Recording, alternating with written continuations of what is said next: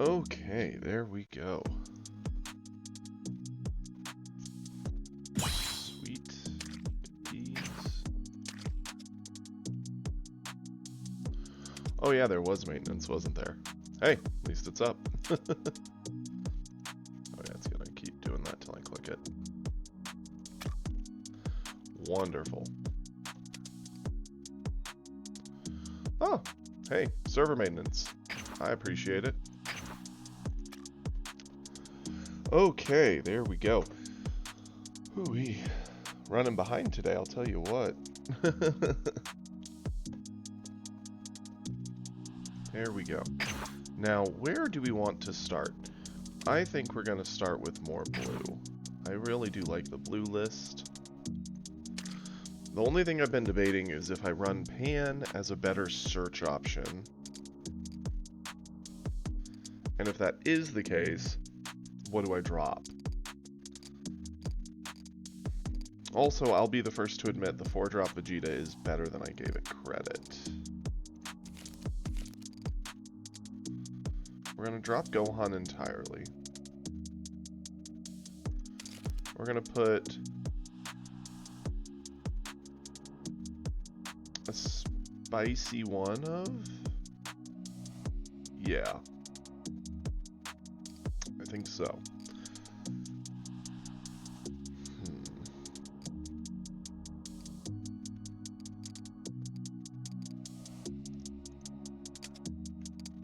Are there any... I know I'm missing Mai. Are there any other 2-drops? No, I have legit every 2-drop. Cool. So...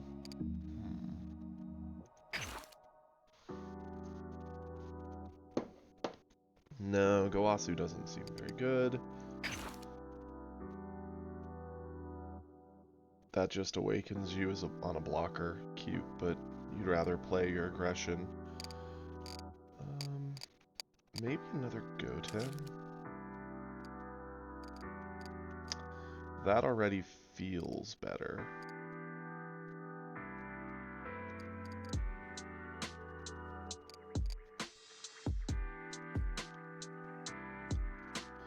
The thing I'm debating is putting in Pan as a searcher option. If I do that, potentially dropping Goten and Trunks, so that way I don't just draw into a million 1-drops and always have to play off curve by one, or dropping Boo entirely. I don't think I've legitimately played him to the board except for once in the past, like, I don't know, 20 plus games of Blue, since I mostly just use him as combo fodder, and in that case, she at least is an optional play, and she combos for just as much as Boo. I actually kind of like that. Yeah. The thing is, I like the idea of Pan, because think of all the games yesterday where we played and we were like, wow, if only we'd had one of these. And we had all the energy to do loops of Pilaf and Bulma, but we didn't have any of our Hope Slash. Or we would have been even better off if we'd had 2 Hope Slash. That's somewhere where the 1 energy for Pan pays off, whereas in no situation does 2 energy for a 20k body on Boo sound all that great. You'd much rather just get Trunks or Goten down.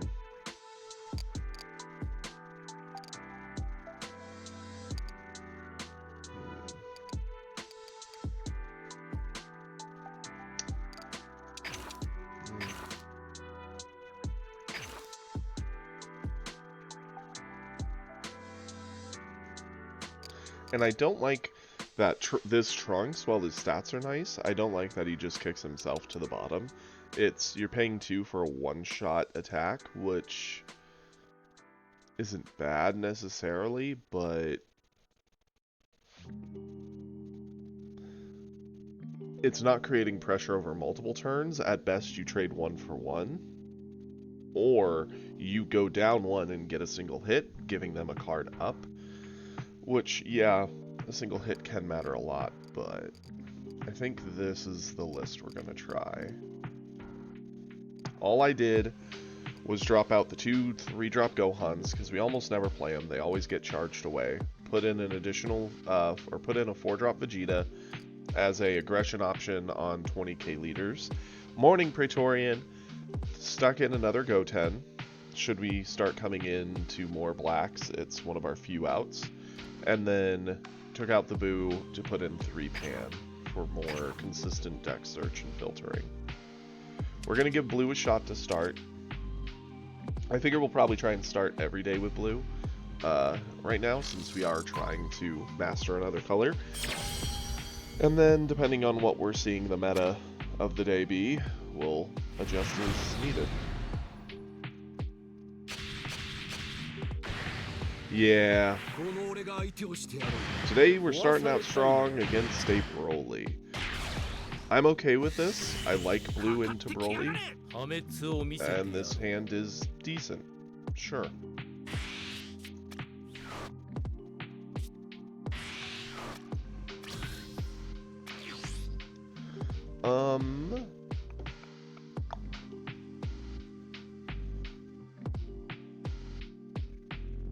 Let's charge away. This is hard, right? Yeah, that was how yesterday started. We won our first 2. We beat the Broly, beat the Beerus, but then got rolled by Goku Blacks. Goten is good for self-awakening. This is obviously more of a combo card later, so we don't need it now. And we still have one. We don't necessarily need both, so I guess that's got to be the play.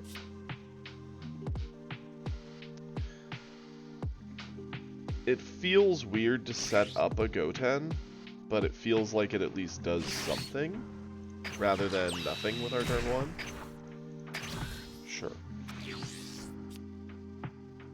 Oh, Battlefront 2, such a classic. Me and Kiri played a lot of that together, both on the same team and on separate teams, and he was always the guy who liked using the mech suits or the AT-AT walkers or being a sniper in the far back, and I was always like a dark trooper flying around with the electric chain gun because that gun was insane. Such a classic. This is a terrible card into Broly. It does not hit him whatsoever. Charge it away. Attack here.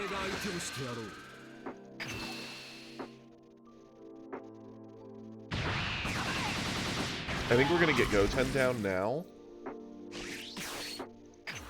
while he's the most useful. We will attack. We'll add the life. We will not kick that to his hand.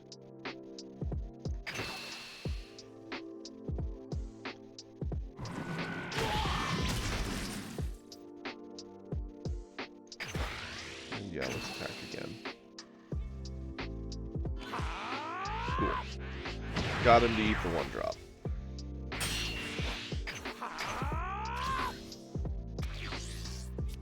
Ooh, yeah. Especially, like, I heard the newer remakes they did have, like, really, really bad rubber banding and, like, crazy, issues with the servers, so I would not want to do that. Heck no.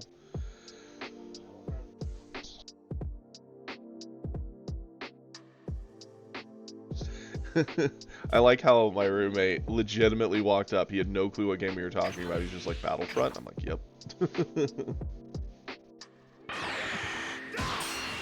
We always just played split screen at home. It was super fun. Fair. See, I've got a lot of games on my Switch. No shooters. I mostly play like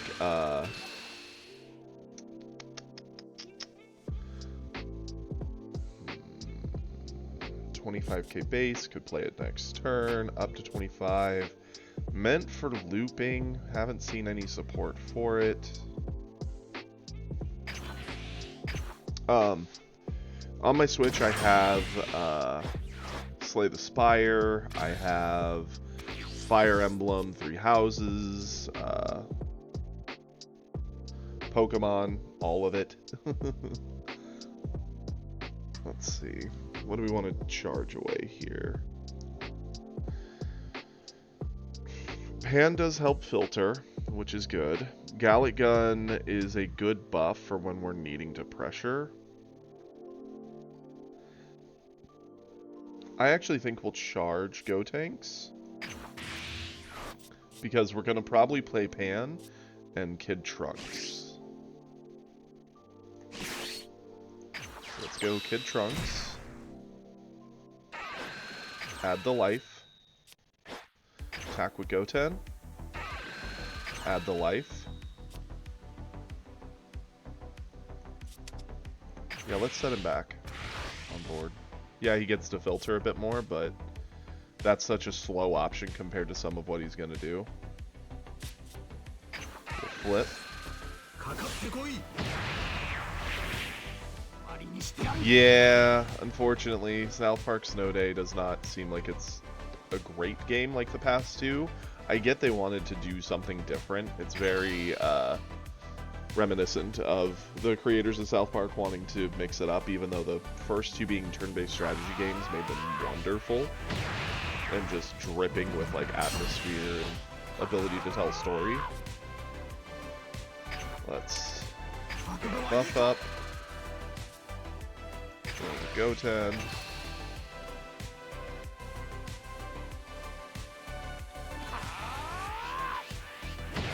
We're already getting quite a few cards out of him.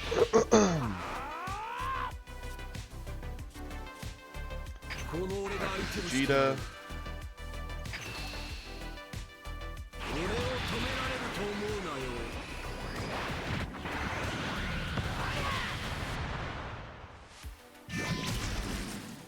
Okay, figure if we push now, he goes into 4.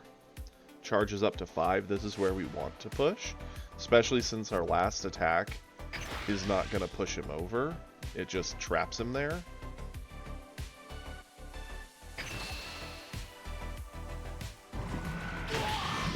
Awesome. And we're going to cycle a Trunks to get the card value, have a sack to help defend things. Go for it.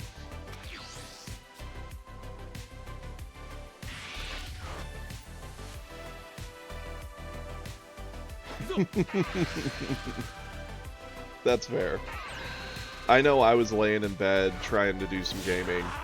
Or not even gaming, I was just like watching YouTube. And I freaking started passing out to the point that like I was holding my phone here watching it and it would just like slip out of my own hand and hit my chin.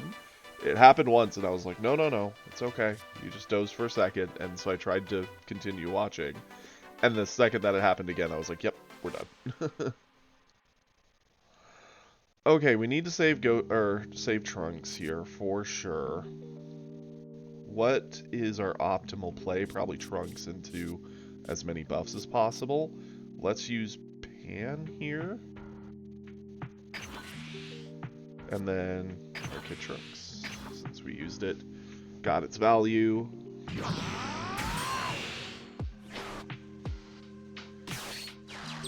4-drop Goku. We're okay with this. I was more expecting 4-drop Vegeta because it actually answers some of the board. 4-drop Goku is not a problem. We will just combo effectively with the super combo to keep it up so we don't spend our entire hand.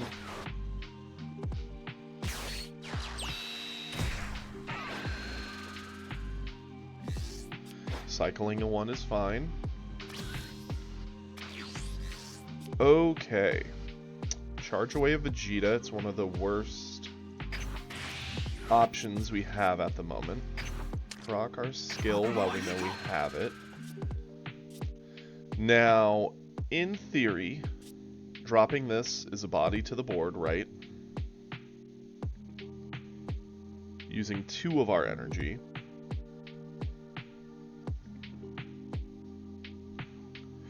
I'm a fan of Vegeta first. Okay, drew into a Gotenks, that's fine. Let's cycle the Gallic Gun.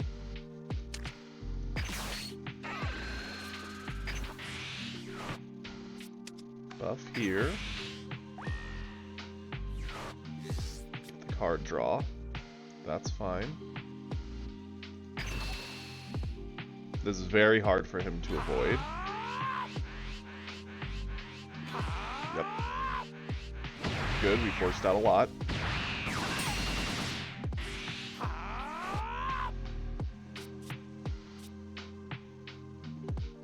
Goten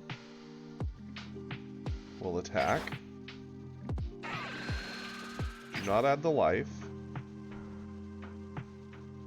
Do not do that. But we will Gallic Gun.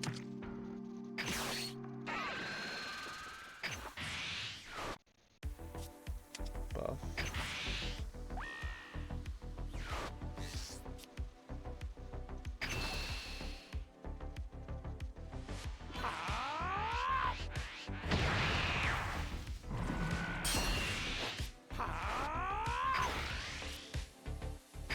Simple 2500 combo.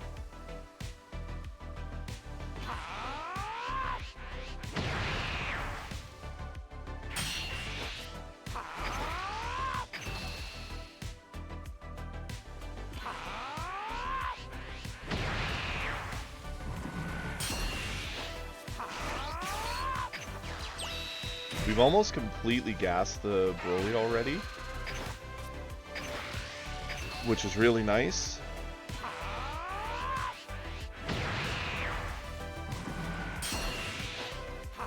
Bad news for us is he is going to get to answer a lot of this board.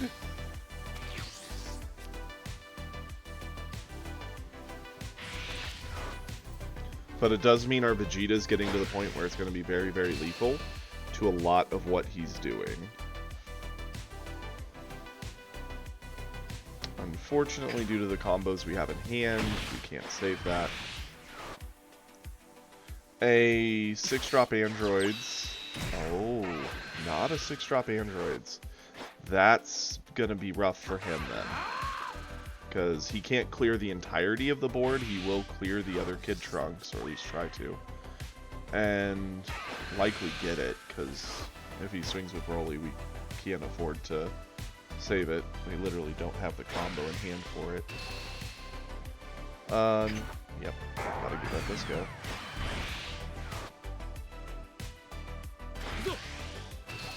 And let this go.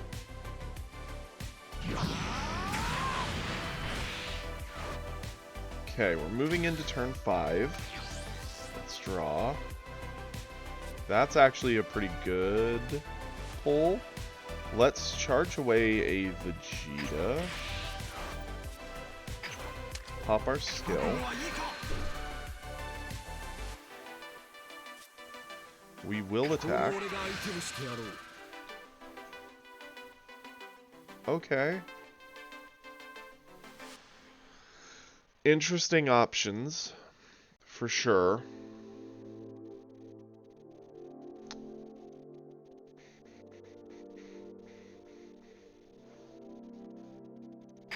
End step this.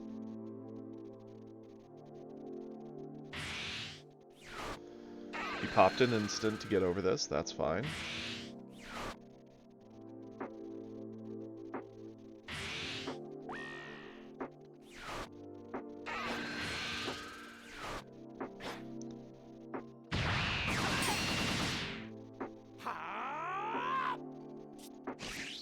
Go into Gotenks. Reload our hand. Gotenks is going to try and clear the Cell Coup.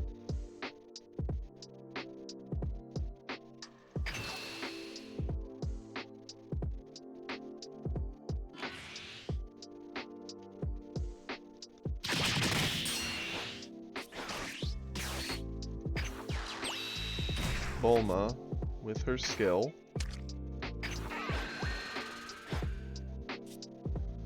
Now the only question is, would we rather go for Cell Coup?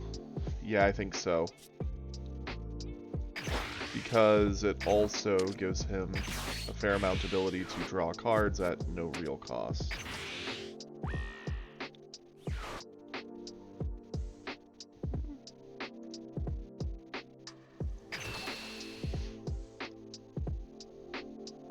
I mean, if he's got the defense, he's got the defense, but there we go.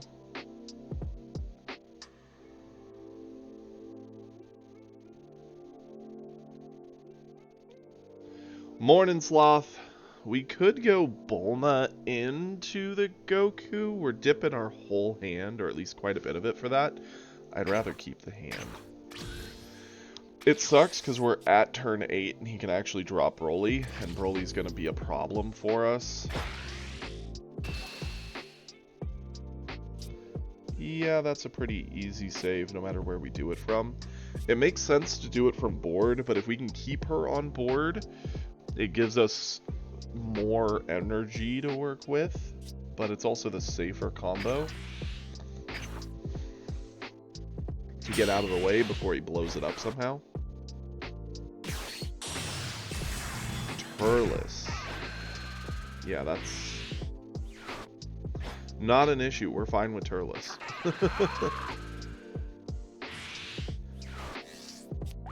Okay.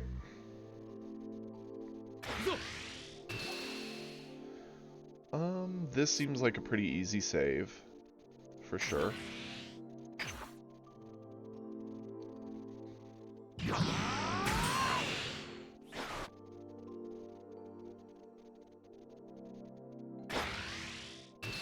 As does this.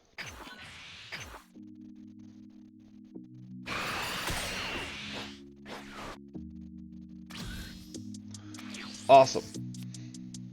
Okay, yep. Perfect example of if only. We kind of want to keep this if we can get a peel off in hand. I would like to charge, but Vegeta's also a decent threat to him. So we're just going to skip charging. Pop our skill.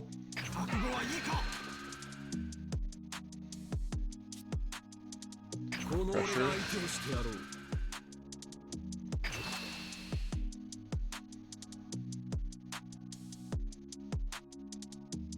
Depending on how he does this, we actually might have kill this turn.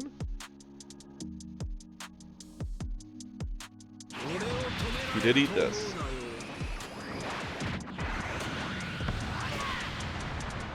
Okay.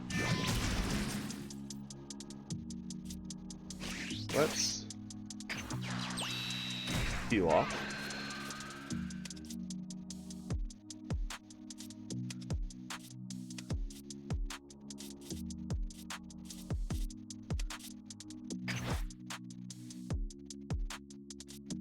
Let's attack with Goten.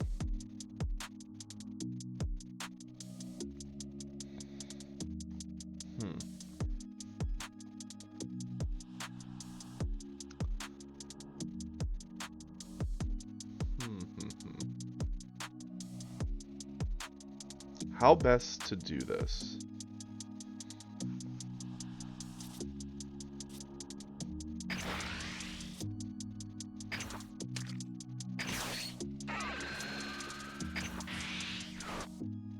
Give the buff. Pick this up.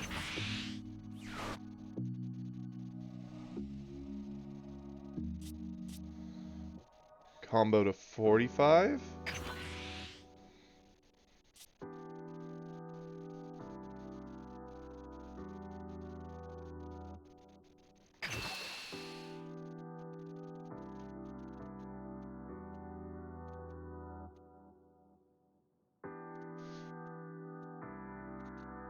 Because at 45, he could have a meteor. He has the energy for it. He has 4 cards in hand.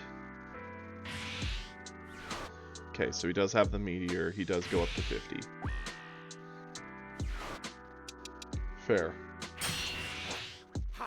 Now we need to be cautious because we could push him down to 1 and set up turn, like win for next turn, but we also are being threatened by the potential drop of a Broly swinging twice, the Goku swinging once, the Turles swinging once, Broly swinging, and that would be 5 swings on 4 life. We wouldn't have a whole lot of good defense to use. So it begs the question of, do we just use Gotenks to clear board? I think so.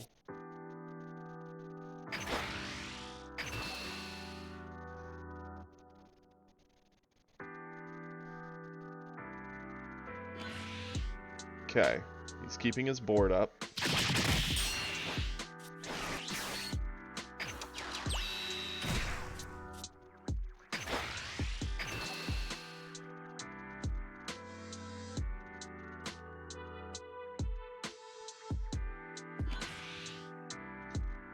Wow, he wants to keep.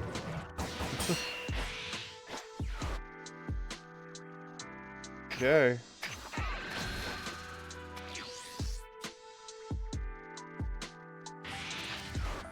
A Broly, which, did he just charge away? He did. He charged away a Broly to drop a Broly.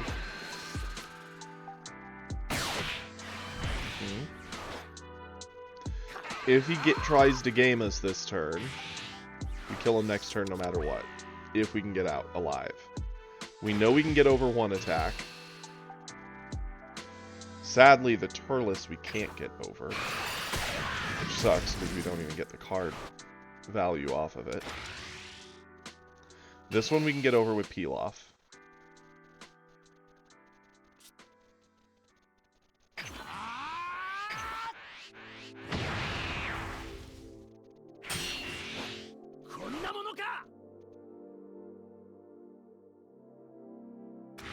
And basically between the Broly attack and the other Broly attack, we need to get combo that can get us over the third, or the final Broly attack. If not, we lose.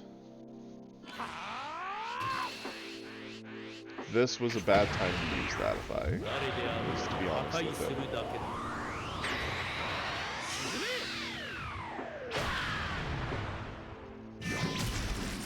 Okay, that's a really bad combo to see, because I think we're dead no matter what now.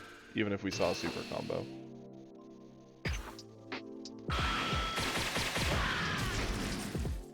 And we didn't, we saw another weenie combo. Yeah, we're dead no matter what, unfortunately. So dumb.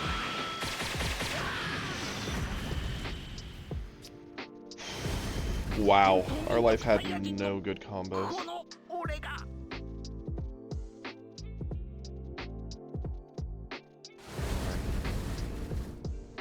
Yeah, the thing is we had to get some type of... Like, we didn't have any kind of defensive stuff to use there. And him pushing with everything. The fact that he dropped the 8-drop Broly did it. And the fact we didn't get to clear one body mattered.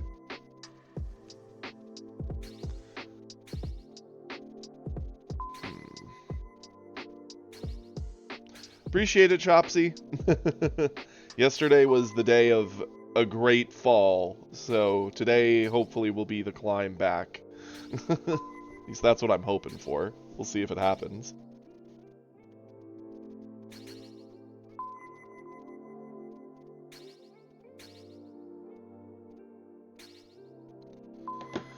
Okay. I thought about doing that. I used to run 2 in here for defense. The biggest issue was, like, it helps in those situations, but in a lot of situations it feels pretty dead. And there are times we get flooded on extra cards, and it's like, okay, cool, our hand is Hope Slash, a Pilaf, a Galagun, and a Black Kamehameha. And I have 5 energy, and yeah, I could dump all this into attacks, but that's more for ending the game and not for, like, mid-game. It's an awkward balance, to be sure. We will keep this. Looks like green. Yeah, well, for sure, but even when you charge it away, your hand is still just flooded with extras. It feels kind of bad. And you really do want the Hope Slashes. The Galax are pretty strong, but they're not as strong as the Hope Slash. What do we charge here? We actually have a pretty decent hand. For that reason, I'm going to charge Pan. She ultimately is more of a searcher, not creating value because you draw just as much as you discard. Kid Trunks actually just replaces himself. Cool. And the only matchup you really care about having that in is the Broly one, because that's where it helps or any green one, because it helps you get up to a Broly, but even then it still falls a little short because Broly's 45.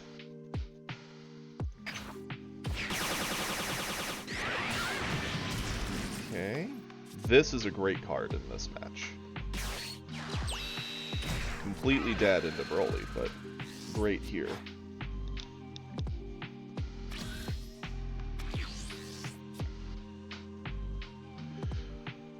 Ooh, we've got a lot of options of things we could kick back. Which one to go with? We have 2 double strikers in the deck. The Gotenks is good value. I think we'll do the Gotenks, because this is kill pressure. Here. Cool.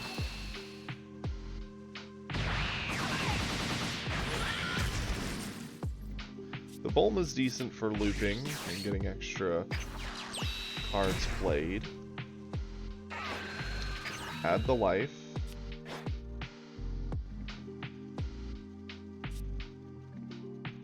I do think we will attack.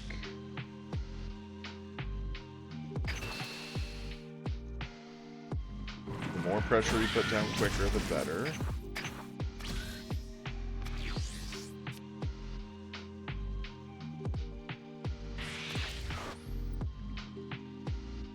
If he takes the turn to ramp like most green players would, that is fine. We basically just need to sack off 1 card. Wait, where's my mouse? There it is.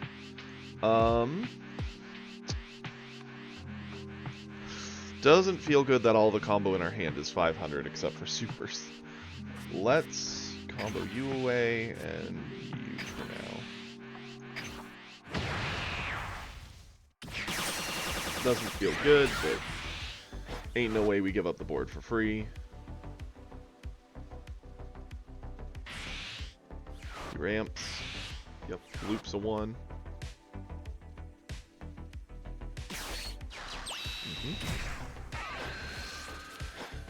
Next turn, likely it's that classic play the 4-drop Vegeta plan. What do we charge away here? We finally have a peel off into Hope/Loop pretty early, which is nice. It's more of a end out the game option. We're gonna play the 3-drop Vegeta, almost assuredly. We're saving the double strike because it's a lethal option when we get him to 2, but this alone is pretty lethal. This is a dead combo, so yeah, let's do this. Attack here. Cool. Got that out of him. We also have a good card to sack that Kid Trunks. This turn we push him. Unless he wants to spend a ton of his hand.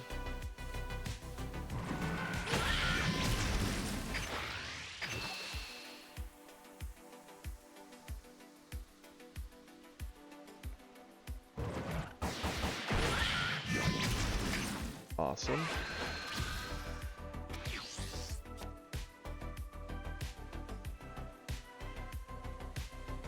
He already charged 1 4-drop Vegeta, so he potentially does have a second in hand. I can't imagine any other 4-drop being as valuable as that Vegeta in this matchup.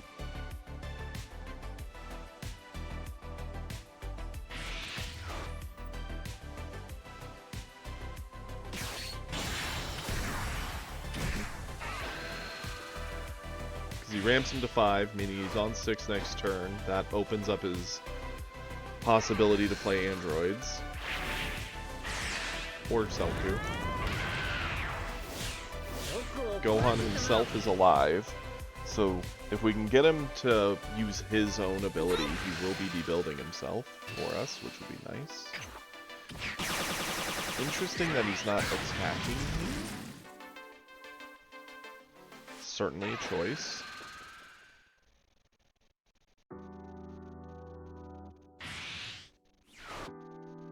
Popping the Kid Trunks, that's fine.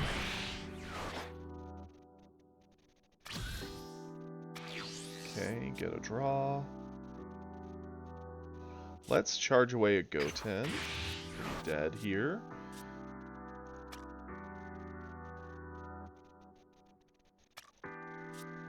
I'm thinking...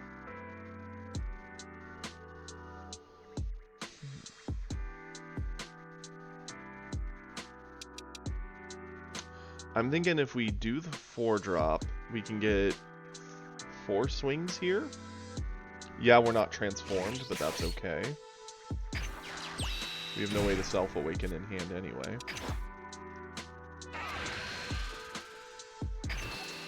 Ask for a card.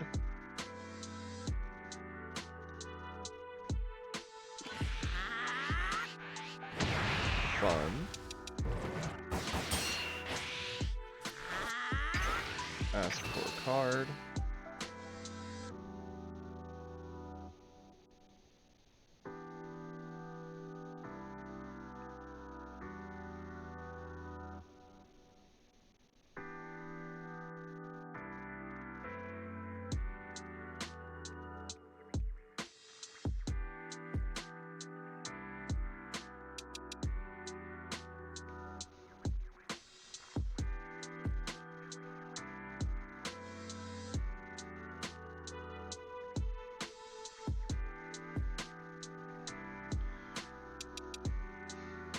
He's definitely given a thought. The quicker we get his life down, the better.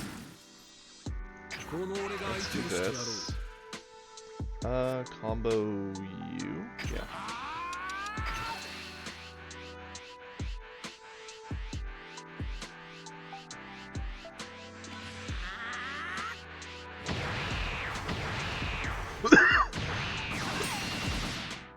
Now the question is, do we swing again with our 4-drop, right? Our 4-drop swinging again gets another card out of hand this turn. By leaving him readied, he's not allowed to try and trade into it. His best normal 6-drop in most situations would be androids. They're not as great to this board because they would only get the Vegeta, and they wouldn't get our 4-drop because we'd have him readied. Yeah, let's just end here. It also kind of incentivizes him to potentially take the turn off, try for Selku, which we're okay with.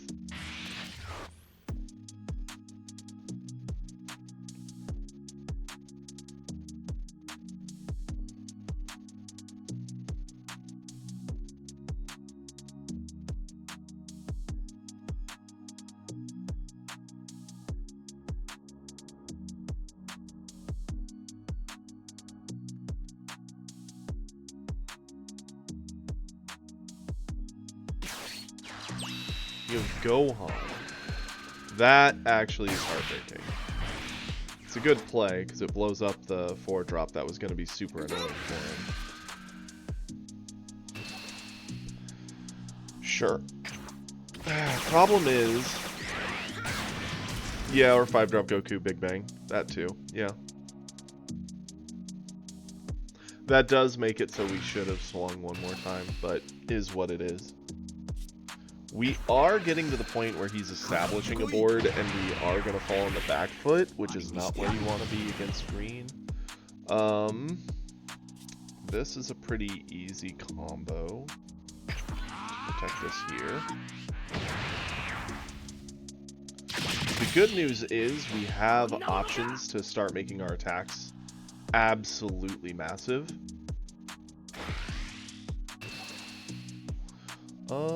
Yeah.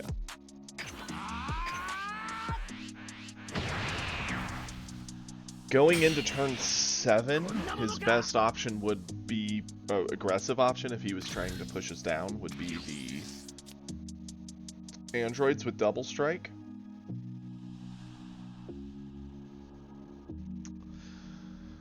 The point here is we are needing to try and do as much damage as possible.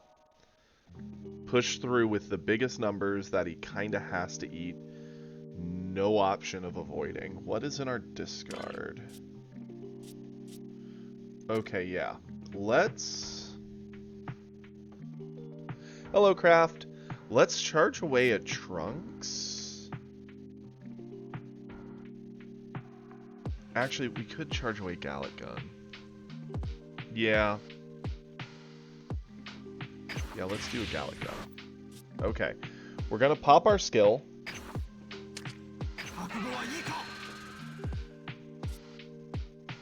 What is this?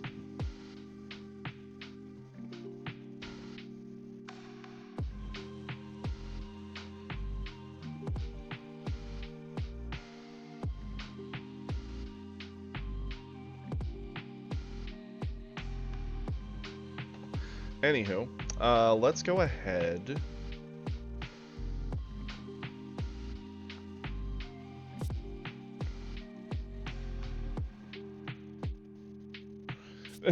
Okay, that's fair. Trust me, it's okay. Let's do this. We're gonna peel off. We're gonna dig up Bulma. Drop Bulma. Use Bulma. We're gonna attack with Vegeta. We're gonna pull off a free Hope Slash. Giving the stats here. Picking up our peel off.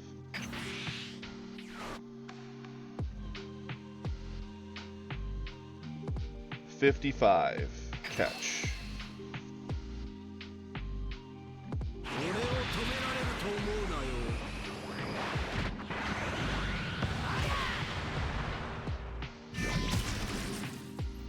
We're going to peel off Hope Slash, attack with Vegeta, use a Hope Slash,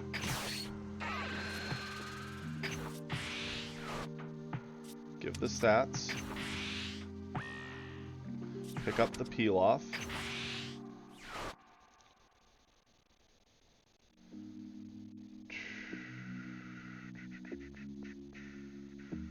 do we have a second peel off in here? We do not. 45, he could super combo, Meteor gets him to 45, and then he could pop something else.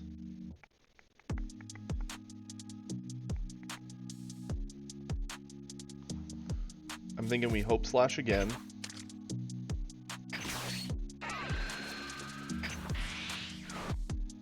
Give the stats. Pick up Bulma. Bring her home safely. Catch. At 65, it's going to ask a lot of him. Okay, he did go down to 1. That is fine. We end the turn. He can't interact with Vegeta. The only option he has to interact with him would be to play an android, blow up Vegeta, and then swing with everything at us. And we've got 2 super defense in hand, so we've got plenty of defensive options. And if we just make it through to our turn, we kind of get to roll him, I think. Doesn't feel good using a 1K to get over this, but we kind of need... Well, we need peel off. We don't necessarily need Bulma. She's just icing on the cake of the whole combo.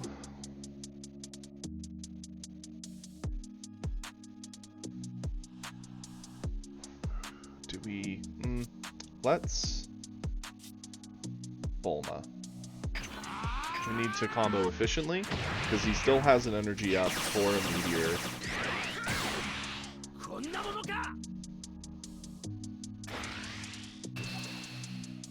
He has exactly 4 damage. I think we combo over this. And the rest of it we... if he does any more. Okay. This one we eat.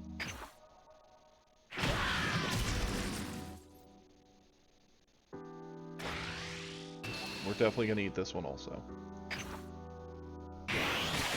Down to 1. Nice, and we have 2 peel-offs. 7 cards in hand, so we're definitely going to charge something away. As fun as this would be, I think the loop we can do with our hand is better. So we're going to charge this away, because it has no combo for us anyway. We have 7 cards, so we got to pop our skill now. Play a peel-off. Pick up a Hope Slash. Play a peel-off. Pick up a Hope Slash.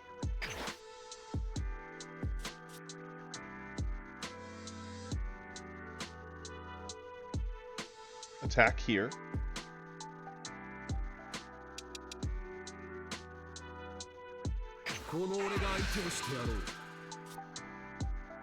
We are going to combo.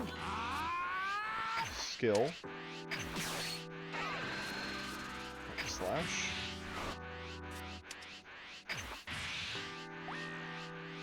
Pick up a peel off. Hope Slash.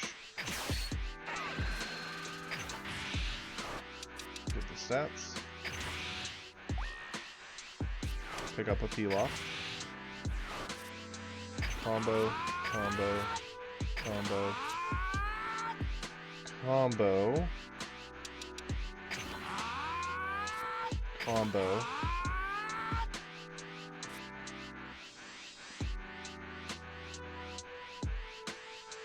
combo, catch.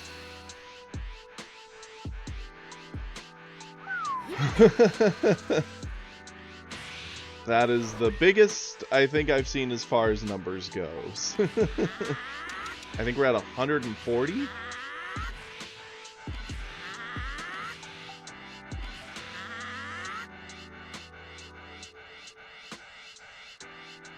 He's at 130.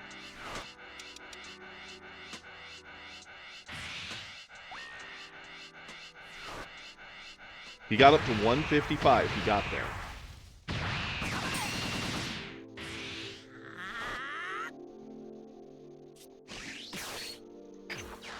Peel off. Picking up a Hope Slash. Attack. Hope Slash.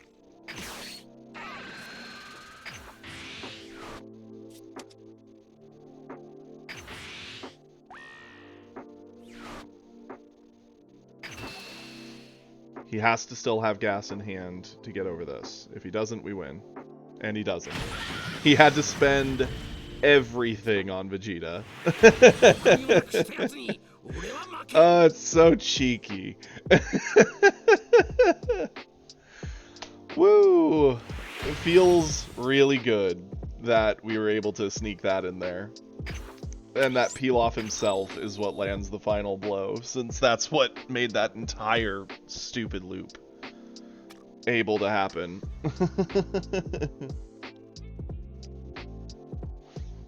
Okay. Yeah, he definitely overspent. He was more concerned with how big it was, and he ineffectively comboed there. He actually did not need to Gohan that. Seeing what he had in hand, he could have saved Gohan, which would have saved him from us, because he would have had Gohan alive from the peel-off. He probably thought, oh hey, he dumped everything here, but the fact that I kept a card, if he paid attention to what we comboed, he should have known a peel-off was coming down, giving us a backup option. So he could have also just been flexing and foolishly overspent. Okay, well, let's go Vegeta. That's the scary thing with these matches. You are constantly just judging if you're like crazy overspending or if it's just the best option. You just gotta throw it all out there and let it rock and hope you actually do have the bigger numbers. Change that. This and these for later are great. Like 3 later options, 2 mid options, but no early options. That's better. Odd that we again got the Goku Black. We have a 1 of Goku Black in this entire deck, and we mulliganed him and got him back. Not complaining, mind you. Just find it odd. Now, here is a fun matchup. We have not fought a red in the past 2 days with Vegeta. So, we can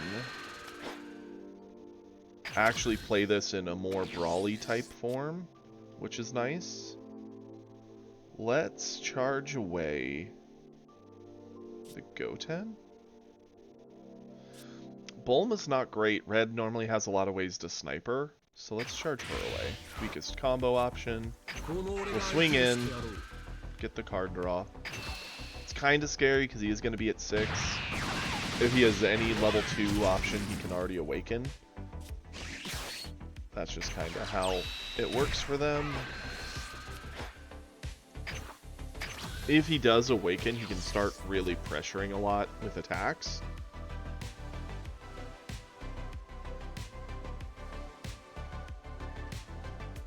We don't really have a solid 2-drop here to try fighting back on board, which kind of sucks. I mean, yeah, we have Hope Slash as an option. Loop Hope Slash to re-pick up the Trunks, but Trunks is dead.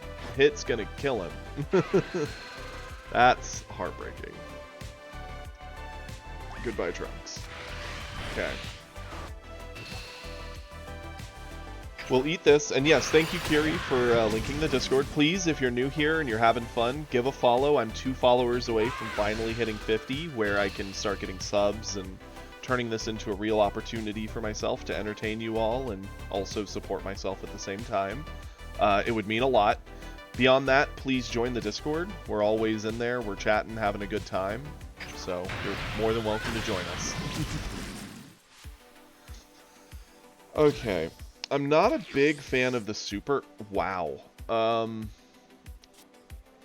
Yeah, we'll charge away a super combo. For sure.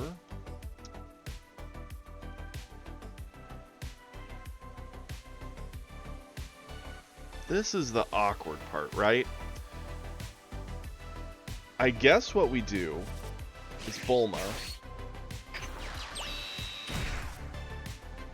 Use her skill. Have Vegeta attack here. Proc a Hope Slash. Wait, did we not use her skill? Am I crazy? Oh, we have too many cards. Duh. That's fine.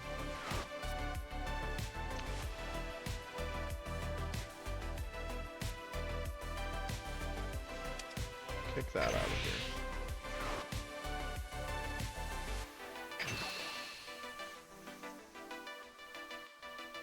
Cool. Okay. Yeah, end the turn. Doesn't feel good, but Hope Slashes are a dime a dozen. Pilaf gets them back anyway. You mostly just need to see one to have as an option. Good news is, next turn is turn 3, optional of 4. We could drop the Gotenks. It doesn't feel great because it's not getting the usual value. He's sniping out the Bulma, that's fair. Like I said, she doesn't ever stick around long. He's attacking. We will eat this. Okay, our hand is flooded of, like, non-options, which is not the best. The good news is we're getting close to where we could drop our 5-drop or a 6-drop 1 turn early, because we still have the bonus energy. Goten is an option to self-awaken.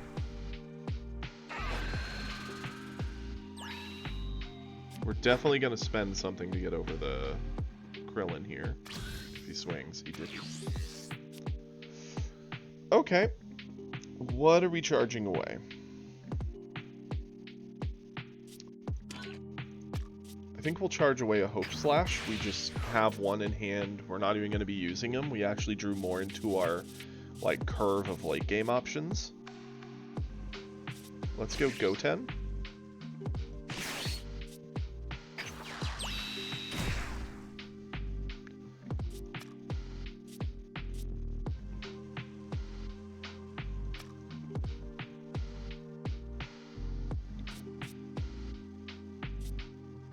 Let's...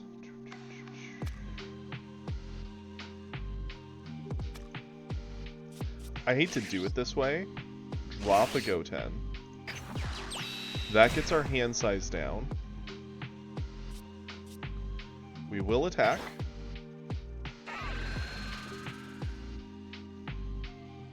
We will add the life.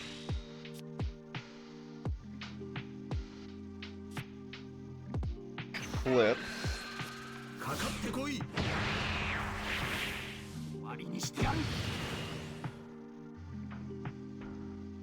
Let it rock.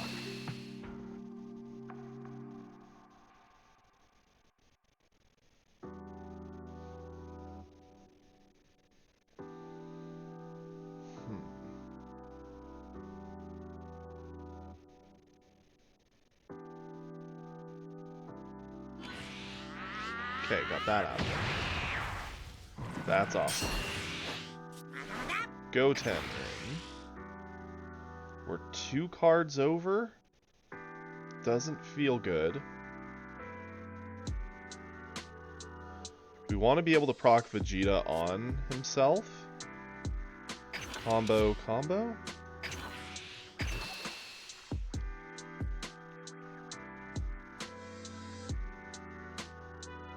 This is a good example where the 7 or less is awkward. It's kind of forcing us to play a little inefficiently if we want to trigger our other effects that are very nice. And he's actually responding in kind, which honestly I don't think he needed to. Proc our skill, because we still haven't attacked.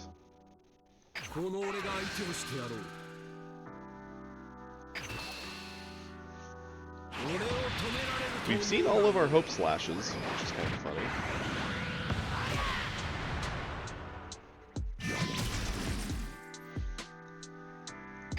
Okay, go for it. Likely, I'm thinking we're going to go to our turn 5 as our drop next turn.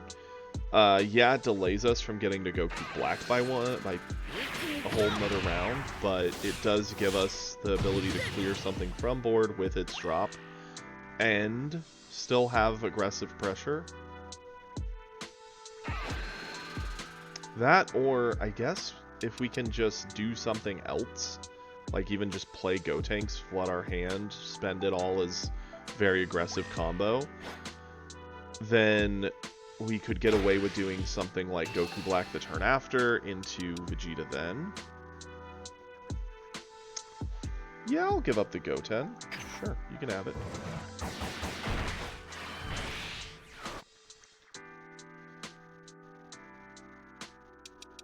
He probably doesn't have a whole lot. It feels bad to super combo this, but it's literally the only thing we can do to not eat it and take our hand size down, so sure.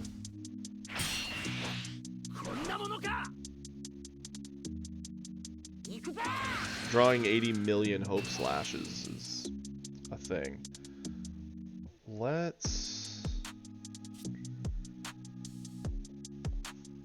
We could combo Gotenks here, right? Next turn, Gotenks is actually a decent play to the board, but at the same time, Goku Black will dig it up the next turn from the discard anyway. Granted, if we establish it on board, it's not too hard to let him kill it on his turn. He might even do it outright. I am a little worried to eat this before I see what his 4-drop is. And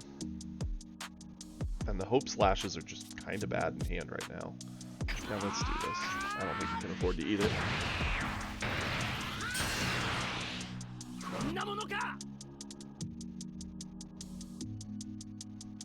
We'll see a fair amount of cards, so it's not like we're hurting for options here. And he's the type who does tax heavily by just swarming the board with little bodies.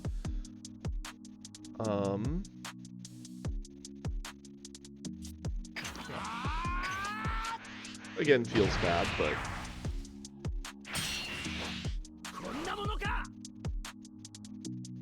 that's fine.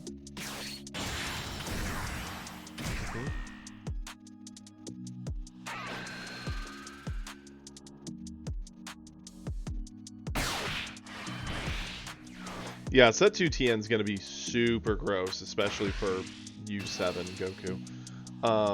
Yep.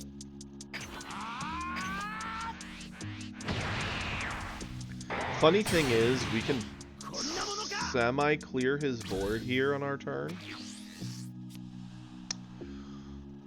Okay.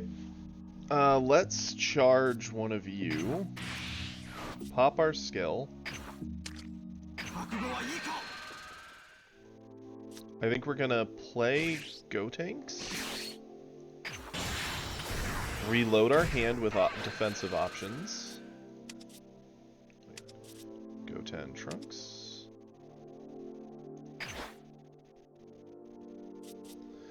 Vegeta's gonna swing in here, try and clear this.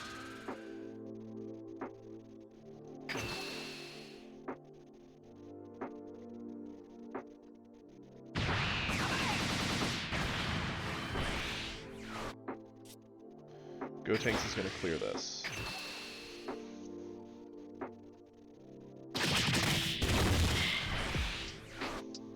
We're going to end our turn. He may go into 5-drop double strike, which would be kind of scary. Very, very spooky option. Could also go into Beerus, but that's kind of laughable. It wouldn't really get very good value here. Instead he charged away the Beerus, that makes sense. He's dropping us to 20. He could trade Tien into Gotenks, or potentially drop another 3-drop Goku, eating it. Yep, efficient. Combo over this. And this is where we're going to get a little punished for having to use all that super combo, because we officially have none left. This.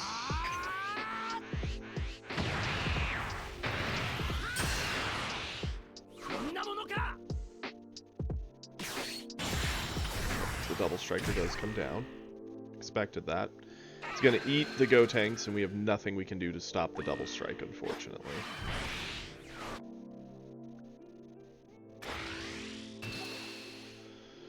We can't get big enough, so we eat it.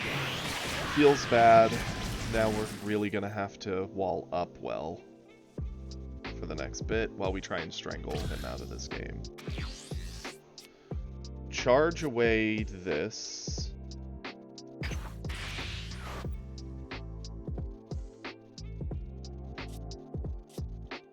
Pop our skill.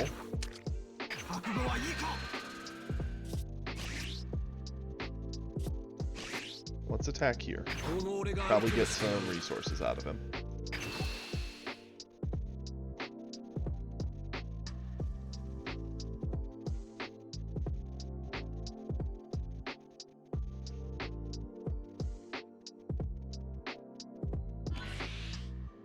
Okay. Awesome. Goku Black. Gotenks.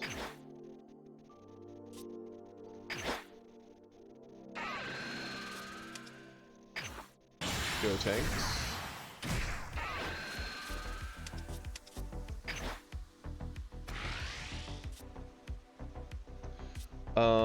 We want to make sure this guy dies. So that's 50, and that's 5. He can't just super combo to save it.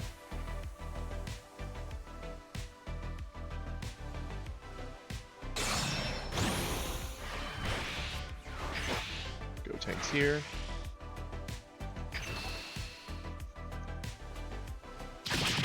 Okay. We fought back the board. We have a lot of combo in hand. Is it enough to get over the another double striker? Maybe not, but it's our only hope. Because another double striker with a Kamehameha could come down. Goku. Combo over, no problem. We haven't seen a peel off this game, which is interesting.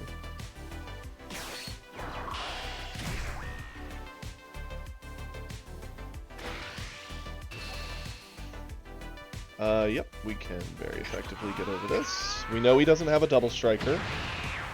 He's just kind of desperately throwing everything at us.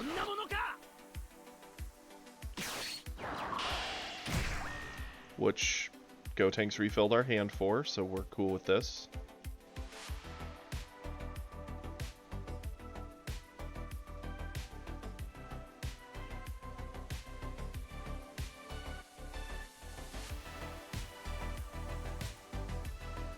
Interesting.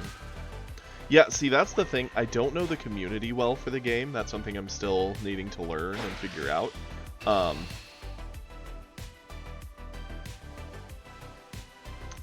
Do we want to save this? No, he can have it.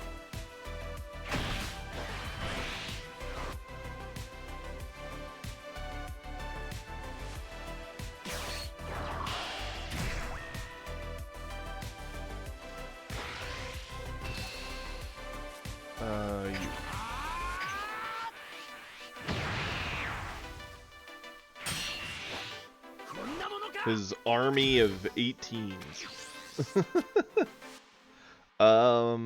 Do we charge here? Let's think. If we charge, we almost assuredly charge the 3-drop Vegeta. The problem is we're pretty gassed. Actually, we could charge the Hope Slash. We don't gain a whole lot from having it in hand. It has no combo power. It's more of an aggressive tool, which at this point we're just trying to win out. Yeah, charge it. Pop our skill. 5-drop coming down clears some, which is something we need to do. Let's get rid of that.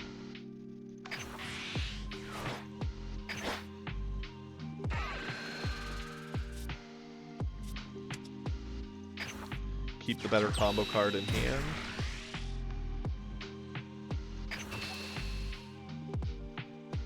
We're basically doing the classic thing Green does, where we set up Exodia on board, very publicly in front of him.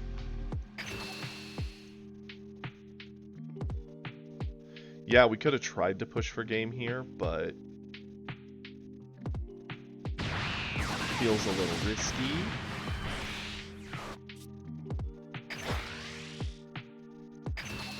We can just let the value of Goku Black kind of carry us. End the turn. Especially since if we push and he does get out alive, we have so few options. Now granted, the problem is if he has a big attack coming, we need to get over it. We can afford to eat one singular hit and get a card for it. That was a decent card. Next turn, he's extremely dead.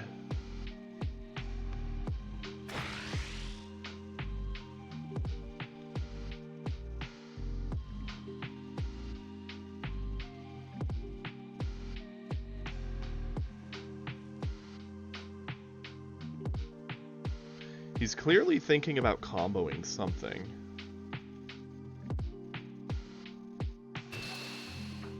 But he didn't.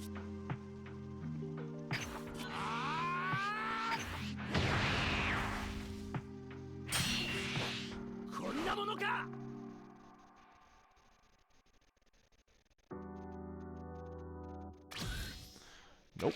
Okay. We will not charge. We're gonna pop our skill.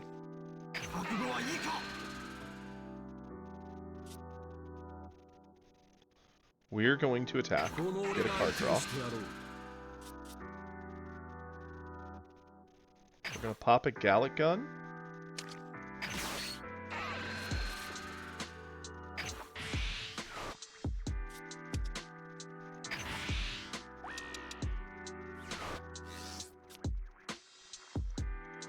Catch. Okay.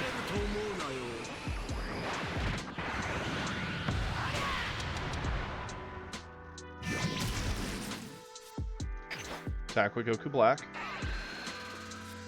Get a Gotenks down for free. Or not Gotenks, Kid Trunks.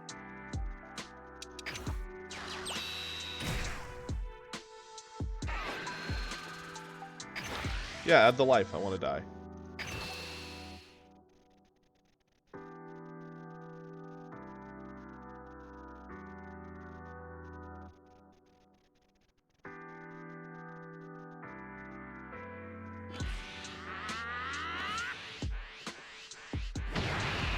Okay.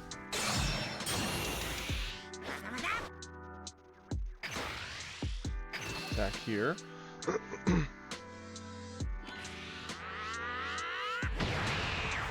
That's fine. It's very much game over. Attack here, because he can't stop this one. Attack here. Combo. Combo. Combo. Catch.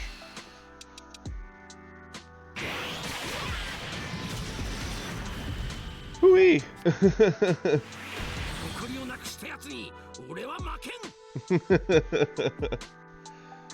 Nuts. Thank you, Chopsy.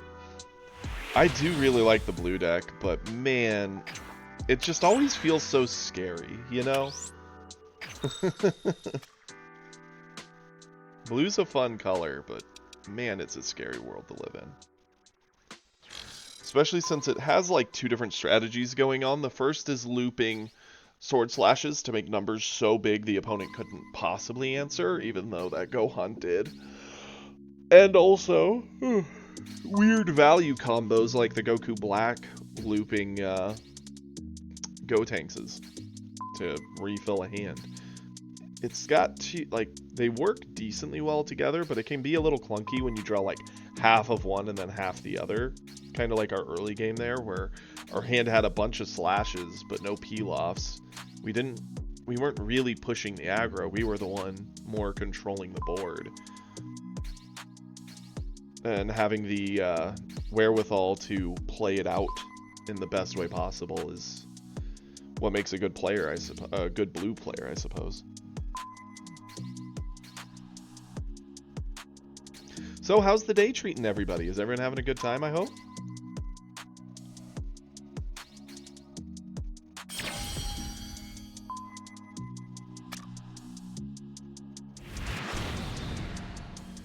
Ooh, okay. Master tier player. Goku Black. Okay, a master tier Goku Black. The bane of our blue deck. That...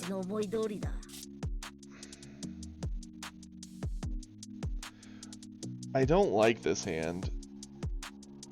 Fair, what, any idea what you're gonna play today?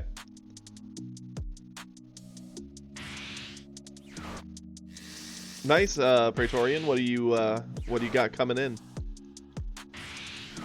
Yeah, not gonna lie, I'm very tempted to play a bunch of U7 today. It's been doing really well and climbing a lot for us. I think it's the one that climbed us through 3 quite a bit the other day, in like just short of 2, Plat 2.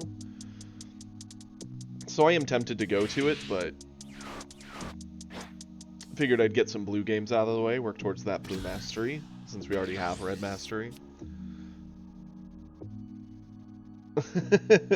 Lovely, Kiri. Let's charge away Gotenks. There's no world where we need 2 of these guys in hand. We will attack him.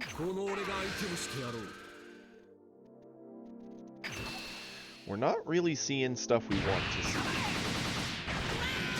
Let's go into our own pan. This is why we put them in. This is the perfect example of where they're really good.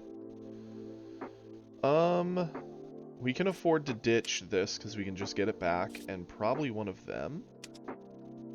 Sure. Call it good. Yeah, we technically went down in our combo power. Because we traded out 2 1Ks to keep a 5 and a super combo. But...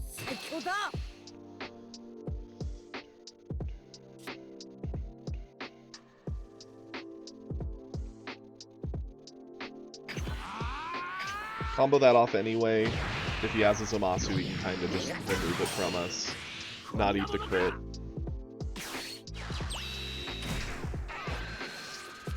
Okay, fair, fair. Yeah, no, for sure. I've more than gotten my money out of it as a free-to-play player. Ugh. The struggle's real. Okay, yep. That's really good for him, dropping him down. And the pans have really helped him. We need to get an option, like, now. Charge away a Gallic Gun. If we attack, we effectively turn his ability on. He's going into 3, so he'll set up a Zamasu. Let's go pan first. We're digging for options, guys. Okay, that is an option. Let's say goodbye to...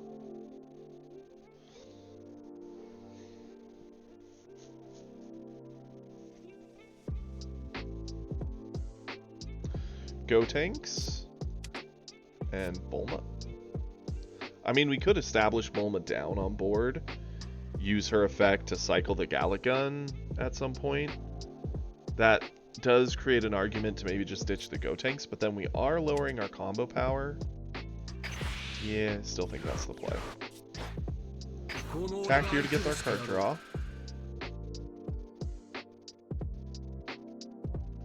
For sure, Praetorian. And I have no doubt they're probably expensive as all heck online.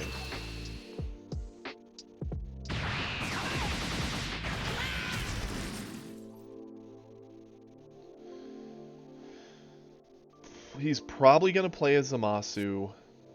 No matter what we play, we're likely not going to get much value out of it.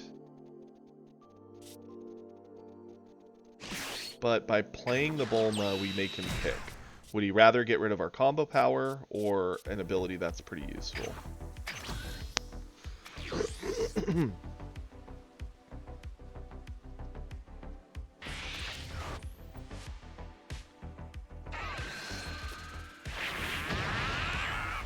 I'm certain that, like, going to a live event for this card game would probably be a great time, depending on the community, obviously.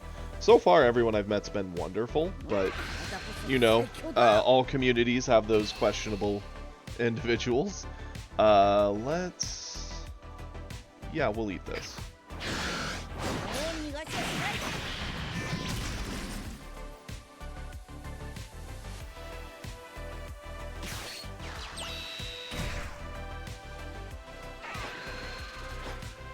Okay, yep. Sure thing.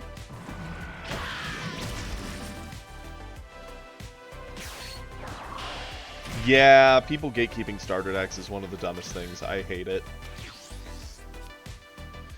Okay, we're gonna charge away the Vegeta, I think. Definitely gonna play Trunks. To stop his Goku Black play. That's part of the whole reason we did all that digging. We're going to clear his Kid Trunks on board, or attempt to.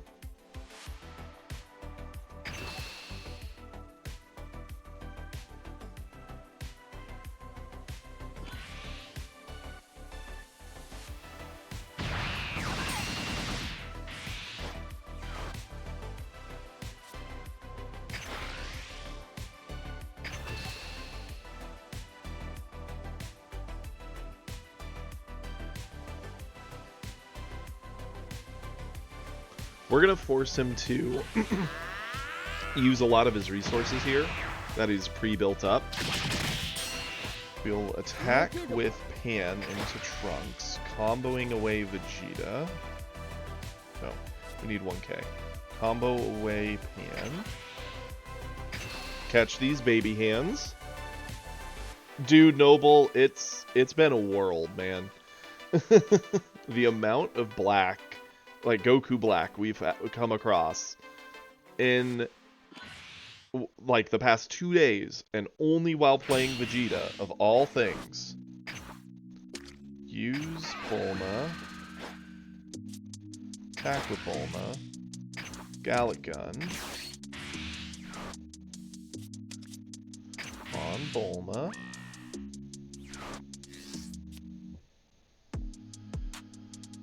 Let's make her 30. Catch.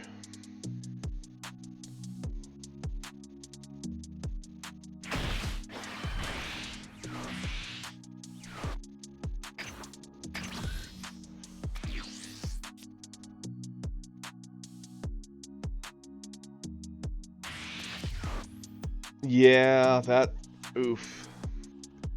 The fact that they're cranking up the cost of starters just because they know, hey, people want to get them and start it. I think, like, going out and buying a starter then reselling it for more online is just scummy. Just my opinion. But not cool, man. You're gatekeeping the community from starting. It's scaring players away who would be interested in trying out the game. It does a lot of harm long term. Granted, people who are really wanting to get into it no matter what will find a way, but still, I think it's pretty toxic. Okay. Sets up a Zamasu for next turn. Whether we clear that Zamasu or not, he's getting it. That's funny. I'm actually a fan of still doing that for 3. So let's charge away... What all have we used here? Okay, we kind of need to keep the Gotenks. Otherwise our Goku Black isn't really a play. It sucks, but let's charge away a Pilaf. Sure. We're going to go into the Trunks. We're going to add the life. We're going to say no to this. He's going to have to spend all his energy next turn on that combo. We're going to flip.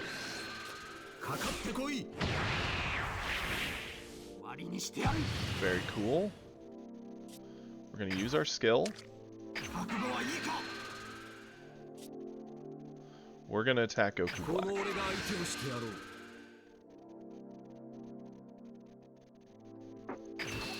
Catch. Cool.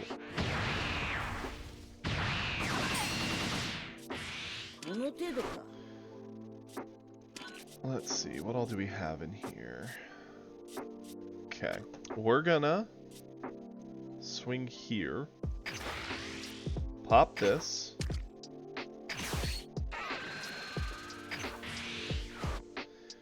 give stats, make him pick her up, so if he wants to set that up, he has to spend another energy, effectively delaying it. Catch.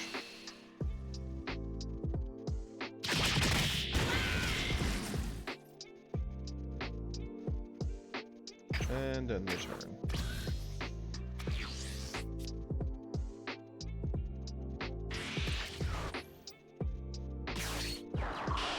Yep, the classic. Play the Zamasu, kick away our Pan, that's fine. Use Goku Black and drop the 6-drop on turn 4.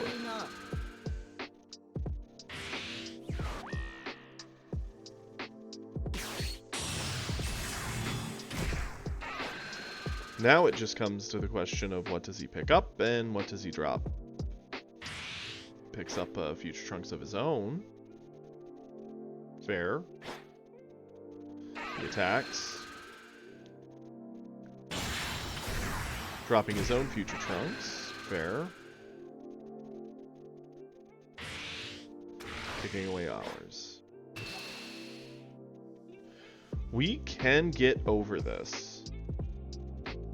But I'm actually a fan of eating it, I think. We'd have to spend 2 cards to get over this. So we'd be down to 5. He's yet to swing with everything else. We'll eat this.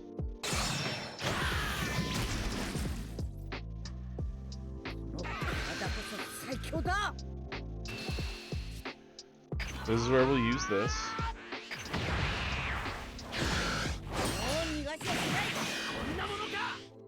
This is where we'll use a Gotenks.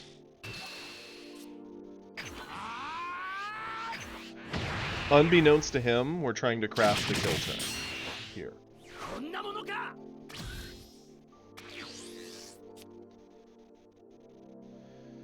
Okay.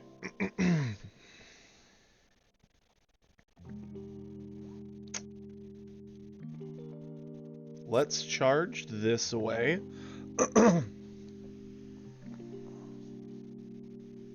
Yes, charge that away. Pop our skill. Attack here. That's actually really funny. We have 2 options now, and I'm very excited to see how this works. Okay. So the kill is not really on the table as an option now. But this is. If he wants to play Goku Black, we'll play Goku Black. Pick up our Gotenks. Swing Goku Black into Goku Black. Drop the Gotenks. The counter of Black. And it's funny, we don't have a Trunks in the discard. Okay. How many super combos has he used? Because we want to try and make sure we get this. I know he's used a few. Yeah, 2. So let's add 10, 20. If he wants to keep his Goku Black, he has to spend quite a bit here. At least a 3rd super combo and another card, or 3 cards. Okay. That's fine. Gotenks here.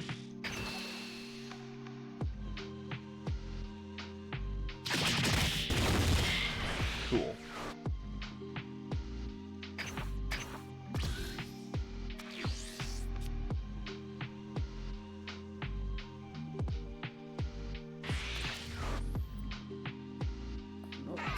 Yeah, that's the thing with, like, taking a kid especially to a tournament. You don't want them to just get their face, like, smashed in.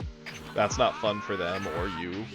I know, like, my buddy, his kid loves to play our card game, and so he likes to do well. He doesn't quite get the ins and outs of all the little, like, steps of it, necessarily, but it is still something he loves, and it feels bad to try and... Okay, he gave up. I think he realized he was very cooked on our turn. We finally did it. We overcame a Goku Black, and a Masters Black at that. So, hey, we're gonna celebrate that. Whew. We actually had the answers, slowed down the Black play.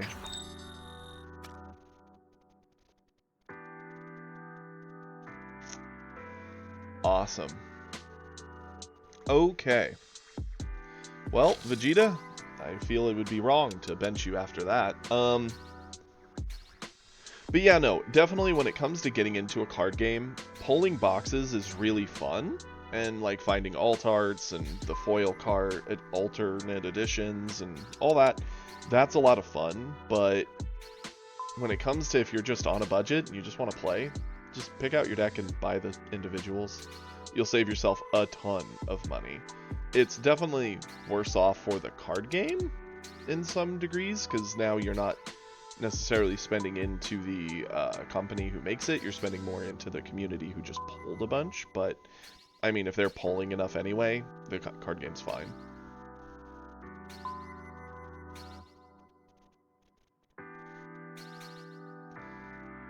Like, I like the DBZ card game, obviously. I'm streaming it with all of you guys here. But if I decided, like, oh no, I want to do a live event, I would definitely just buy the individuals to build up the deck.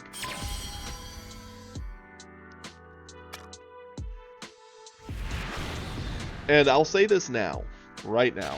If I ever did go to a live tournament event, I would probably just bring what I thought was fun. I'm not gunning to be the top player by any means. I think there's players far better than I. Into Beerus. Yeah, I actually kind of like the Vegetas here. Yeah, Cell will be neat. Cell will be very different for green, and I think that's a good thing. The androids are also very different for green, in a way, but they still do a lot of what green likes, which is just ramp up to big numbers, drop big things.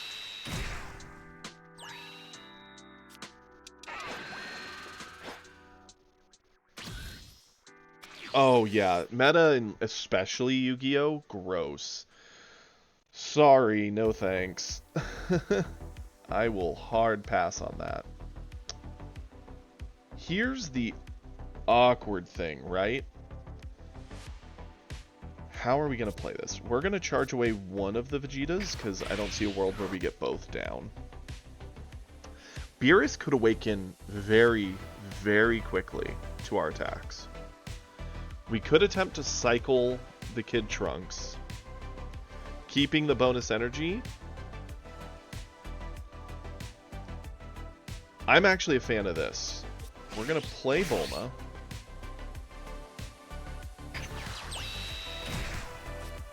Use her skill.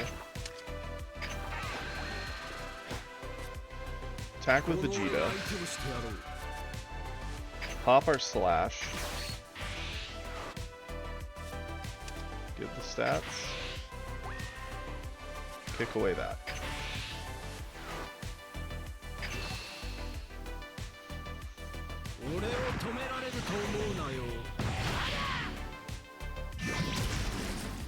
It slows him down just a little. Makes him have to think about it, I guess. Doesn't make it as free, and it makes it hard to do both life pickups this turn.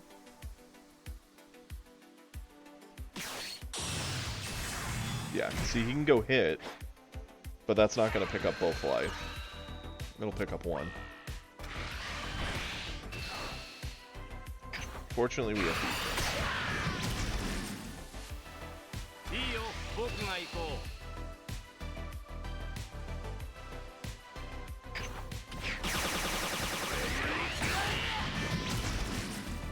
That's fine. Okay, let's charge away. What's in our discard? Yeah, we already have a kid set up, so no need for that.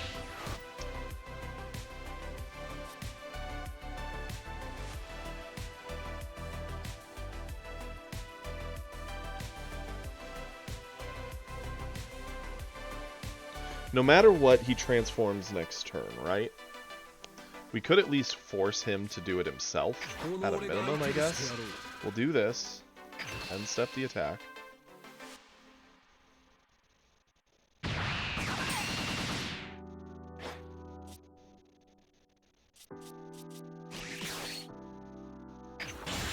We have a lot of 3-drops. Use this, add the life, kick that to his hand.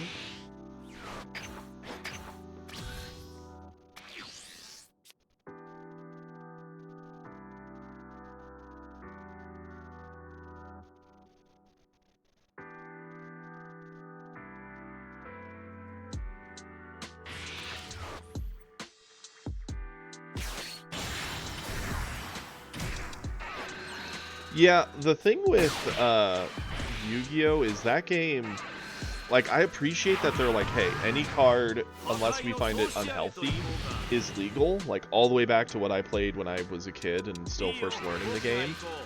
I think that is a cute thing. that is very rare in card games, but I feel the way they've advanced the game is it's so inherently kind of, for lack of a better word I can find, toxic. The games are so fast, and a lot of it is just doing a combo that limits your opponent's ability to play the game. And I'm like, that just doesn't sound fun to me.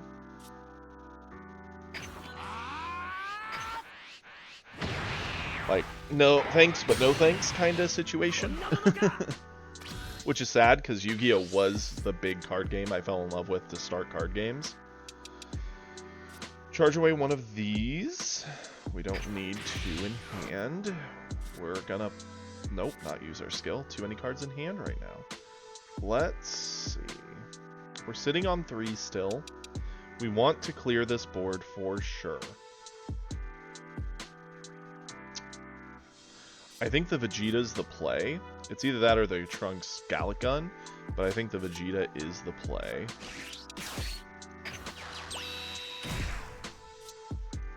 Pop our skill. Attack here.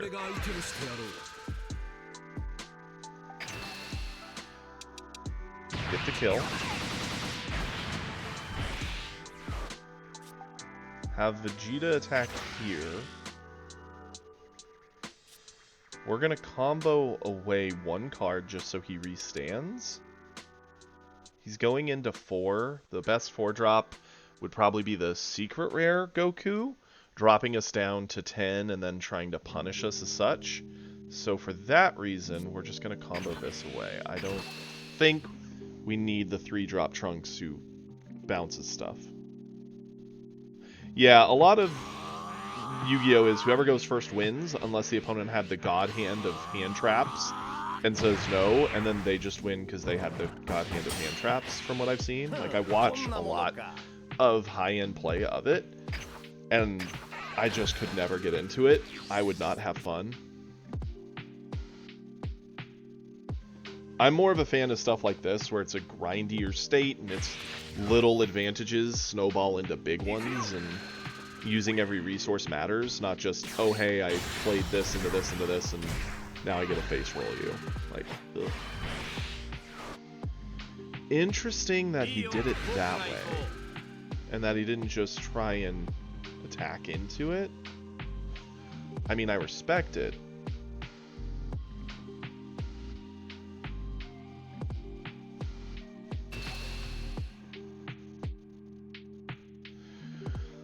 Okay. Again, it's all about comboing effectively here. I think just a Gotenks being played to the board is a little too slow. We're gonna combo that away.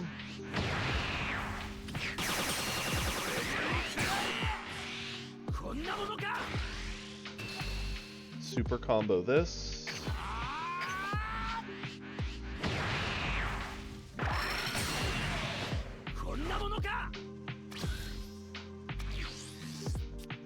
Okay. Charge away Bulma. She's pretty much a dead card. Pop our skill.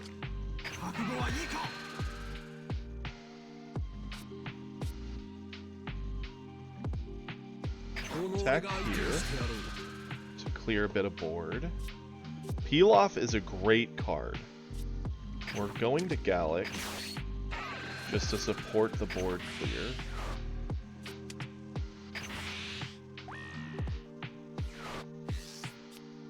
Nice. Tell him Super Combo Plus if he wants to keep his keep his minion. Drop Gotenks to the board because it's easiest to defend. Swing in.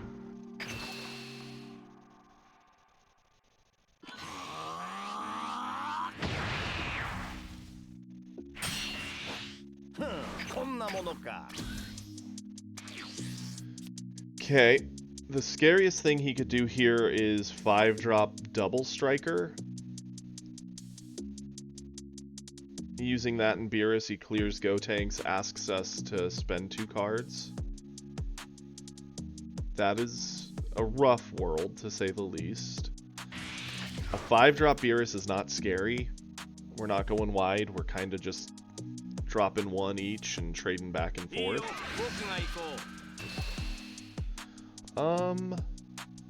Don't want to eat this.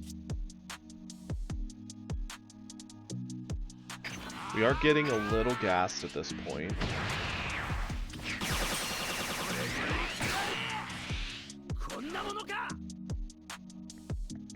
I do see we have 17, 19 people actually in here. Please, if you're new and you're having a good time, give a follow. It would mean a whole lot.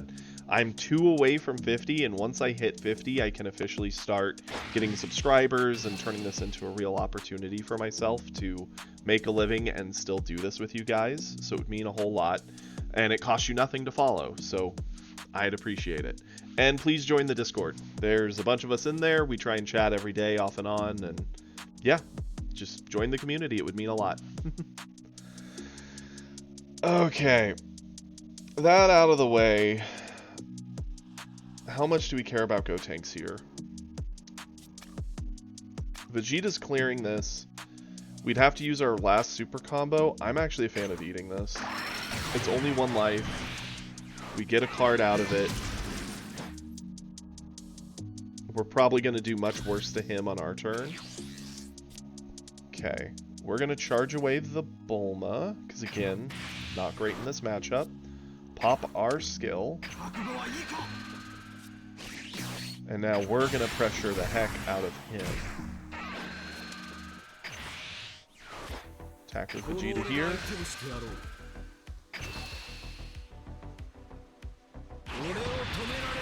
Beats Vegeta. That makes sense. Attack with Double Strike Vegeta. I'm expecting a super combo. Yep. That's fine. Go for it.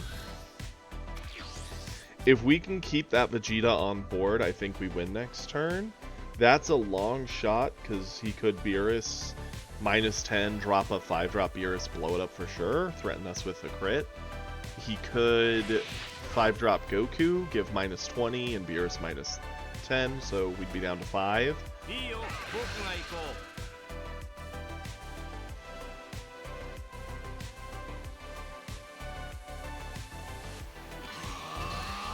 Interesting that he's going up to 30 for this. I can't help but feel he is going to go into Double Strike and attempt to end the game with more combo. That would explain why he's spending 10 here, because if he spends 10 here and we eat it, he can drop the rest of the hand into it, including like a Kamehameha. So I don't think we can afford to eat this.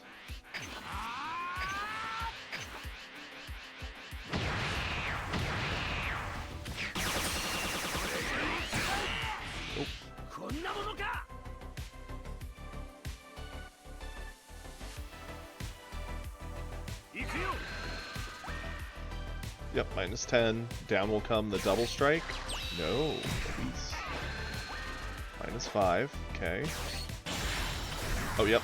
There's the Double Strike. That's fair. Killing it. And then threatening the Double Strike.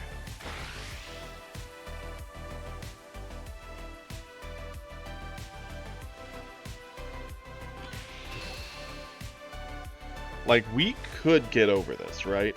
Like, we totally could. We would have 1 Hope Slash. How do we win from there? I don't think we do. I think by eating the double, we get more resources, live on 1, and try to plot how we're taking the board back and potentially winning.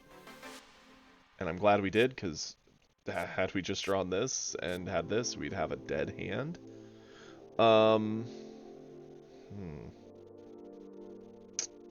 What's our play here?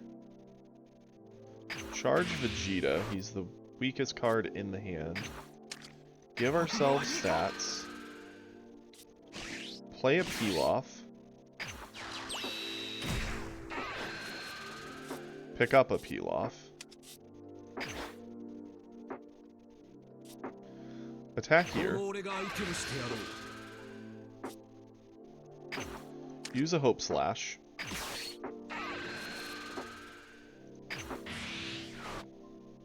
Give ourselves stats. Pick up Pilaf.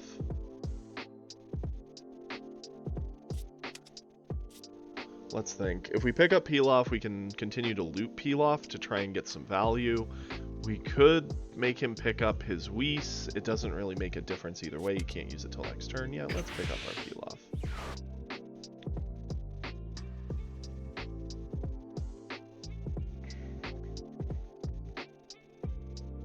Catch. Okay, we let it die. That's fine. Pilaf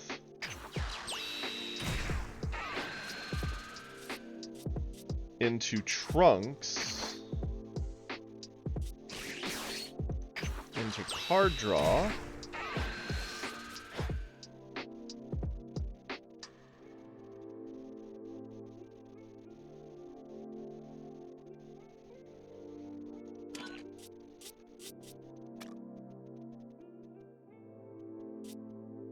Into attack. Well, hold up. If we attack Beerus, we're just fueling him to kill us next turn. I am a little afraid of that.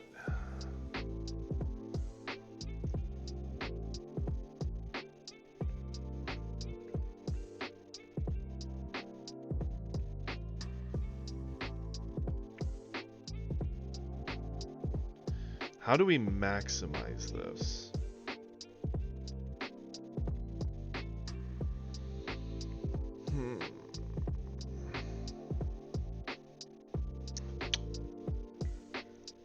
What all is in here? Bulma. Yeah, we don't really have a whole lot. What we could do, we could attack with like Kid Trunks, throw on a Hope Slash to pick up the Pilaf to keep it safe in hand, or pick up the Trunks to then deny the very attack we started, and then play Trunks to get like a pseudo card draw. Like, that's not bad. We're just trading out a Hope Slash from hand to get a different card in. We actually have 3 super defense, so I think we have enough defense to punish him. So for that reason, I'm actually more of a fan of attacking with Pilaf, activating this. We'll give the stats to Trunks because we're just messing around. We're doing this to pick him up. And we're ending our turn. Pilaf in hand is worth more, because Whis can clear one thing with his effect. He would definitely clear the Pilaf, because he's worth 10 as a combo, whereas Trunks is only worth 5. And Beerus himself would have cleared the other, so wouldn't have mattered. The point is, we need to survive whatever he does and then mount some type of offense on our turn. 10, 20. That's why we did that. I'm expecting an interesting option. Another double striker coming down? No.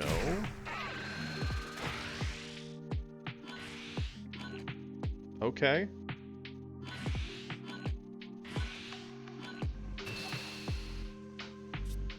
$20, $40, $60. So he's at 85. We're at 80. 90. The fact we picked up the Pilaf mattered a lot. Like, a lot. And that's game.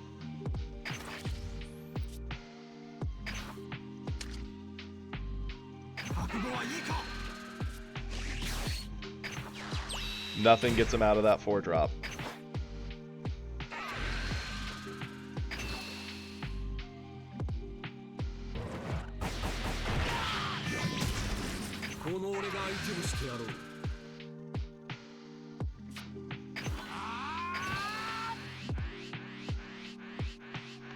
It's over. Ooh-wee! Okay. The blue ladder climb in Plat makes up a lot for yesterday, and the Goku Black's just spanking us like we stole something. That's insanity. Okay. Sweet victory.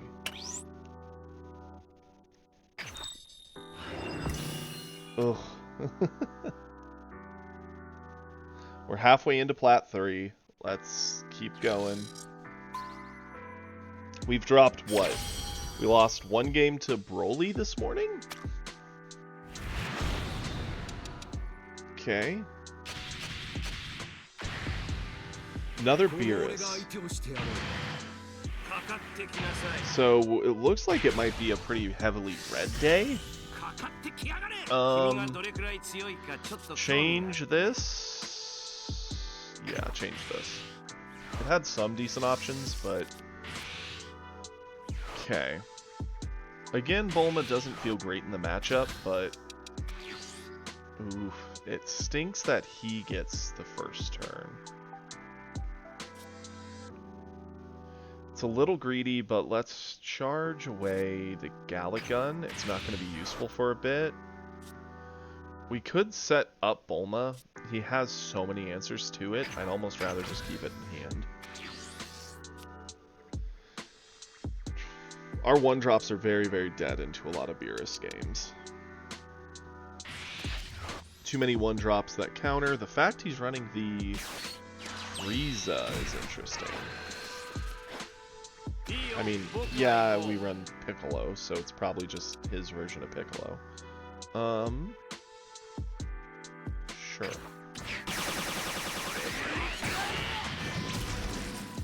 Yep, we lose Pan, that's fine. Card draw. That was a decent card to draw. Not great into that Roshi specifically. Charge away Bulma. Attack here.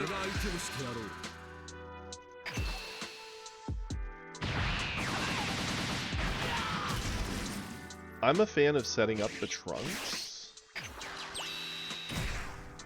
Adding the life. And ending the turn. It's pseudo-awakening us, sort of like a Krillin does for red. And much like a Krillin sits at 15 on the opponent's turn, but actually gets up to 25 on ours, which matters. He's going into 3. What could he do? He could, if he wanted to, drop a 3-drop Goku, blow up our Trunks before it does anything. He's not really pressured to do that, but it is an option. If we eat this, we get to awaken on our turn. But we are getting crit. I don't like that. Combo this away. If he wants to hit us, he can hit us with Krillin.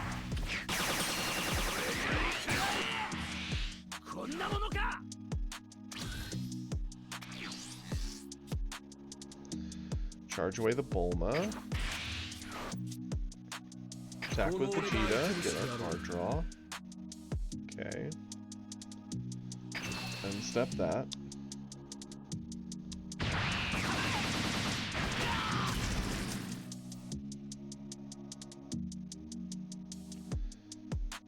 He's going into 4. He could play the 4-drop Goku, give -15, and start trying to punish us. I do think, and the fact he's going to be on Beerus, he can give the -10 if we transform him. He could go into the 3-drop who blows something up and picks up a life. Targeting the Trunks. The Trunks is likely dead no matter what we do.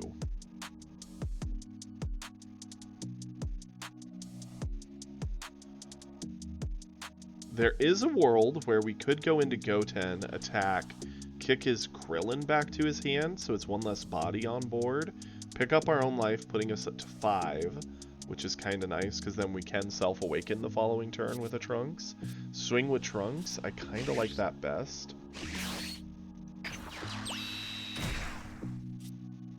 Attack with Goten.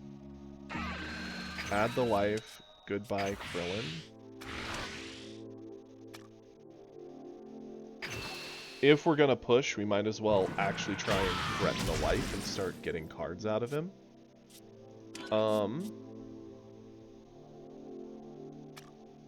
I'm fine with also spending our last energy. Getting a Pilaf down. Let's get a Pan to potentially hand fix. Swing in here. Combo this. Ask him for something big. Now that he's at 4, every life matters. And a 35 coming at you definitely asks for like a super combo or multiple cards. Okay, 210k, that's fine. Okay, and the turn. What's he got? If he goes into the 4-drop, he could give -15, eat 1 off board that way. Beerus give -10 and then attack into it, effectively clearing it and knocking us down a life.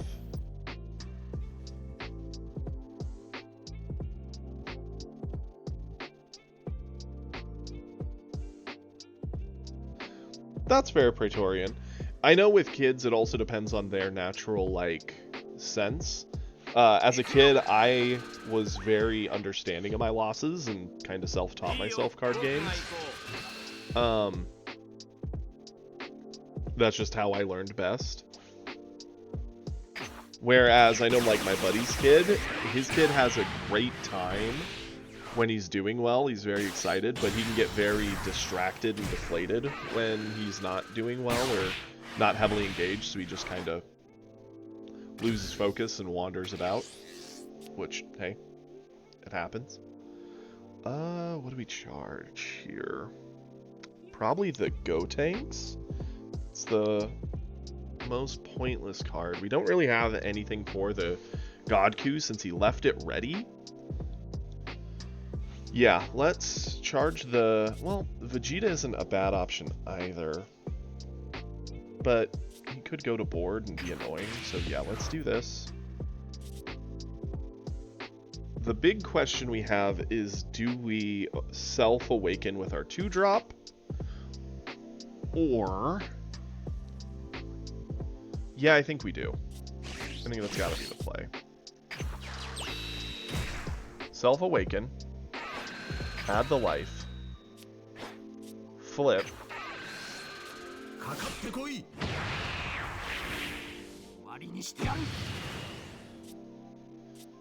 We're at 7 cards, so we can pop our skill.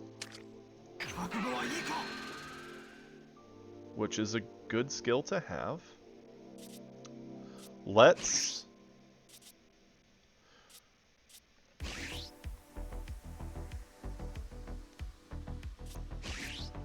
drop Pilaf. Pick up Pilaf. Attack with Trunks. Activate a Hope. Give stats. Pick up the Pilaf. Catch.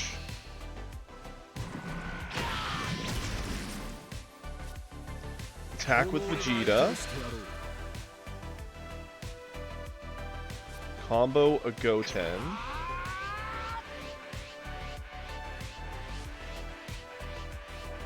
So we're at 55.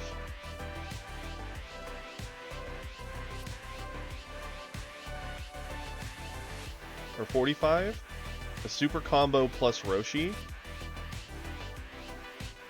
Sure.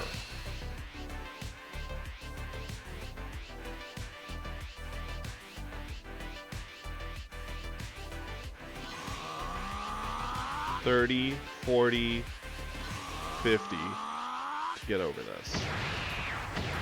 Okay. Cool. End the turn. He now goes into 5-drop territory. He could drop the double strike 5-er, which would attempt to... Between it and Beerus, he gets our board for sure. We would likely eat a lot of attacks to fill our hand.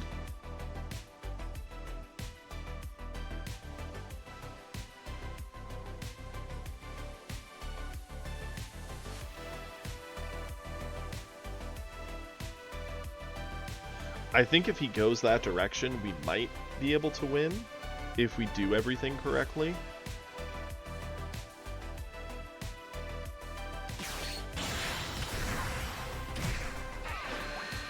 Okay, yep. Clears our board for sure.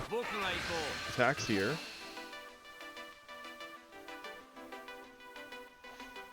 Do the most efficient combo to get over this.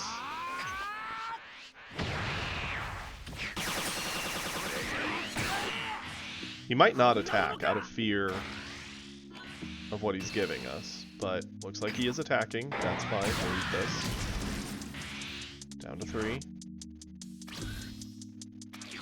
Okay. Charge away a pan. 6, 7, 8, 9, 10. Or no, wait. 7 cards, so theoretically 70. We're going to pop our skill.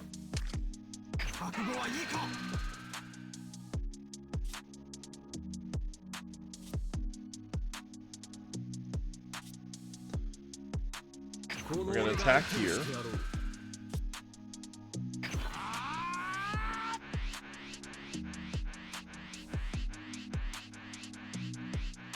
We messed up. We should have charged that away. Thinking about it now. We technically limited a bit of our ability here.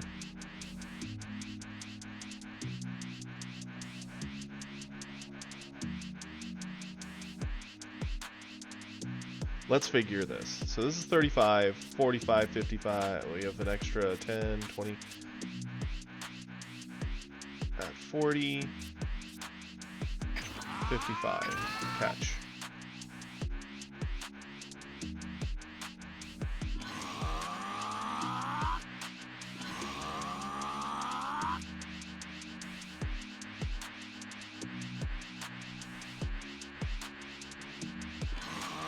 $50, $60. Okay, so he did get there. With him having gotten there, our main goal now is to just not die to this next turn, right? We can't kill him this turn, to my knowledge. We would have to get 3 separate attacks through. I just don't see that happening. So, let's go Trunks.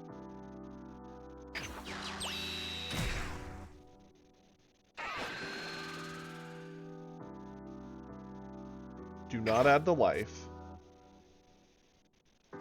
Do attack here. Pop a Gallic Gun.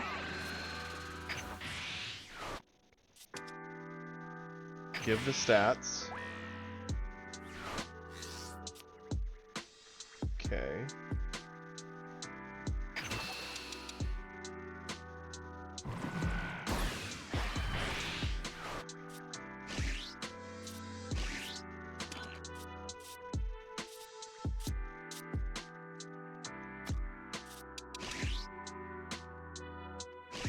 The peel-off loop doesn't really work here.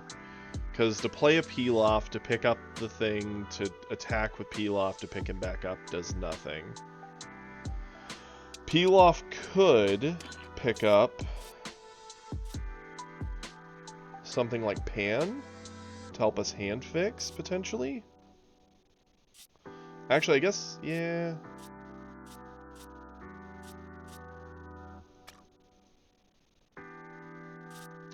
Peel-off. Into Pan. Pan. Draw 2. Discard 2.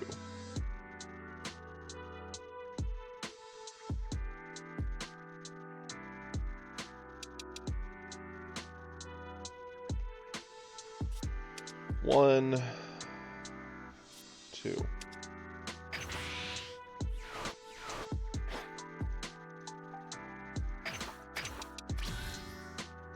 Doesn't feel good. I think we're still potentially dead here.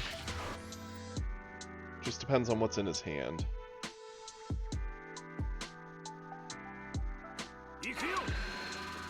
Beerus will eat one of our 1-drops for sure, denying us that combo power.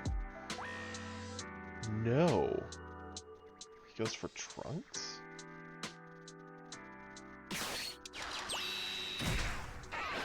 He might think he doesn't have it? I don't know why he would put that on the Trunks. Ah, that makes sense.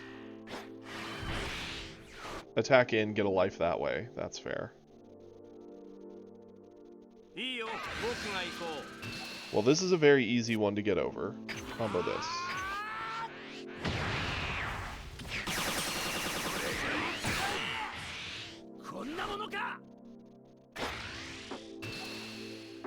And now he's got us in an awkward bind. I think we eat this. Because if we block this, he just doesn't attack here, and we have no hand. By eating that, he's now going to attack here, spend everything, and we just have to hope we can get over it. So he's at 60, 40, 50, 60. We lose. Darn it. If we could have gotten over it without spending our 4-drop, we had a very strong chance to get that back in, or even just clear the board and then start fighting in a place where our loop and ability to draw is just a little better than Beerus's.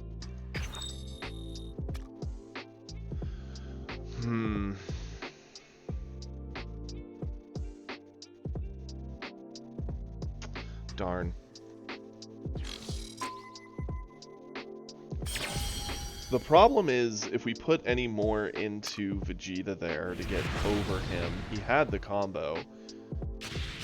We would have had to really overspend to get that. Okay, go.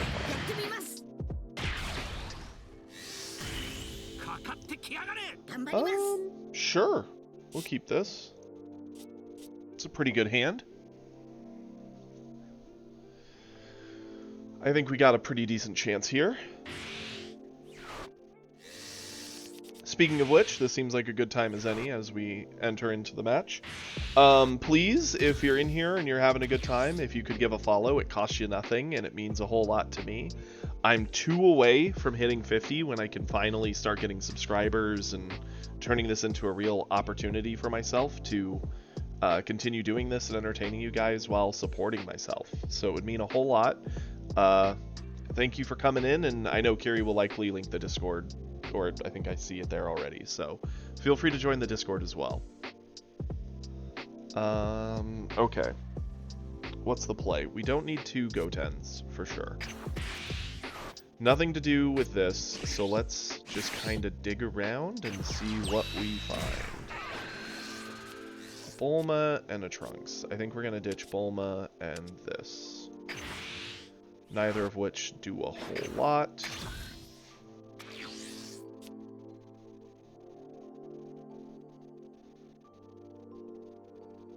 What does Gohan got? That is the magical question. Charged Away a Broly probably has a 1-drop he'll cycle because we're blue and we don't really punish that all that well. Yep. Next turn, he's looking to ramp if possible. He picked up the 5-drop who blows up a 4 or less. Gotta keep that in mind. Again, we don't need 80 copies of this in hand. Let's attack here.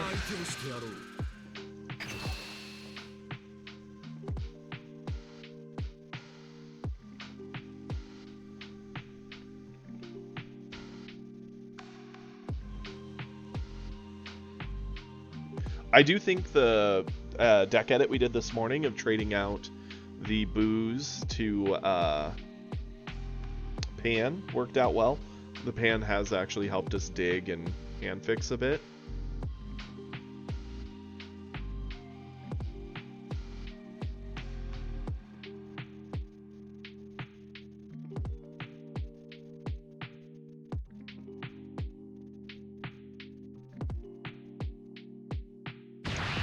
This one. Cool. We are going to go into Goten. So we've seen 3 of the 4. We are going to attack. Pick up the life. Do we want to return his 1-drop? I mean, it gives him more potential cycle value, which kind of sucks.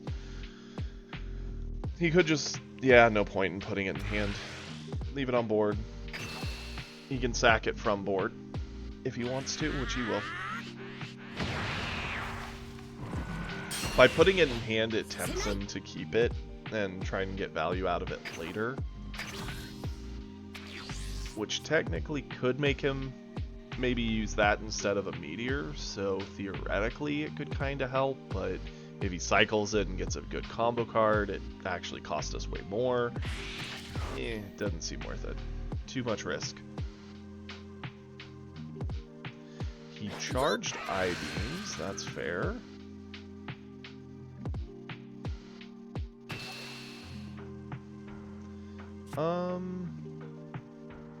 Yeah, combo this.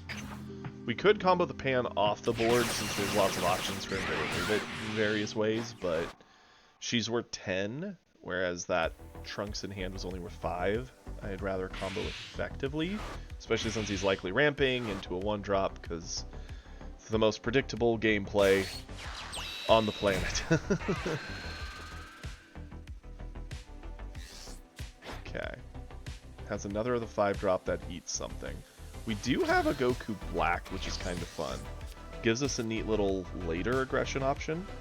Let's charge away.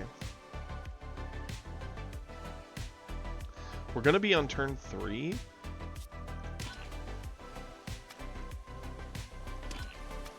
I mean, we could go Trunks into Pilaf. He's going to be on 4 next turn.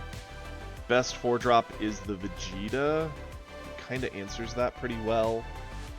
Doing these gives us the ability to pick up, like, the Trunks Youth, which, honestly, we're probably not going to play.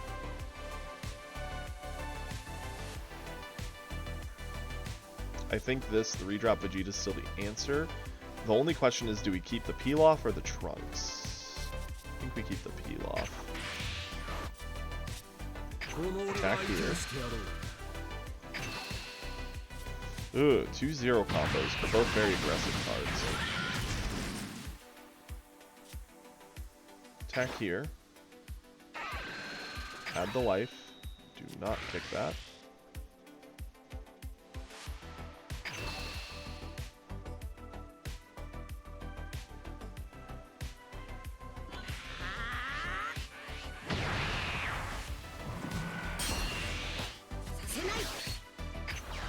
The Vegeta down. Sure.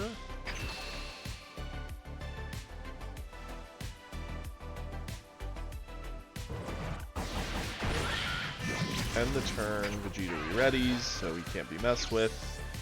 And it's Gohan's turn. Going into 4, he'll likely drop the 4-drop Vegeta. He may drop the 4-drop Goku that ramps him. Any other big 4-drops? Maybe ramp again and another 1-drop? Or 2 1-drops technically, because they'd have 2 up. Just depends on what 4-drop he has, or if he wants to ramp further, faster.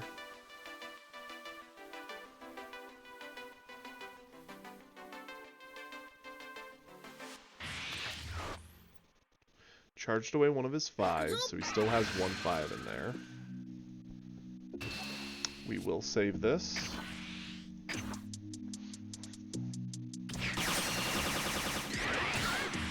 We do not have a Self-Awaken guarantee if he gets the Goten off the board, which if he goes into the Vegeta, it's guaranteed the Goten does not stay on this board.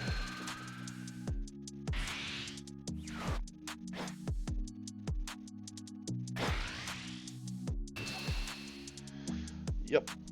If he wants it, he's got to spend the card from hand. Sorry. You can't just have it.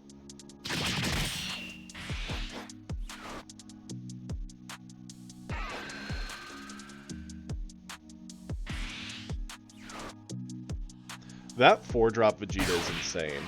Yeah, it's understated, but it's in green. Green just needs to make it to late game to have the overstated cards. It's nutty. Let's... We really don't have any good plays here. Charge you away, because you're one of the worst combos in the hand. Attack here, get a card draw. More of the same. Then step the attack.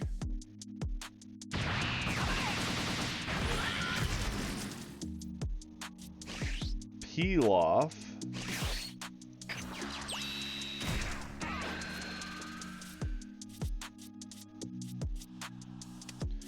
Into pan.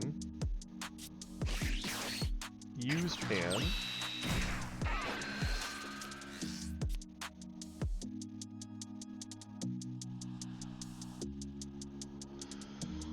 We were really hoping to dig out a 2-drop, but instead we found a 3. That sucks. And we haven't even seen a Gotenks yet. Ditch. And...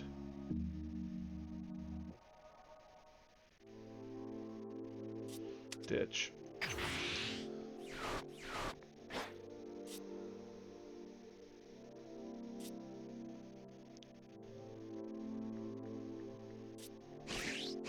I guess we pan again. We have nothing else really to do. Okay. Goodbye, goodbye.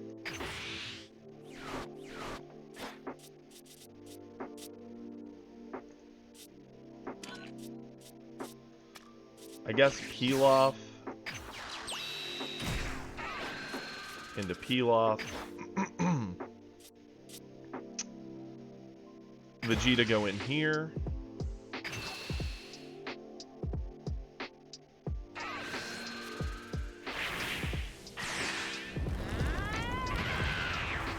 This turn was not a great turn. We mostly just did a lot of like little 1-drop looping, which is not how you pressure green at all. Next turn we get to kind of make up for it with the Vegeta 5-drop, but might be too little too late, especially if he has like a android play here. He could drop androids, blow up a bunch of the ones, we get nothing for it, threaten a double strike. The Vegeta ditches a card, gets another one off the board. He could also take the turn off to set up Cell. Or the Cell coup, the 5-drop. Nope, he goes aggro androids, that's fair.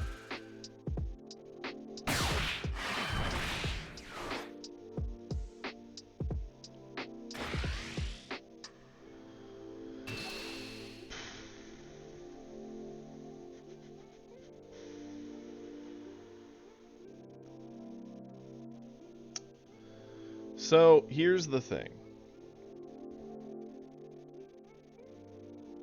We could get over this.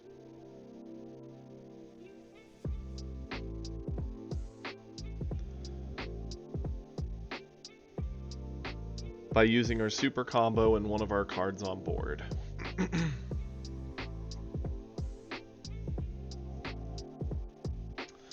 I think we eat it.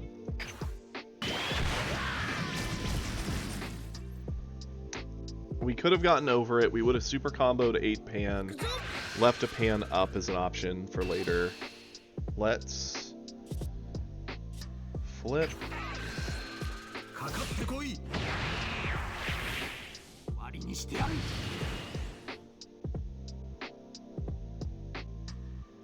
Combo efficiently. The only thing that gets rid of all the value on the board is another androids or a Gohan. Let's go ahead, combo off you to get over this, and then he could ditch a card to get rid of another one, which is fine with us. That's a 1 for a previous value we already got everything out of. Doesn't deem it worthy. Good.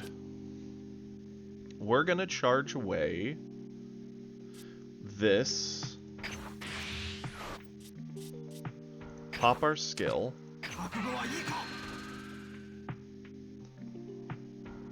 We're going to attack here, comboing this. How much do you want to keep it?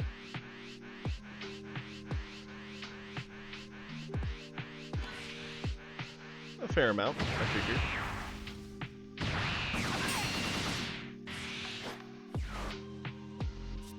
Play this. Get rid of his 4-drop.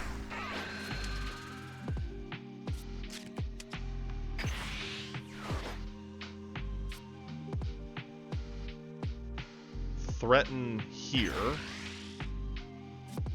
Combo this. 45.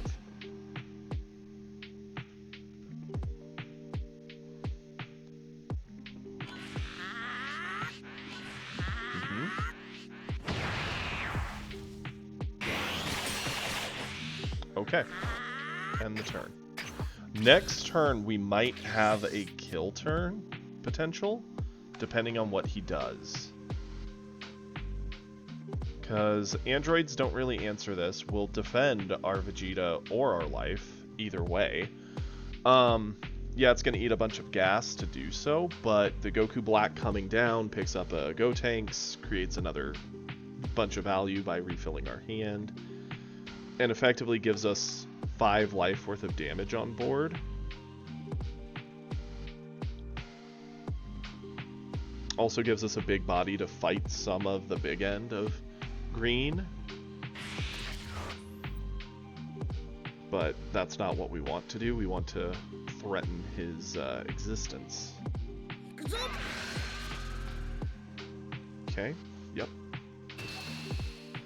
This is easy to get over. We will use you.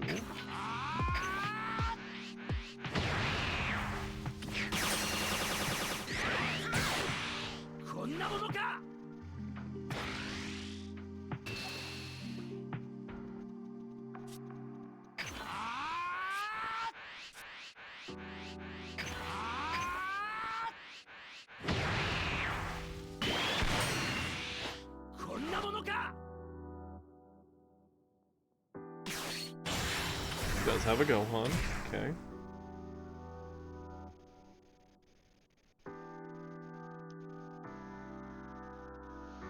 Gohan doesn't do a whole lot to this board state other than just being real big. I mean, yeah, he could KO our 5-drop, but for 1 card from hand, that's fine.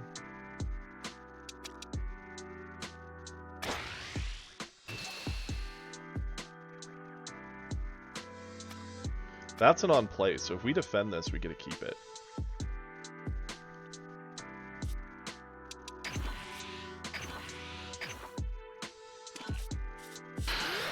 We are just about out of peel-offs, however. In fact, I think we only have 1 more. Yep, have to charge you. Pop our skill. Let's attack here.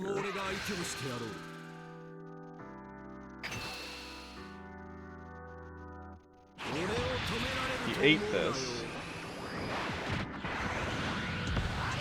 I have a feeling he's going to be far less okay with that in a moment.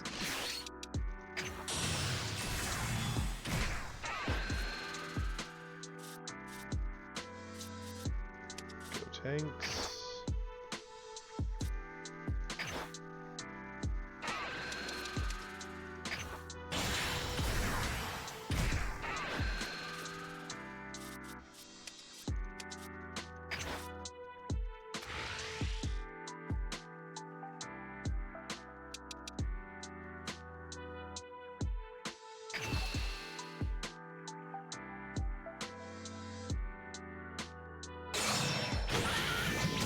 Okay.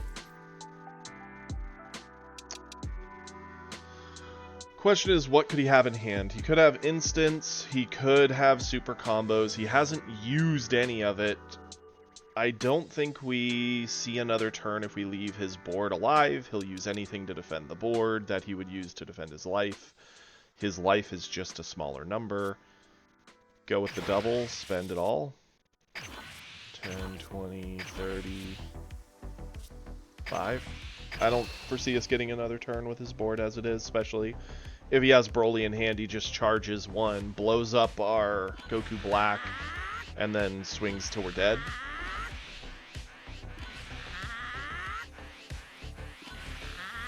$75, yep, he got there. I figured he would. We just didn't tax him enough.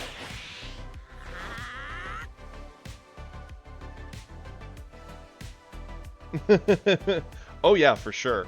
Especially against green, you just need to drop your 2s, and there we had to go too slow. We had like 1 whole turn. We had to just loop a bunch of 1s, which sadly does not do it. I don't foresee an in option here. If I see the Broly come down, it's an easy surrender. Yeah, because there's nothing that gets us out of this. Which is why we dumped everything into killing him last turn. Unfortunately, we just could not do enough early pressure. We needed to see a lot of our 2 drops, but instead we saw like a bunch of 1s and 3s. Which, I mean, it happens.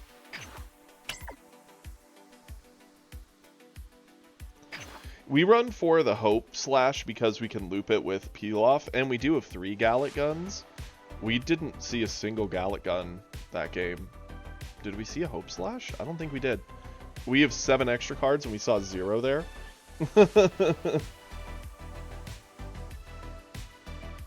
Oof, that was brutal. Okay, we've played a bunch of blue today. They've been good matches. I think we are going to swap it up. Probably knock out some red games. There's been a decent amount of green and red. So let's give red a shot. Go with some U7. That's what got a nice win streak going last time and climbed us up to Plat 2, so let's do it again.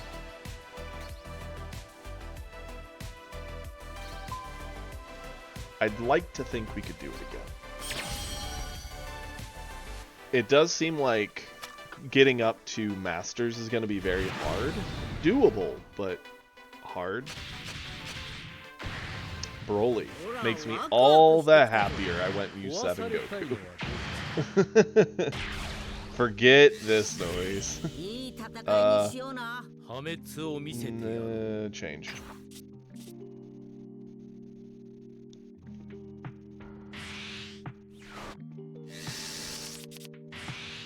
Okay. I mean, it's not a great hand. It's definitely better than the previous one. Sucks that he goes second.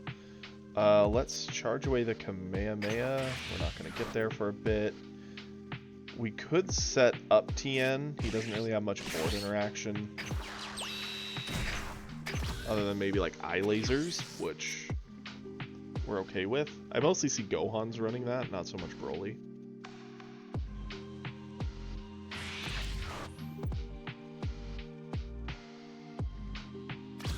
He didn't loop a 1-drop. Interesting. Let's charge her away.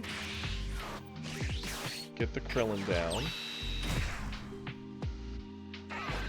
Add the life. Beerus is a good card there. Run in this attack.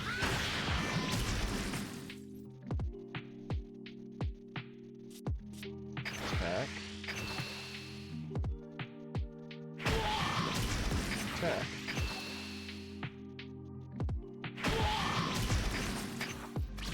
He's going into 3. He'll likely take the turn to ramp, attack into one of our things. We ditch 1 card to keep the board. Drop the 17 to pick up a life, putting us to 6. Probably use the Beerus or... yeah, Beerus or 18 for combo to keep our board up. The only thing that doesn't feel good on the board right now is the Tien. It doesn't actually pressure much on its own, so setting up Beerus does help that.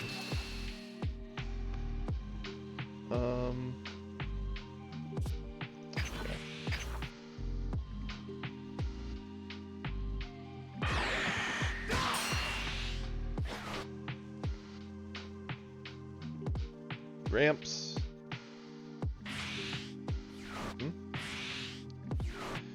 Likely cycles a 1. Yeah. Digging for options and value. Did it whiff? It whiffed. Okay, we're down with that. He's gonna be sad about that for sure. Charge away you. Let's attack here. No. Yeah, we attack first. See what we get. Okay. Push. Krillin. Up the life.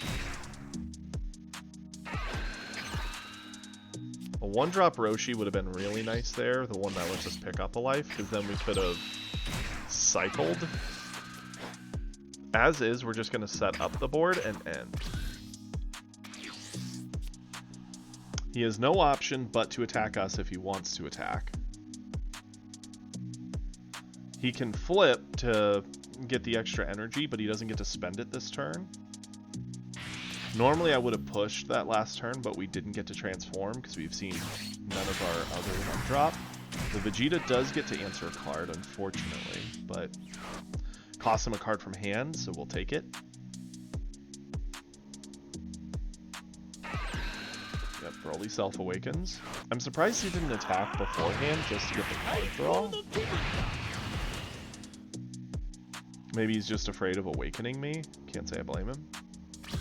Did not use the Vegeta. Interesting. We're on 4. Charge away one of these. Attack with Goku. See a card draw. Drawing dead. Great. Need to combo 1k to make this worth it.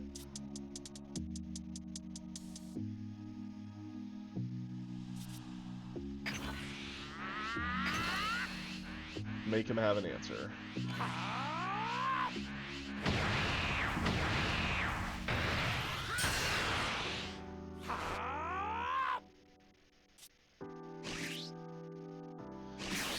Go for the only option I think we have. Do this, add the life. Still drawing dead. Great. We don't get to awaken here. He goes into 7. He can board clear. Uh-oh. We're about to lose this game before it even started. Cycle to 1.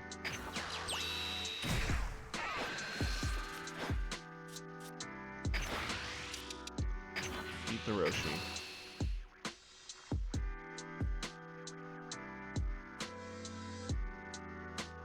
Man, that sucks. I mean, his attack would have given him a card, but it would have guaranteed our transformation, so that's probably why he didn't do it. It sucks for us that we just have not drawn into enough self-transformation. Attack. Combo. Because our board state requires a lot of resources now to even pressure.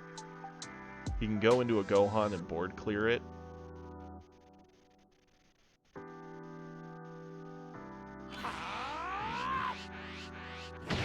Yeah, it would have been perfect, and we would have gotten a lot out of it, but instead we're kind of slowly gassing ourselves. We need to use the Gohan here, because I'll trade a card for card all day. Yeah, he has the card advantage, but his tools do a whole lot more power than our tools, so we gotta make him use them. Androids come down, we lose our board. Gohan comes down, we lose our board. Either way, we're in a lot of trouble.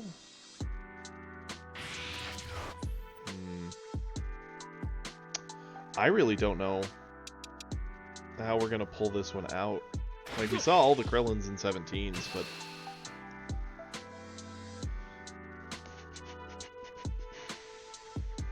it feels pointless saving Krillin right now when we haven't even seen what he's gonna do. I think he's just trying to get us to bait a resource out of hand. Take care. Thank you for stopping in.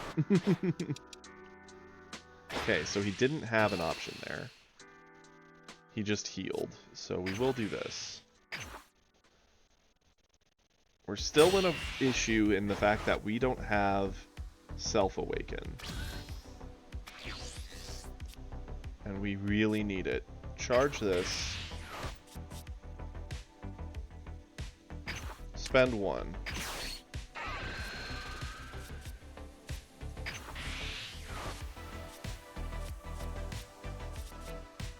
This doesn't kill his board, but it is a big body. This guy's probably not quite as big.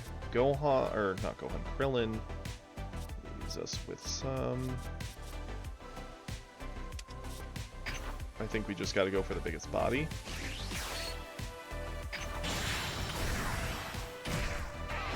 Add the life. Oh, hey, there was the Roshi the whole time. Just waiting there. That hurts my feelings. Okay. At least we're alive with Goku now.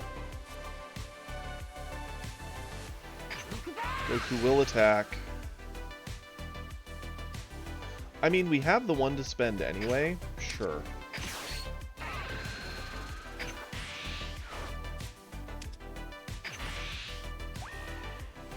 $35. Catch.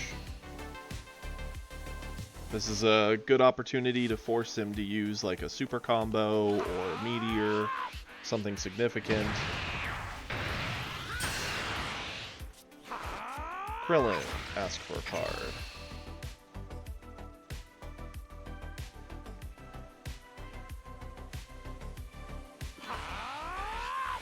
Okay.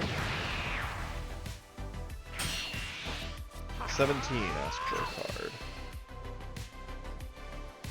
Literally, the fact that he played the 6-drop that gave him a life is what gave us this in. 3-drop Goku. Meteor? Okay. Meteor.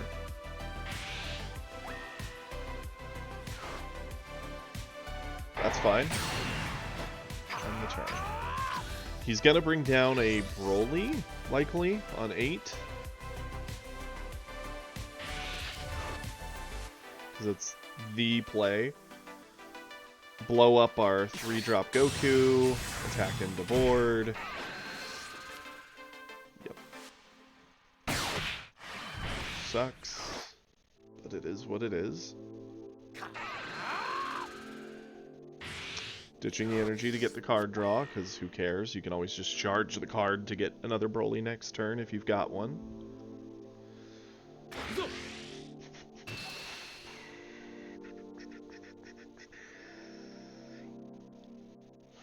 Gotta let it go. No point. We could defend it with a super combo, but then Broly attacks into it, gets it anyway. And we gain effectively nothing but 1 less attack on ourselves, which, honestly, with what I'm thinking, we're best off hoping he attacks into us. Yo, what a sweet, kind person you are. Okay. That's fine. We're gonna charge away a Beerus. Drop a Roshi to cycle.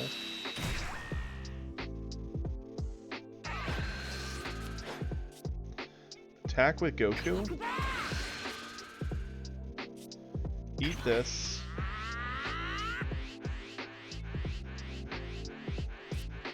Combo. Catch.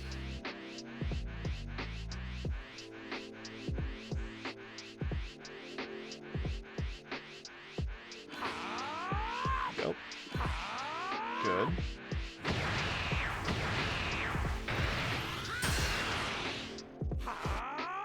Okay.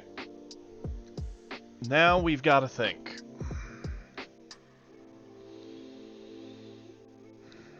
What's our out? We could go...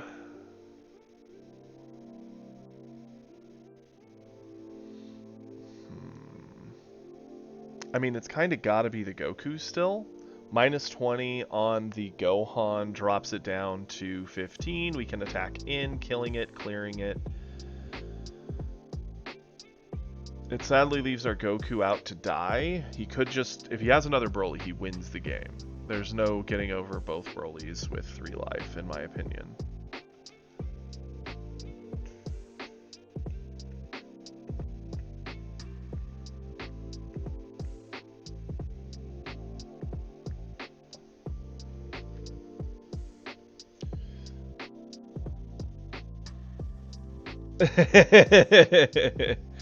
I appreciate that. Thank you, Noble.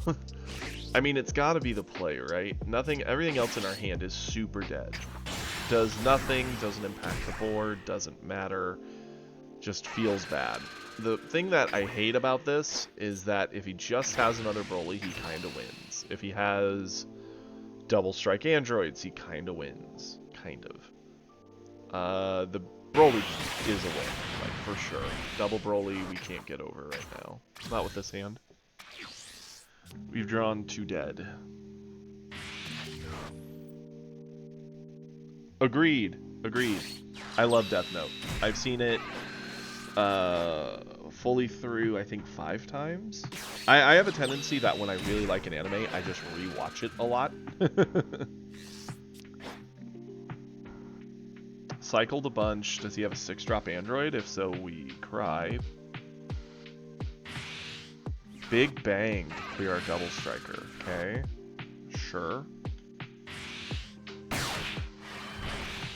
Ooh, I love the first couple seasons of Digimon. I've been meaning to watch past that.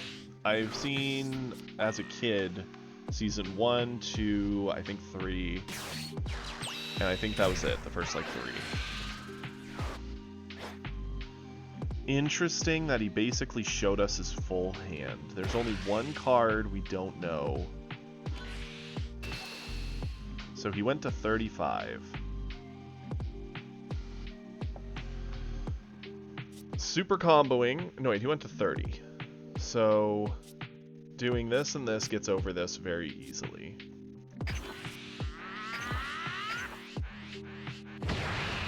I don't think we... Did you ever play Digimon Survive there, Noble? That was a fun time for anyone who likes strategy games and Digimon. Yes, you did. Welcome, Puppetmon. That was the perfect time to chime in there, for sure.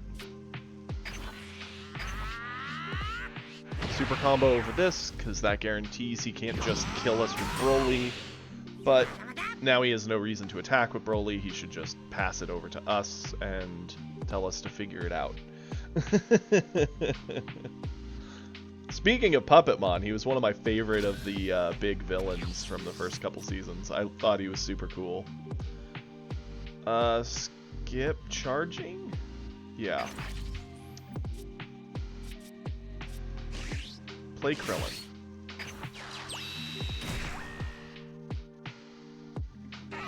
Pick up the life. Top was a frickin' dead card. That sucks. Roshi. It's the only other thing in our hand.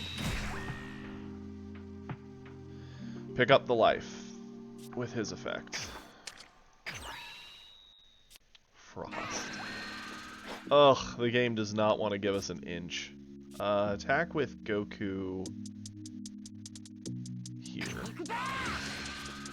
Another top. Well, that is all she wrote, boys and girls. Yeah, I can. You have a good taste in villains. Puppetmon was like the right level of annoying, but also like crazy and dangerous in the way they did it. Man, this feels bad. We just drew so dead. Double top when we need anything that can actually attack. Ugh.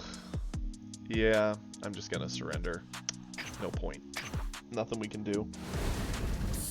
See, the thing is, the original was a little slow in some points, but it also has like a very dark and gritty story where like there's the possibility of death all the time.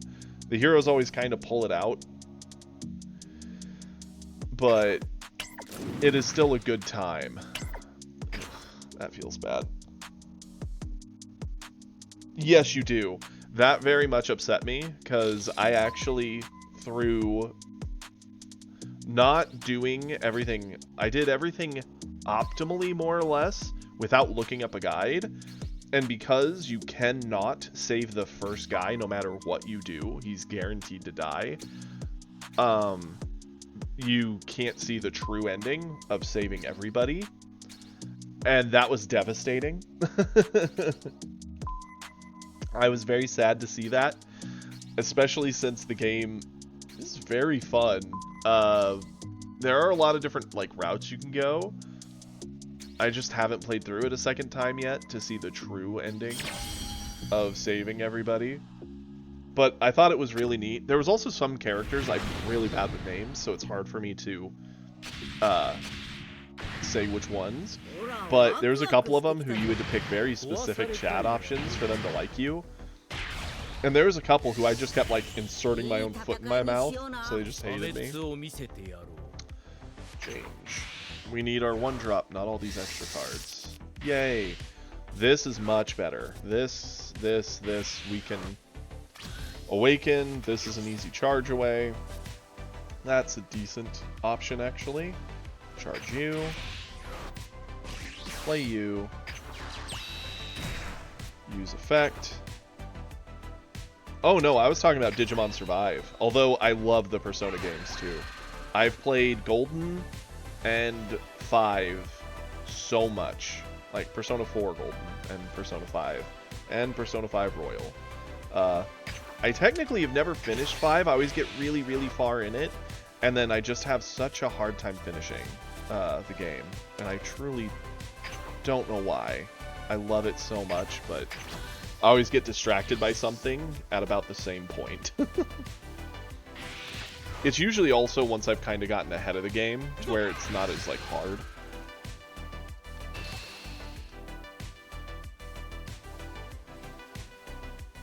See, I want to get P3 Reloaded, because I've never played Persona 3, and it's one of my buddy's favorites. I've just not gotten to experience Persona 3. Golden, I've played through multiple times. I love Persona 4 Golden. Love the music, love the atmosphere, love the characters. Okay, what do we got here? We're on turn 2. Charge you away. We don't really have to go Krillin. I'd actually kind of prefer to go Vegeta, start eating away at some of his resources. Attack with Goku. Cool. Who's your favorite companion in 5, TCG?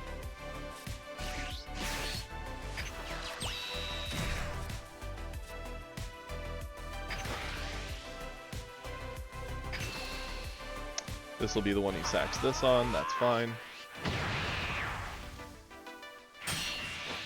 We'll pick up the life, because there's always a small chance he might clear the Roshi somehow with like an eye laser.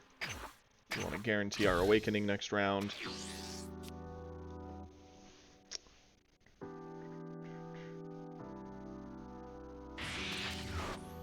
I think in 5, my favorite companion...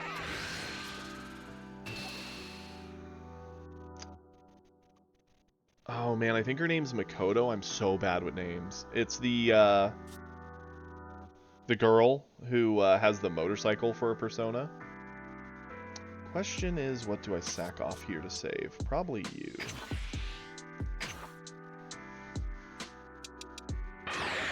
Yeah, it is Makoto. Right, yeah, no, Makoto's mine. I love Futaba.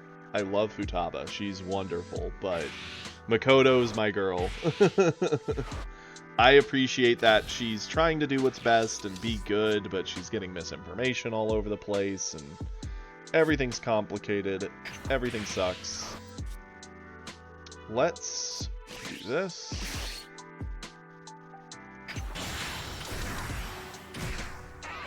Add the life. Ah, this is exactly what we talked about yesterday. Should have picked up the life with him, because then we could have added the Kamehameha to our options this turn. Punished for the very same thing I did yesterday that we even commented was technically a misplay, but it didn't matter yesterday. Today, it matters. Okay. Crit this one down. Goes over this. That's fair.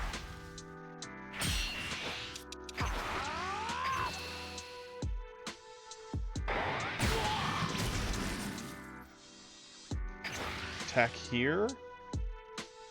Combo you.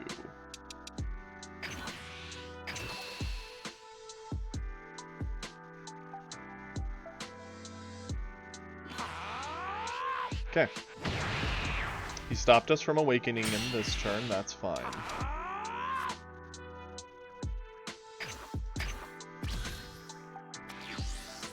Her arc is wonderful. She has, like, a very good attitude about everything. Her motorcycle's a little silly as a persona, but it's also kind of awesome, so I accept it.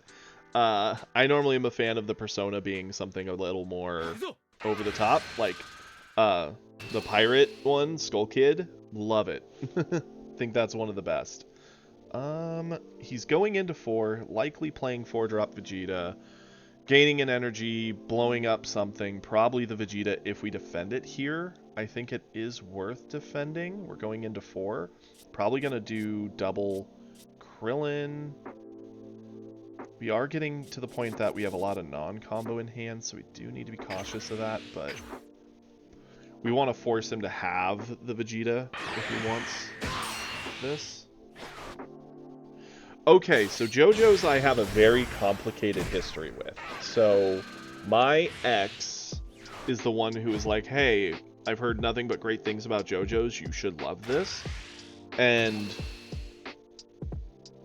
interesting that he's trying to punch me. I'm not used to that. We'll actually take it, though.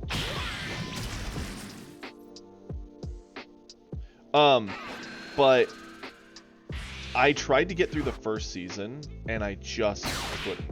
There were so many moments where it was just slow enough in various ways, and things happened in just the right kind of way, where I was just like, this doesn't seem for me with this first season. It was just the hardest one for me to get over. And because of it, I haven't seen past it. I heard if you got to season 2, it was amazing, but season 1 was just a little too predictable and a little too slow. I don't know. I made it to like episode 24, 25.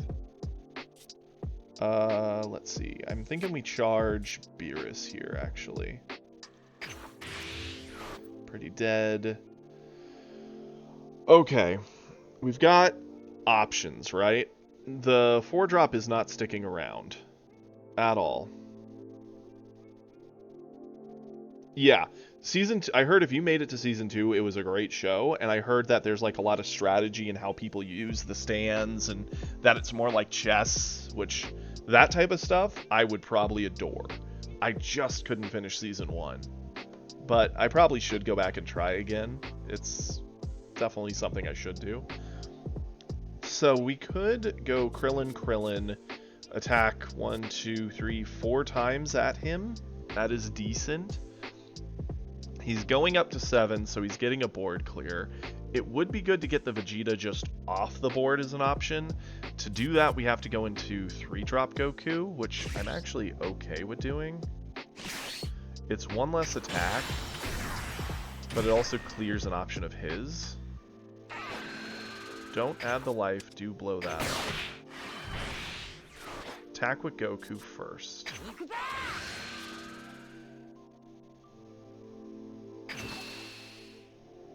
We also have the extra energy, so we can go into Kamehameha if we want. Attack with our 30.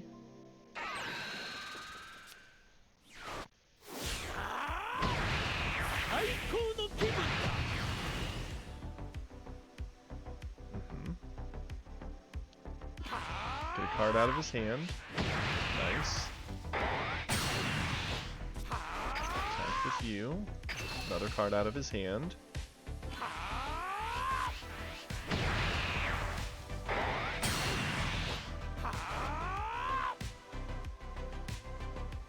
Now that... excuse me.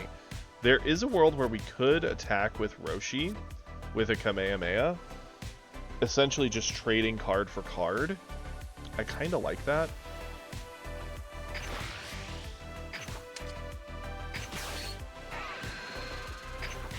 Because if we get him down to 2, we unlock the option of just double swing win. So force him to have options early. Okay.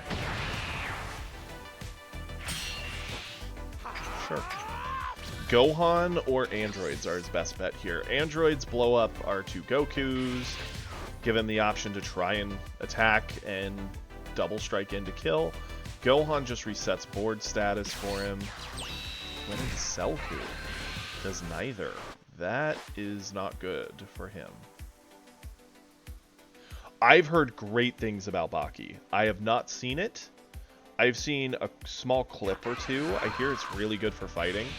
Currently, the anime that's like on my major watch list, like it's coming up next, is JJK. I'm already through season 1. I've had season 1 done forever.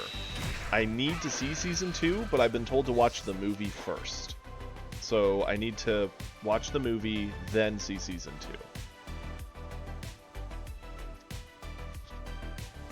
That is on my very short list of, like, must-do anime options.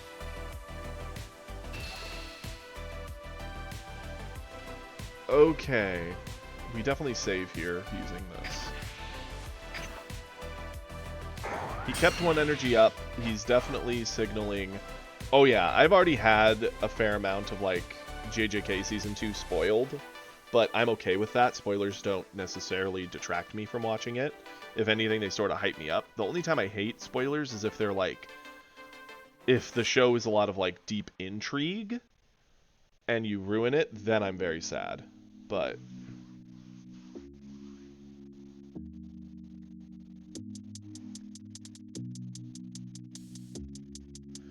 we might have Broly here this next turn. He's going to be in a lot of pain. 5 on 5? Sure. You can have the Roshi. He's more than done his part.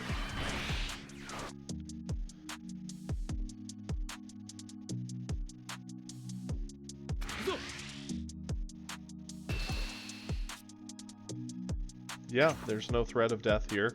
He's just giving us more gas to add to the fire. A 0 combo, of course. Okay. Charge this away. Attack first with Goku. Combo our Roshi. Combo Beerus, actually. Ask him for a card.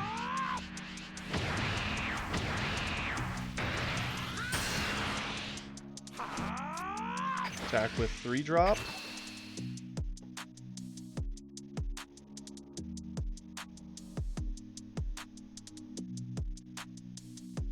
If we do the math of him being at 70, this is 40, 50, 60, 70, 85. So long as one of these gets through, we have a very high likelihood of just dropping him here.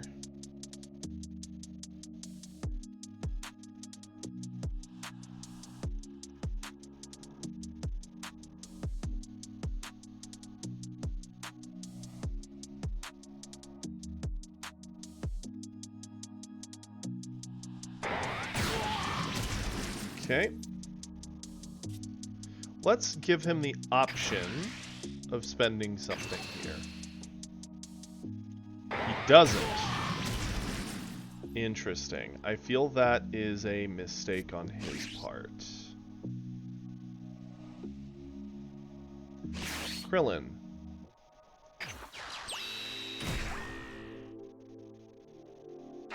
Add the life. Now we can do something like this. Attack.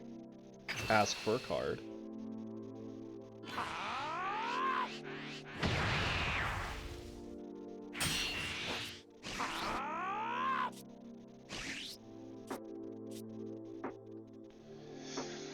That's risky. It's better to do this. No, better to do this. No, yeah.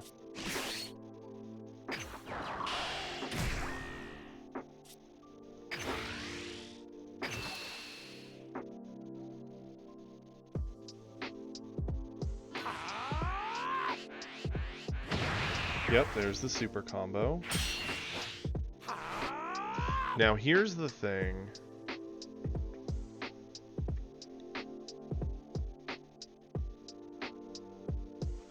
I think he might live, actually.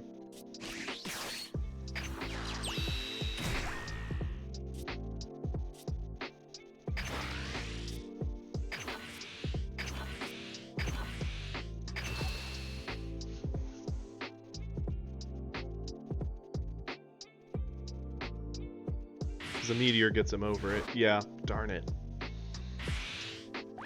Yep, we're dead. He lives. Did I psych myself out and throw that game? Potentially.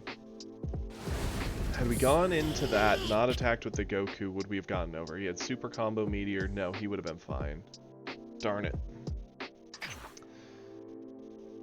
Pushing to end that turn was the mistake. Should have got him to 2, cleared board, but then we would have had to deal with if he had a Broly in hand. Might still have been the play. Darn. Man, we've dropped the ball on 2 Brolys with the deck that normally rolls them. That's upsetting.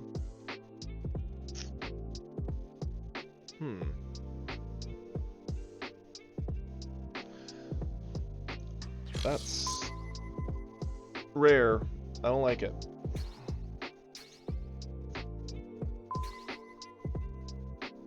Oh, how'd that go, Sloth? What'd you get?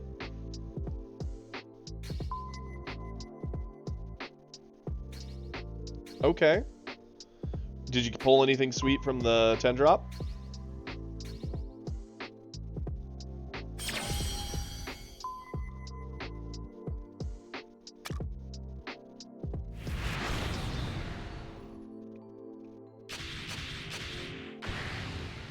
Wow.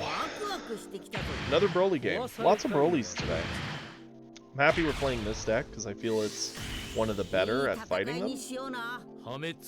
Sure.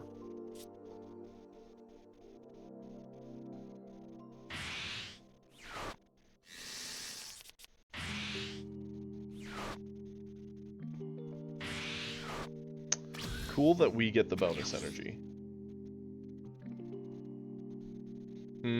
That's heartbreaking. I have a bad habit of pulling green. Like a really bad habit. We've pulled 2 secret rare Gohan. We've pulled 3 androids. Like, we pull a lot of green. Charge this away. You pick up the life. Cycle this.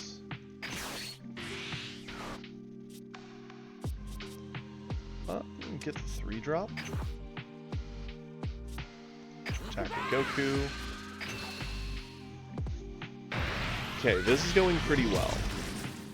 This is about as good of an opener as you could get, in my mind. We get that, we can go into Krillin, go into 17 or the Blue Goku, just start going really aggro from there. That is so right, Britt. Oh my goodness. Trust me. If they had the ability to trade cards in this, I'd trade all my green stuff to people and finish out all my other junk. Sure, we'll eat that.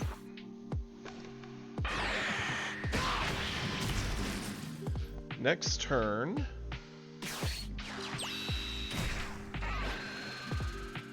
Interesting that he's ramping his own life. That seems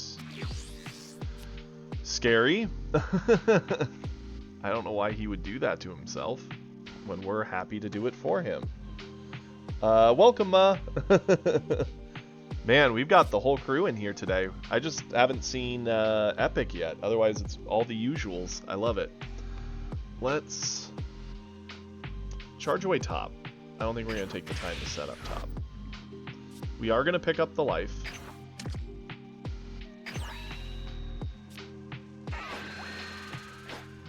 If only to cycle this.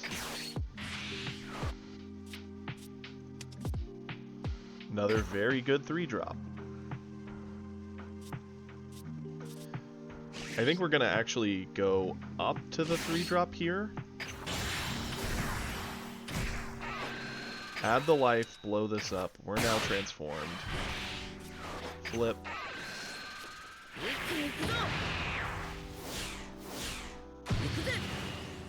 Hey, there you go, Sloth. That's really smart, actually. That's the way to do it. It helps you put your health first. It helps you get your cards. It's all around just smart. Put him to 4, but don't actually push. End the turn. He ramps to 3, flips over.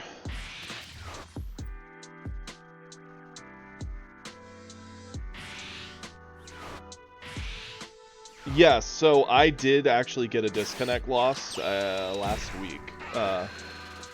I forget when, but yeah, I got a search. It was looking for a game. It looked for like 2 to 3 minutes. That's when I was warned, hey, it might have disconnect lost you.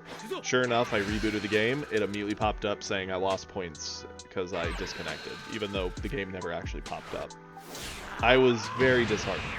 But then we queued again, got immediately into a match, and they immediately surrendered. So I was like, well, fate gave us the points back, I guess?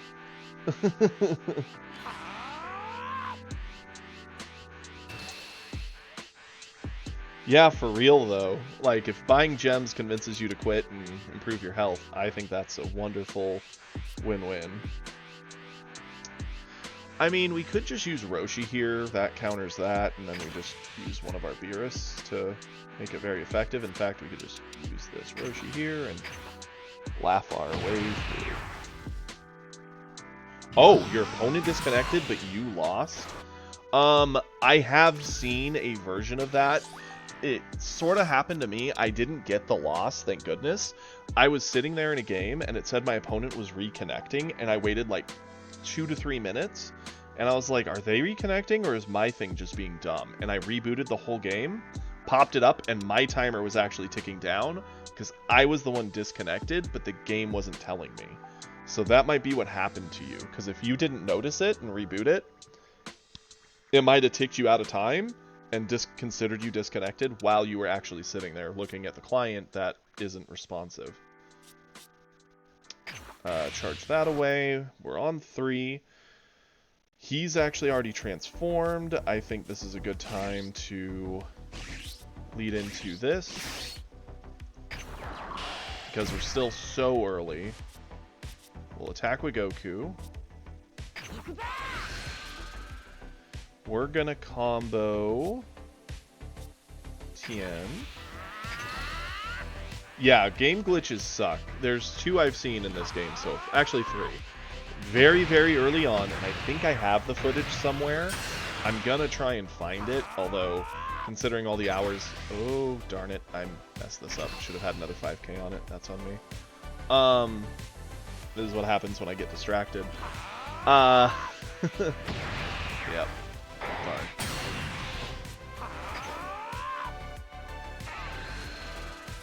Sure, put the buff there, even though I messed that up.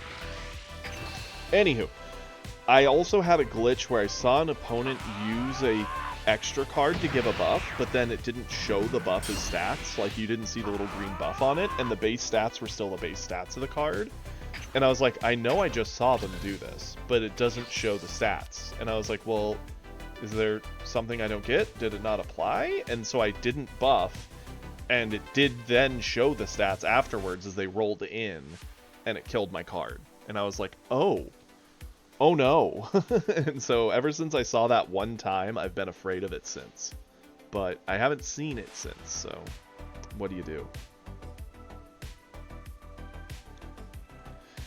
He's going into turn 6, dropping androids to blow up both of our cards, threaten a double, him swing at us. That's probably his best bet. we could actually reestablish a board of 2 bodies to swing at him with, which is very much worth it. No, he did the Selku thing.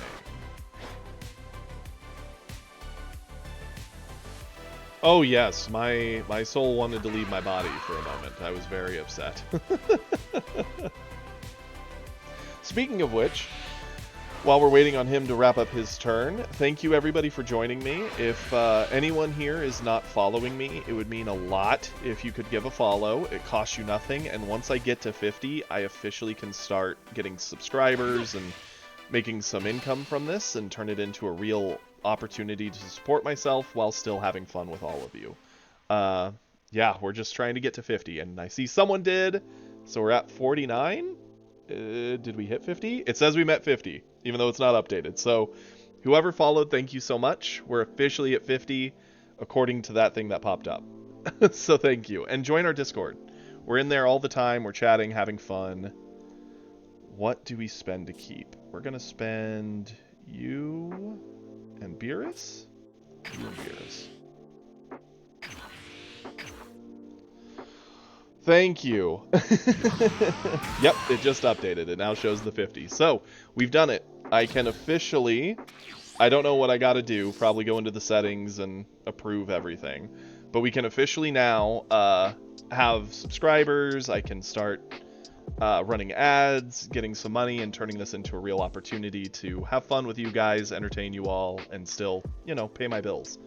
That would be nice. A win-win for all of us, I believe. Now, we're gonna do this. Yeah, it's one... We're going down a body on board, but it's a bigger body. Do not add the life. Do swing. That's a perfect card to draw. Let's combo away you. Catch this. Oh, yeah. But hey, we did it. We hit 50.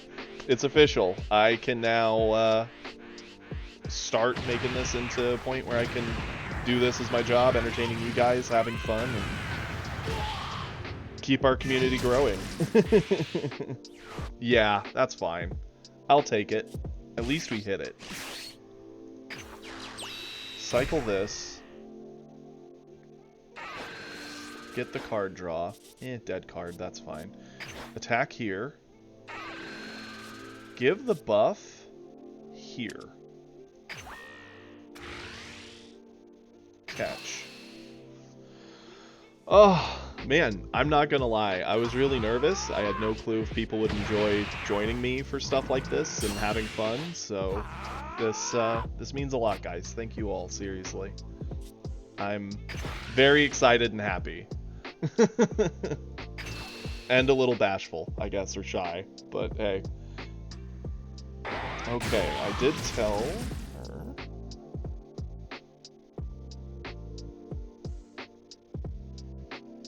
There we go. Attack again. Come on, Broly. I know you're not dead here. You've got a huge hand. Paperwork, vomit-inducing. Yeah. I mean, to be fair, I've got a lot of adulting to do now. Like, a lot. But hey, it's worth it. We're all having fun. Okay, and then we're gonna go here and combo away. We're gonna be on 5. Combo away you. 30 or 25 from a Roshi. We still got 2 bodies out of it and cycled a card, so I think that's a win. Okay. Next turn, we get to basically just win the game, in my mind. He's at 1. He's gonna probably drop a Broly. Thank you, Montez. Yes, I appreciate it. Thank you for joining us. I think I said that right. I don't know. I'm a fool. Probably blowing up the Beerus and a Goku, I would assume. No, both Gokus. Okay. I'm fine with this. He can't really afford to attack us, because giving us anything just gives us more gas to kill him with. 40 on our 20. Combo. Keep it. I mean, If so, he's 30. We would have to spend basically our full hand, but we still have the Beerus as an option.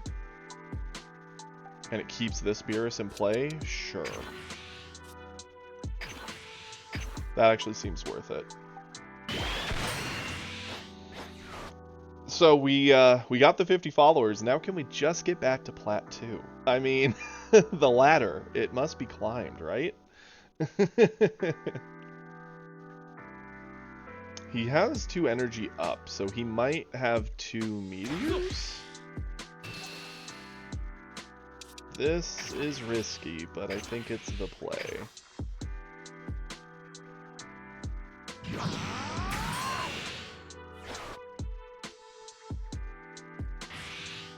He big bangs anyway. Darn it. That actually made it not worth it. The big bang made it very much not worth it. Because we gassed a lot of our resources that could have been used to kill here for nothing. Oof. And if we want to play the Beerus, we have to charge our super defense. That hurts. Let's attack with Goku first. Draw into a Roshi. Let's combo this off here.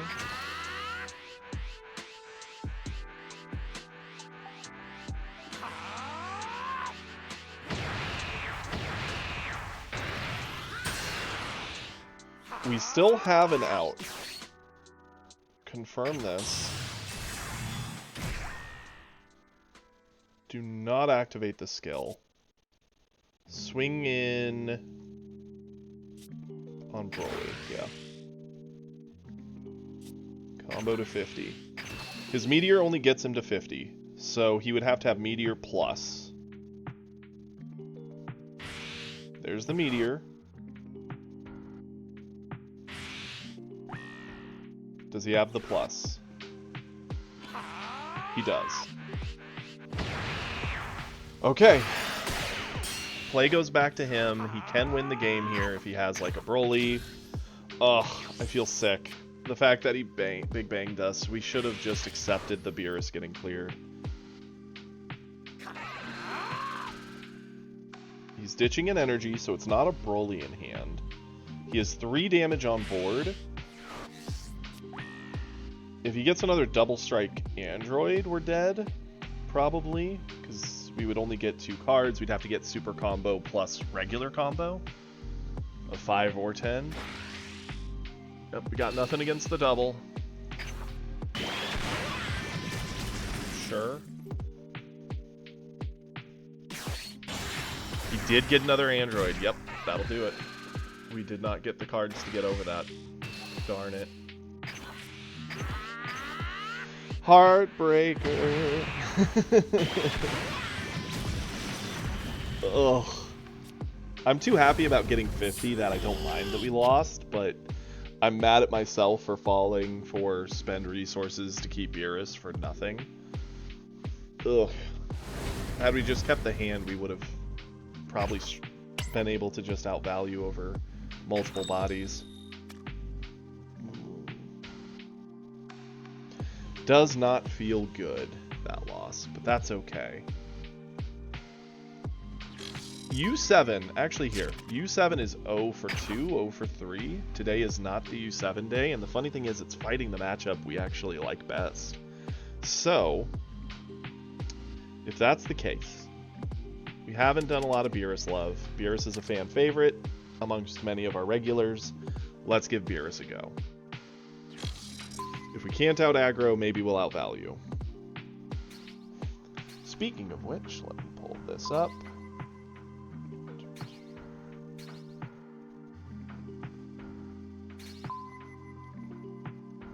Awesome.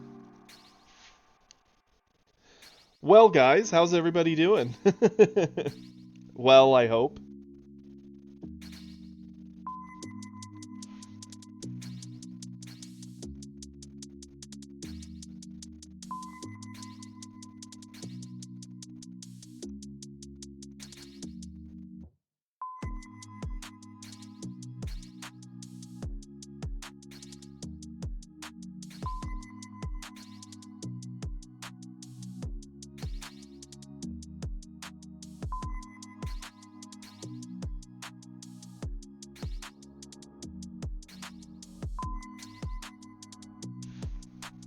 Well, I hope work goes well, Britters. Have a fun day at work. Words. It's not wanting to find anybody.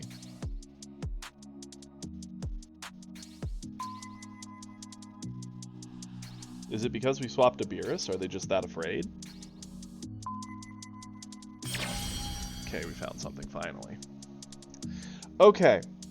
We've been doing pretty much bouncing between Plat 3 and Plat 4 for, what, 2 days now?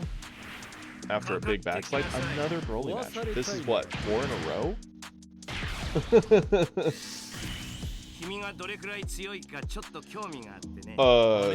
Where's my mouse? Change that, please. That is not the hand. 3 super combo, 3 Shin. No, thank you. Okay. This is much better.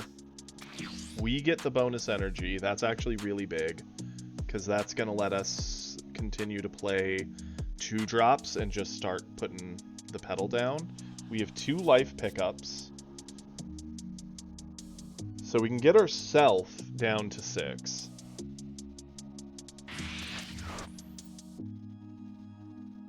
Heck yeah, Sloth, for sure, my guy. We definitely, I think, something we're going to start doing, since we actually have a legitimate community, pretty much everybody plays the game. I was thinking maybe we'd start doing it on Saturdays, where we could do, like, battles, whether it be me against you guys, or even just 2 of you guys fighting, and then just watch the replay back. Is that something people would like? I think it'd be fun.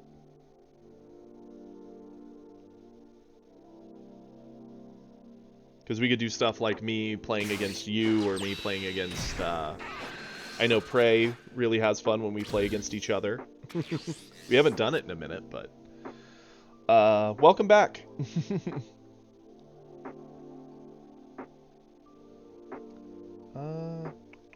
What do we charge? Kamehameha is not a bad option. Yeah, let's charge Kamehameha. Attack here, crit side. Have fun, Broly.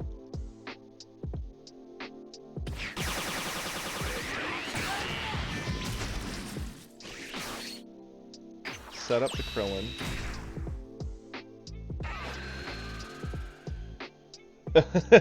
Actually, we did fight a Goku Black earlier while we were still playing Blue, and we finally did it. We finally beat the Goku Black with our Vegeta. It felt great. And then we decided to swap to Red and have fought nothing but Brolys and somehow lost. They've all been like down to exact combo amounts, and it's been heartbreaking. But hey, we're here.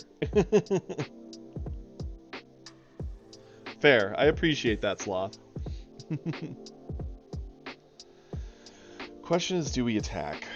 We kind of want him to attack us so we can get closer to Awakening, but then again, we're crit side. We do punish pretty well. We don't get much out of the 10k effect.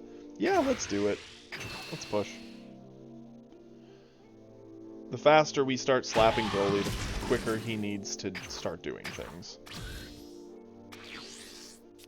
Against the Goku Black, we actually played pretty fast. The good news is we had the answer to get a Trunks down to stall out his Goku Black combo, so he could only do it on turn 5. And we went second, so we had the bonus energy. So after he did his Goku Black link, we had a Goku Black in our hand, and we were able to drop Gotenks and just match the same aggression, but just keep applying it to him. Hello, Drum. It's been a battle. We're at Plat 3 currently, or 4. I think we just fell back to 4. We've climbed up to Plat 2. That's the highest we've made it. And then we fell back through 3 yesterday. And today we're kind of dancing between 4 and 3. So, it's, you know, ever since they fixed matchmaking, you gotta work for it. Especially when you have suboptimal decks. What are they thinking about?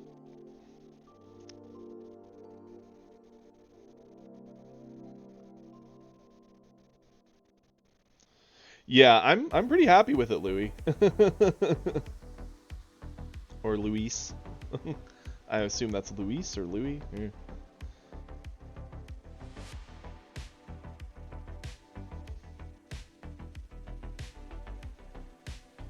Yeah, the free-to-play grind has been crazy. The good news is we have a lot of viable decks. They're all a little subpar in some way, but we are able to usually make them work.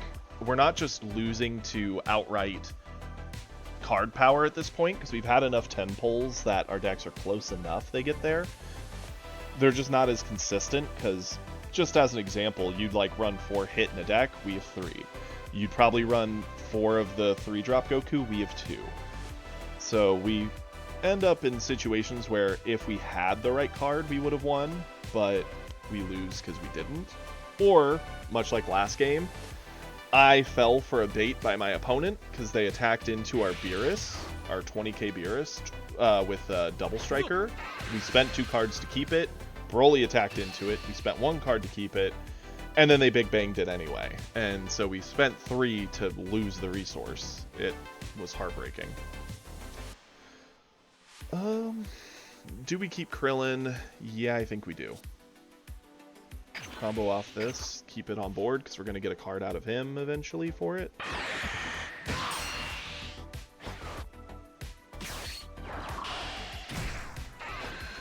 Because he's likely just cycling 1-drops to try and keep his life up. He has an instant, good to know. Not really a live option for him. And a meteor, same thing. Neither are really live at the moment, so we can kind of ignore them. That is a great 2-drop. Let's charge away Piccolo? Yeah. Get this down. Attack. Kill.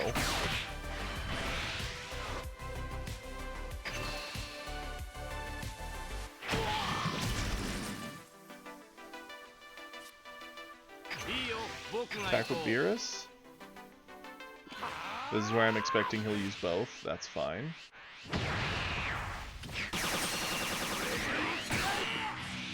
Attack here.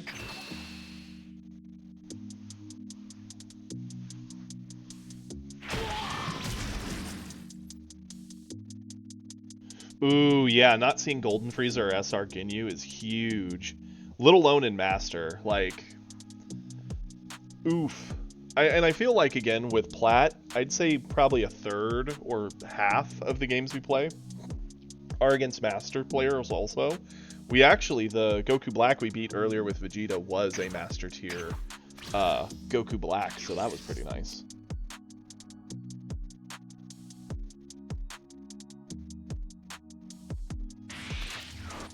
Honestly, if you're looking to get the Frieza deck, if you don't want to farm up the 400 gems, you could legitimately, if you're okay with spending like $2, go to TCG Player and just drop, I think it's $2 to get the deck code, and you could just instantly have access to it.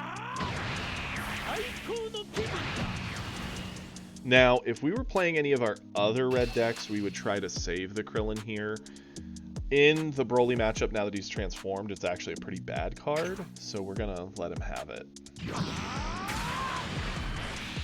He's gonna go into 6, so he has androids as an option. He left an energy up, so he does still have the meteor he can do also. Charge away, like this gets a life, which we do need eventually, but he's also going to have to eventually push. Let's go here. Get a life. Attack here, ask for a card.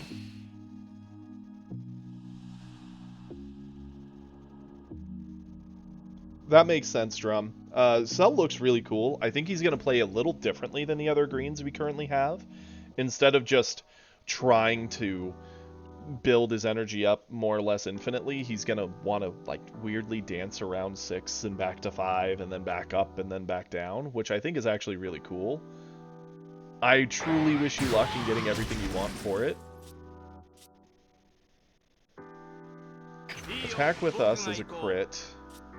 combo this off the board, because it's pretty dead, and we're not going to have cards to spend on it. Here's where things are tough. We're low on resources. He is not. He's low on life. We could try and double strike him down if we could see it before it's too late. Agreed. I think he is going to be a bit more controlled than just the usual, oh, it's turn 8 Broly, oh, it's turn 9 Broly plus Meteor. You know, that kind of stuff. I like when there are more interesting characters. I'm a big fan of the Vegeta. I think yellow is going to be a pretty big color I tend to play a lot more with the new set. I will probably continue to play my red. Doesn't feel good, but do that. Especially since you can clear it with like just an android play. Vegeta play, interesting. Ramp him, sure. Keep 2 energy live.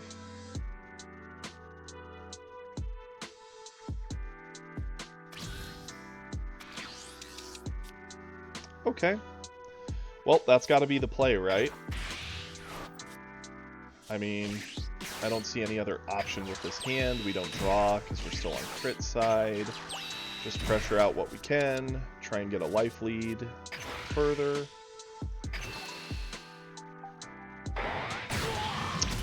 Interesting that he went to 1. Like, we know he has all the tools to be fine here. Okay. Oh yeah, we're not awakened, so these are dead anyway. That's fine. So used to them being 25s. Fool. That's fine. Combo this one off. I need to pay attention to the game I'm in. Goodness me. We are losing this for sure at this rate. I mean, we're going to get a lot of gas back when he finally hits us, but we're also going to be at the end game. He's sitting at 1. He could slow play it with the Gohan to heal. Not like we're threatening a whole lot. We've got 1 attack that threatens and 1 card he's going to ditch something to blow up anyway.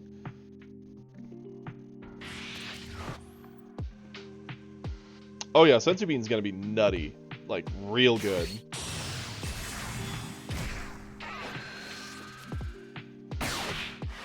Yep, Broly gets that for free.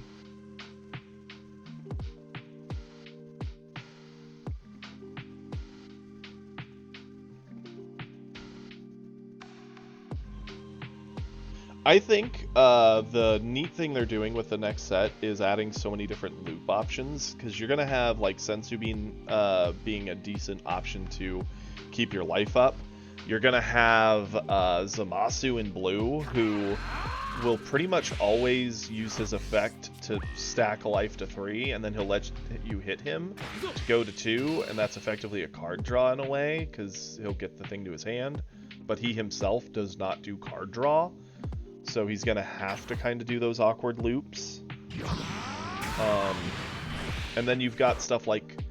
oh, what's the other loop I was thinking about? It was Vegeta, who can loop his energy. And it's like, kind of interesting how it's all going to work out. They're creating a lot of like weird little cogwheel options for various decks.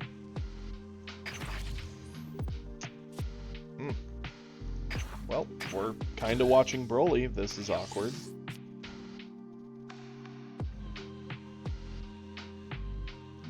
Is he just stalling us to like set up a board to try and 6 life us? That'd be a little nutty.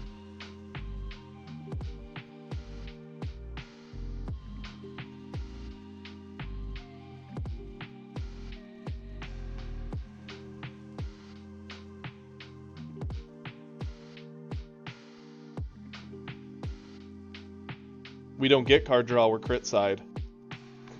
That's the thing. That's what's created this nightmarish situation. We haven't drawn a single of our 1-drop Roshi to pick up life. We had Krillin's, but we did use some. Like, we picked up a life off 1 early, and we picked up a life off him. but he has not attacked into Beerus once this game.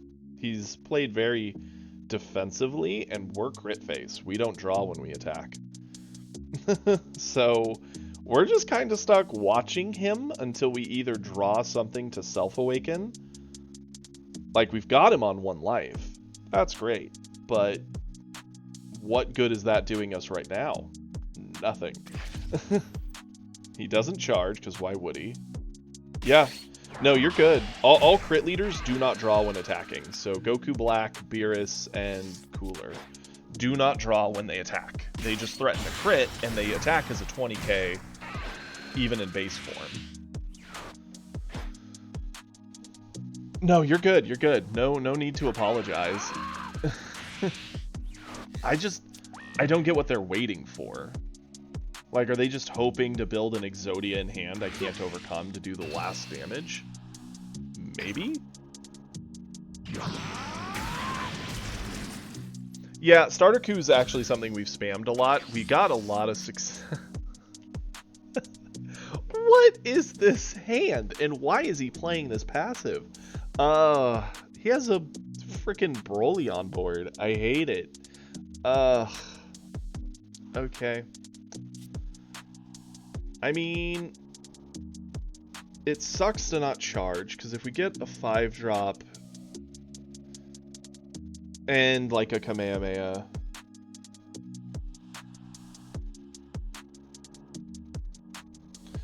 yeah, I choose to be free to play. I chose to go into this as a free to play.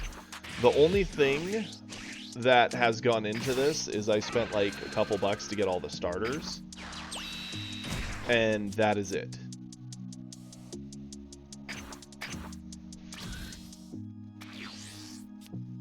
Yeah. Like, they're just locking us in because we have no options.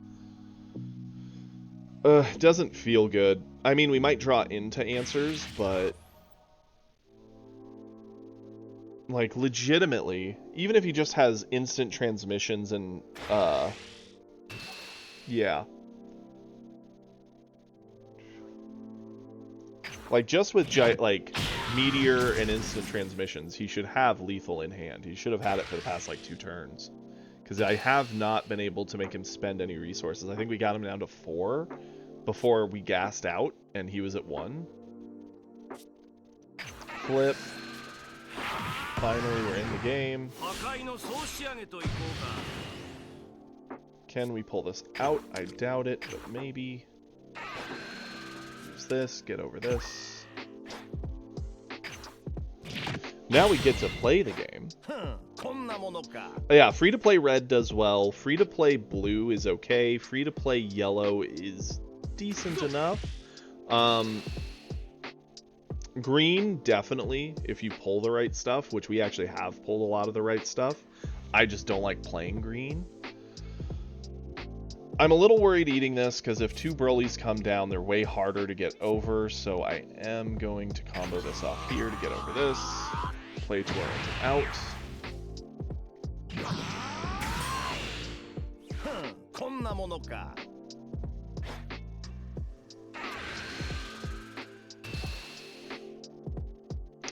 Eat this. What's our out?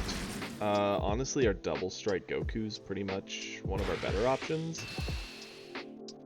Sure. Sucks we got a 0 combo here, but it is what it is.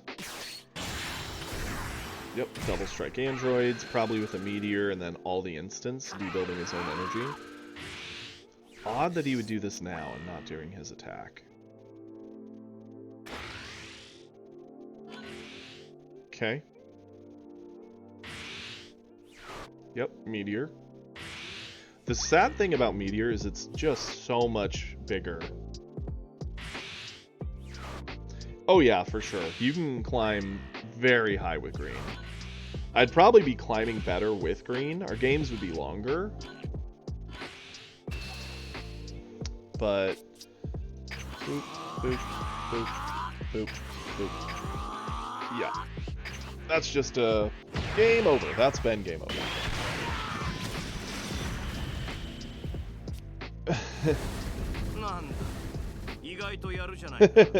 What's your main language?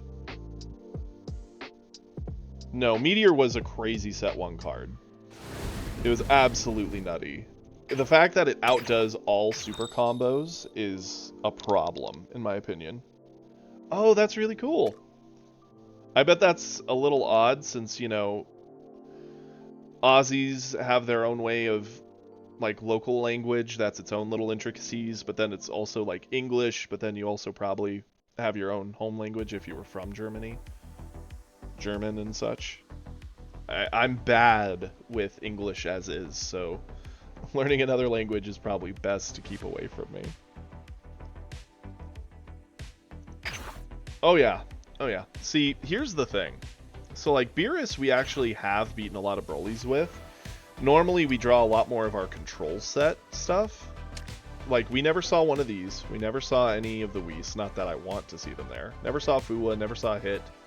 We pretty much only saw these, 1 of him, 2 of him, a Gohan, some tops, and defense. And a Beerus. Like, we saw so little of this deck in that game.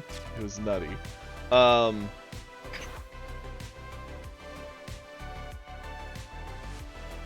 Okay, fair. That's really interesting. Yeah, green is probably one of our closest to meta decks, honestly. Like, it's not far off. We only ever got 1 green starter, because I didn't go in on buying a code for 2 of each. But, like, these are not normally in the meta, for sure. Normally you have more Vegeta, we only have 1. Normally you have some of her, we only have 1. We have 3 Broly, because again, only 1 starter, only 2 Meteor. But this thing has a very good win ratio behind it. I just don't like green a whole lot. It's my least liked color, and Broly's my least liked leader in it. I think Gohan is weaker than Broly in a lot of matchups because of the 20k bottom, whereas he is the 25, but...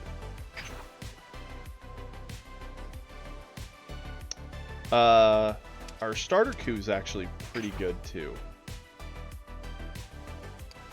Because we do have the hits, 3 hits. We have 2 of him. We have the Frost and Frieza matchups. We have a good high end for board clear, decent amount of stats and control. It kind of does a little bit of everything. The way I break down my red decks is if I'm playing aggro, I play U7. If I'm playing control, I play Beerus. And if I want to do a bit of both, I play starter coup. Frieza is better than it was. Still has some room to grow, because we only have 2 Ginyu. And that holds this deck back, as does the fact we only have 2 Frieza. And it's very bad into the Broly matchup, and there's a lot of green players. And this is my personal favorite deck, is my Vegeta. It plays aggro as all heck, and it either wins or loses pretty quickly.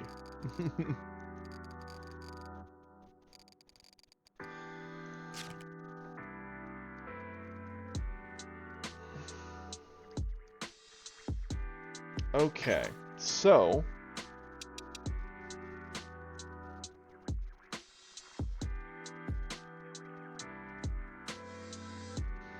yeah, like Yellow, I love Yellow. I love playing this Frieza deck. I think it's a very fun deck. I think it's not so fun into Broly, because, again, the 25k butt makes it a lot more annoying.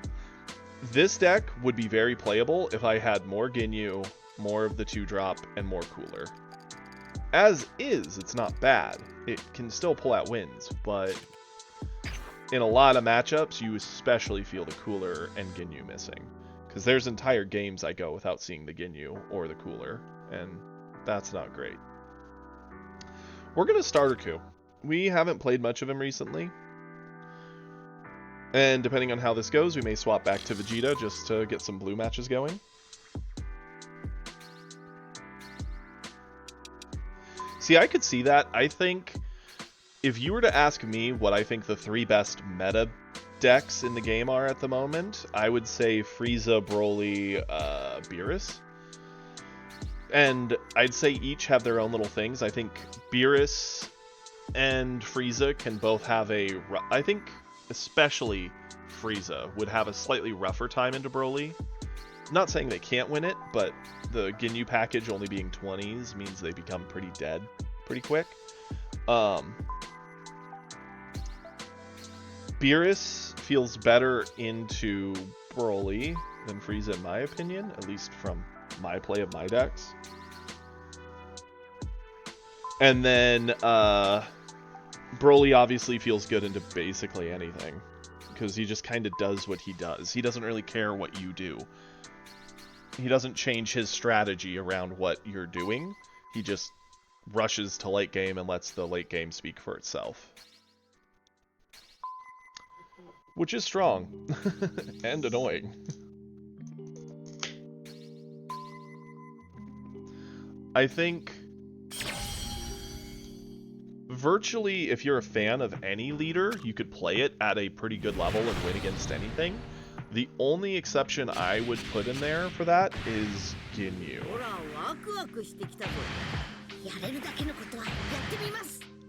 I think if you're Ginyu facing like Broly, you're probably having a terrible time.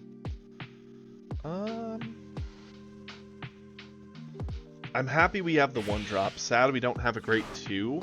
We might draw into it. I'm okay with taking the risk.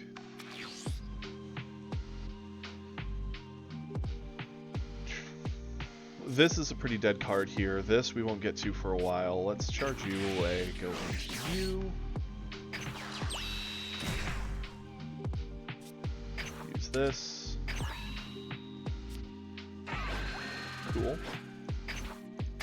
That is now a live option we can do pretty quickly. Yeah, and they're gonna need to do something to give Ginyu some value in later sets, meaning they're gonna have to print more Ginyu options.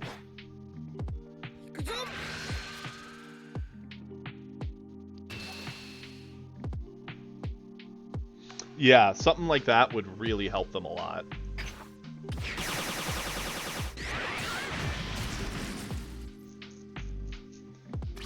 Still no good 2-drop. That is a problem. This could do some work early. It doesn't feel great.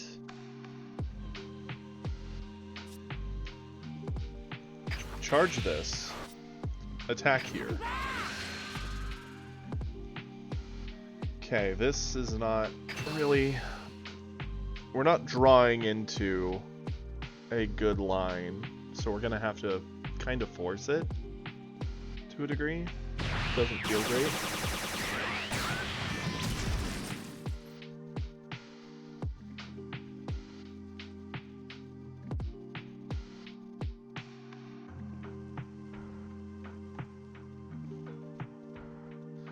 Let's pick up a life. Another top, okay. We will set up a top because we have nothing else to do with this energy at this point. Which is a little sad because we want to put him on a clock and we're not. Ugh, too much of our like super bottom and super high end. Not enough of our mid stuff. We're just kind of drawing dead. 2 tops in the whole deck and we've already drawn both. He gets to ramp. We don't really pressure anything here, so that's perfect for him. He gets to cycle.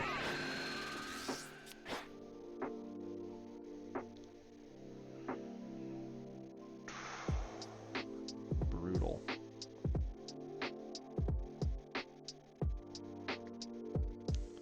He's got 7 cards.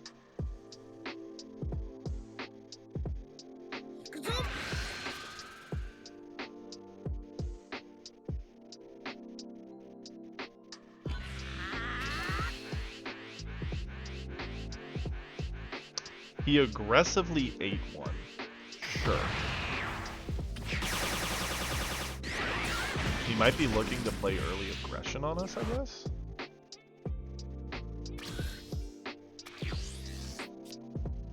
Okay. Definitely charge this away. It's a dead card. Flip.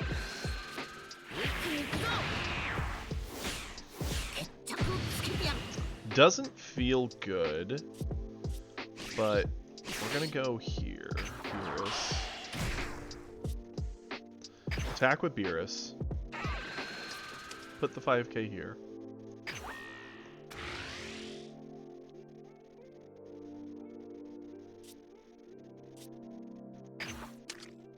Put Goku's 5k here on Beerus. Catch. Threaten a crit. Deny some long-term value.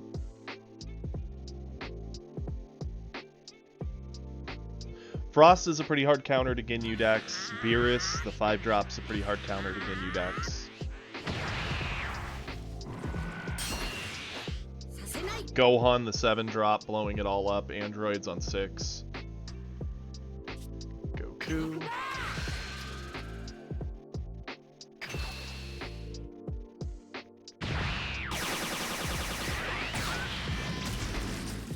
Roshi eating Roshi.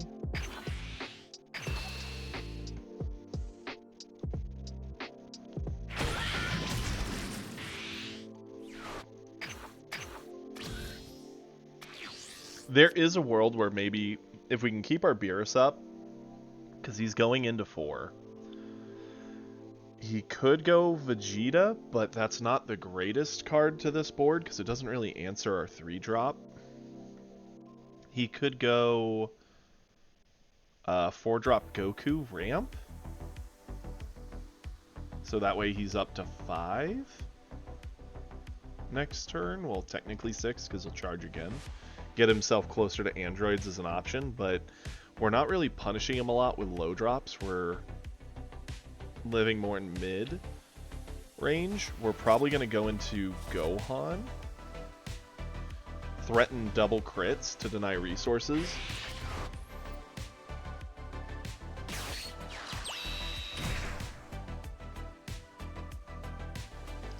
Okay.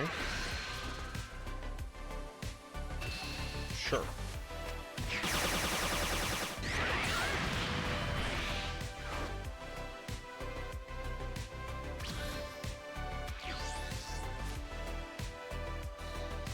We're so close to being able to cheese this in a lot of ways. Maybe charge. This is still a good answer for Selku, which is what I like saving it for. This is a decent answer for it also.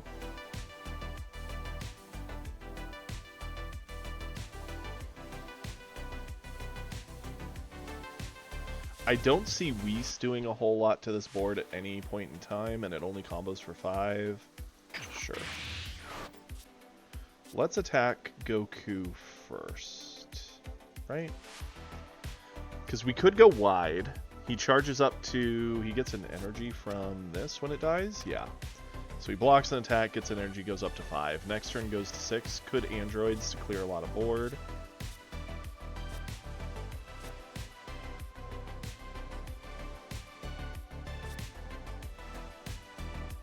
I mean, there is an argument to just use 2, blow this up. Deny him the energy, lock him to 5. Kind of like that. Go into 2-drop Goku. Oh, it still gives him the 2. Okay. That's fair.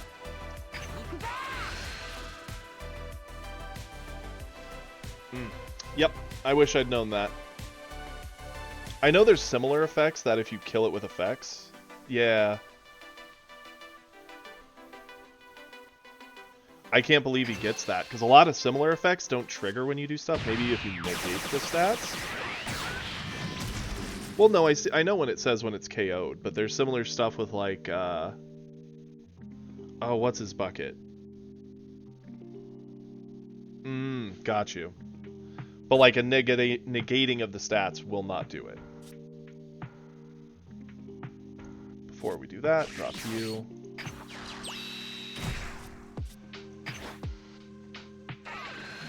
Stats here. Give the stats here. You know what, we're also going to go to the top. Pressure more out of him quicker. Go for it. Fair. It's okay, we were mostly holding on to that to answer Cell, or Goku and Cell, which we could answer with Beerus anyway, and since he's going up to 6 either way, he'll likely go androids. Gotcha.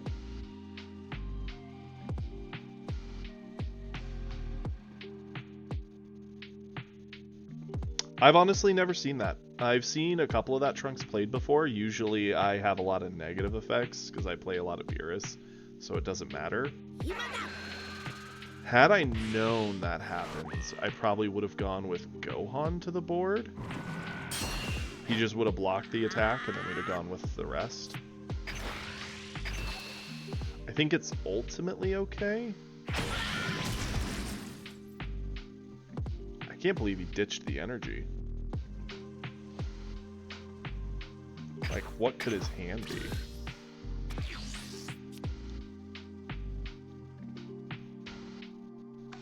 Yeah, I've never played Masters. I started playing this when I started streaming this, pretty much. Yeah, 4-drop Krillin, like, the -20 is nice. It is really good, but having only a 15k body feels bad. I mean, it's okay into some matchups, but like the Broly matchup, it's a super dead card. And Broly is one of the things I think you see a lot of on the ladder, so you gotta prepare almost the most to face Broly.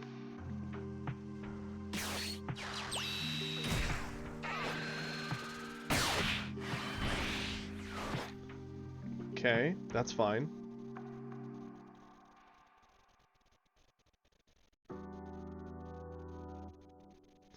Interesting that that's his 5 play, and that he used Gohan's energy drop effect to stave off an attack. Am I the one who finds that, like, odd as a play?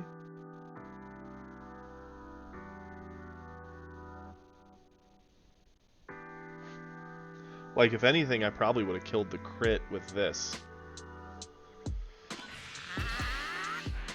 Interesting, 30.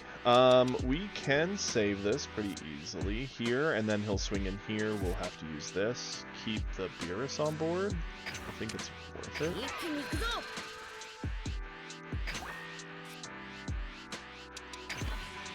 Up to 35.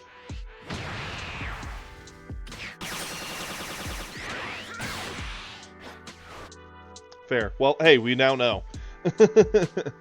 You fall for something once, and so long as you remember it, you won't fall for it again. I don't honestly mind it too much. It's a unfortunate series of events, but a real lemony snicket, if you will, but it's not world-ending. That being 35, we super combo over, keep the Beerus.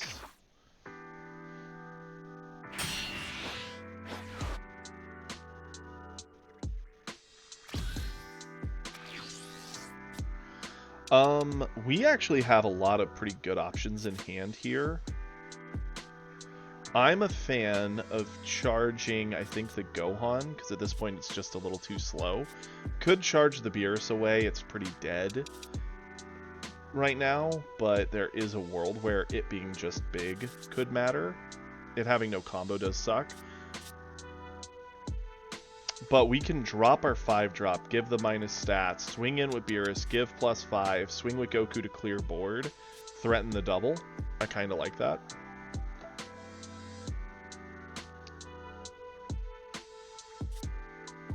So yeah, charge Gohan. Drop our 5-drop.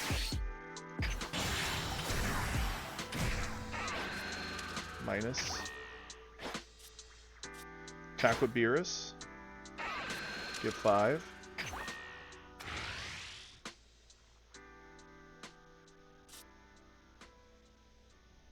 End step.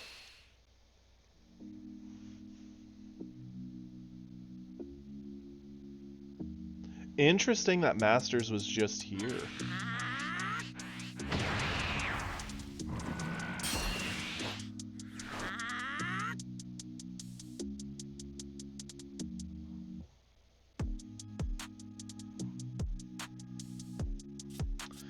attack here, get the card draw, clear this.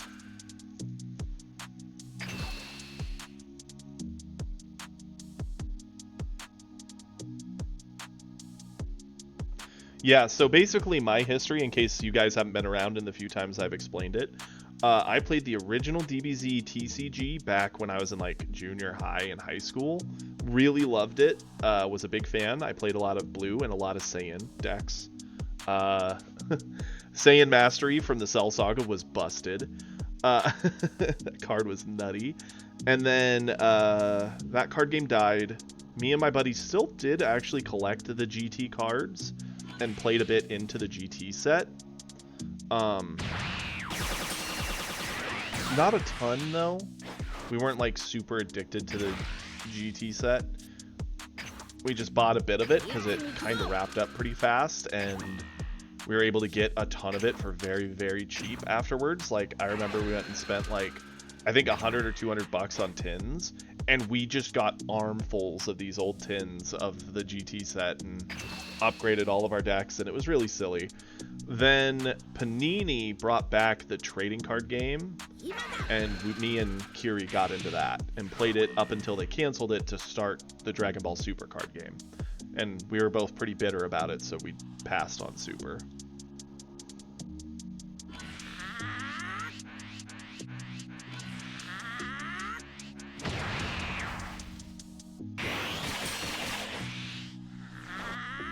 Yeah, this Gohan's in a lot of trouble. I don't know why he bothered saving the 5-drop over our Goku attack, but I'm cool with it.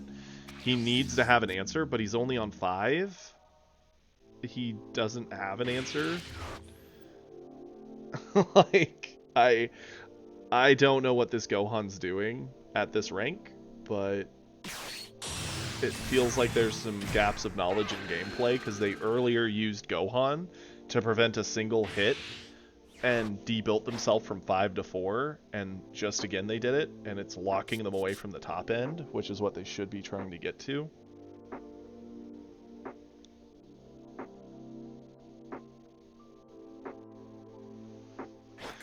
I will say, Panini is still probably my personal favorite DBZ game. It felt a little more balanced than the TCG original version did. Sure.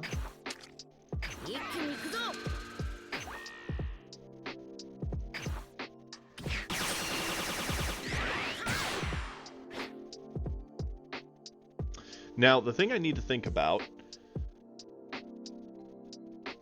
Ugh. No thank you. I like games that involve a lot of back and forth. Anything that's just like, oh look, I have the perfect hand, you lose, and it happens in 1 or 2 turns, doesn't feel like a game. I'd rather just play poker. If that's what we're doing.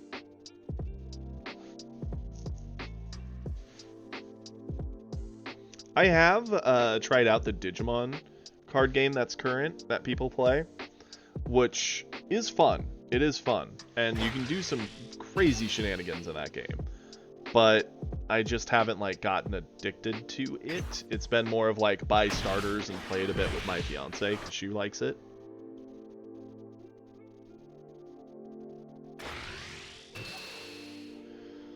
Okay. Do we care about the crit here? For 2 cards, we get over this, keep our life up. Honestly, I think the 2 cards are just better spent trying to kill him. So, sure. You can crit us. Card wouldn't have mattered anyway. Has no combo. Sure. Okay. We could charge, drop Beerus, try and crit away the 1 life, and then double strike to win. I think it makes more sense to potentially charge away the Beerus, go with Goku.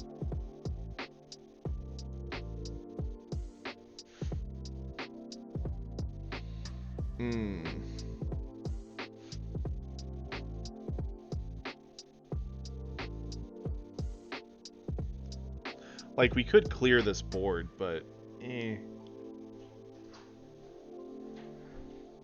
Fuwa coming down drops the stats of 1. We could attack with Goku into it.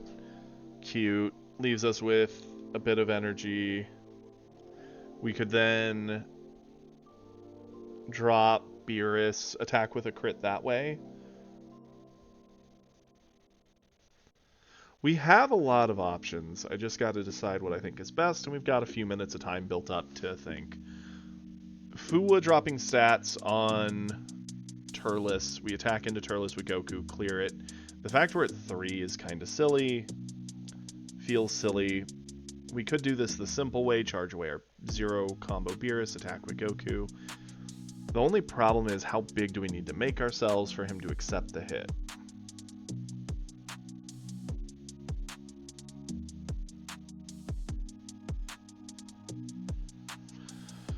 Charge away Beerus. Attack with Goku.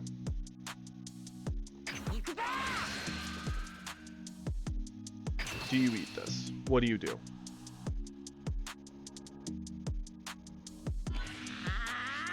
Does that. That's fine.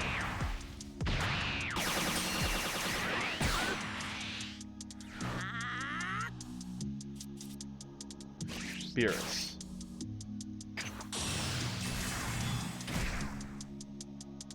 Do not activate the skill. Beerus attack.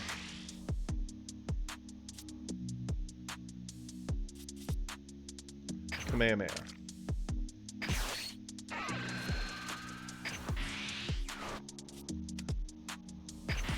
Give stats. Minus stats.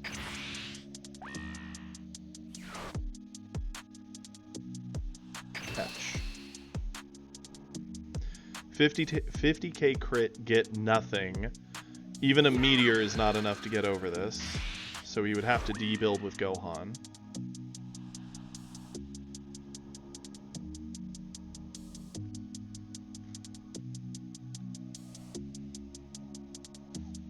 Meteor does get him over it.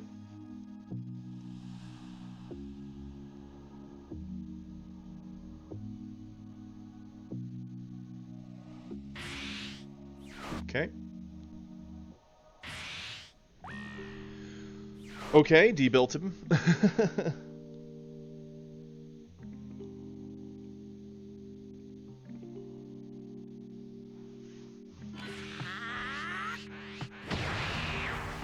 Yep.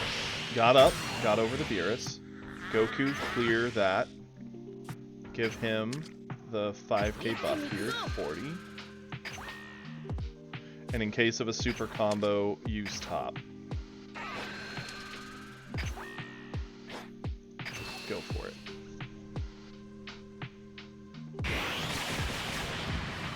Okay. Go for it.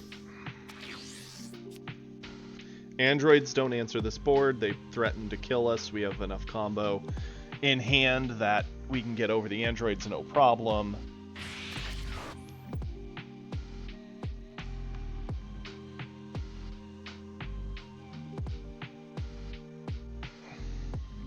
Yep. Yes, he did. He definitely did do that backwards. The Gohan's been making a fair amount of play mistakes. It's sad that even with the amount of play mistakes, he could still get away with something crazy like androids into like instant Kamehameha, and somehow pull this out, and I would be devastated. I would actually lose my mind.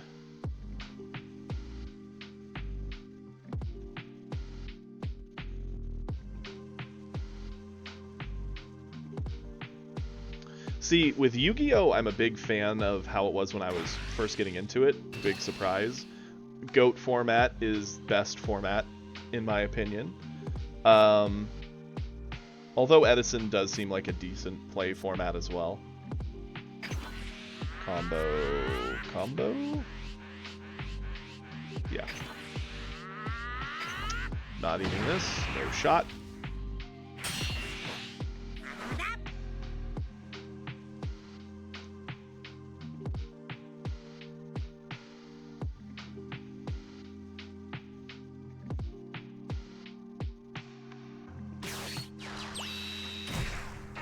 Four-drop Goku.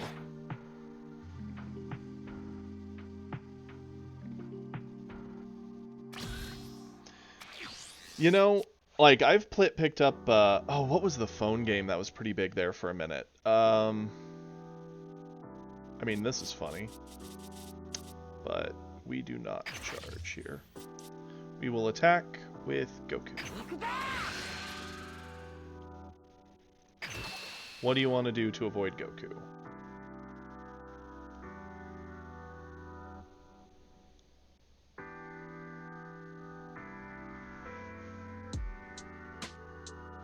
Is Rush Duel going to be more like GOAT or Edison format, where it's like simplified and more of a back and forth?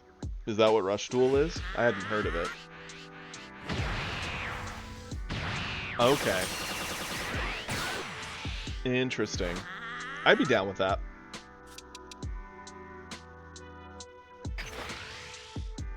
Crit. Give this.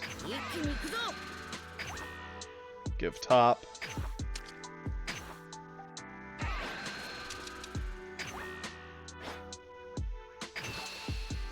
Another 4,500 crit coming.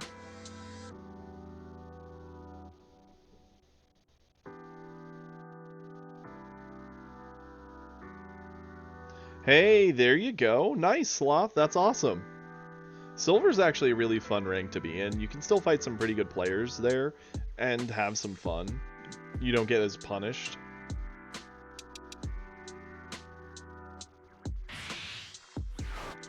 Interesting. Okay, so that's wild. That's wild.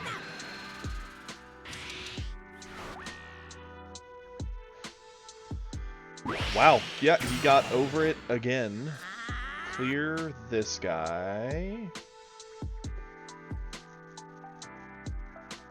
I mean, let's Fua. The fact this game is still going, actually, is bonkers.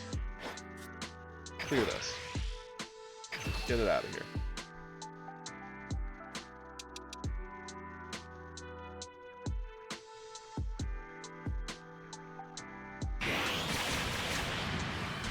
Cool. Okay. Set up Botamo. He's a pretty weak comboer anyway. Poke him down to 2.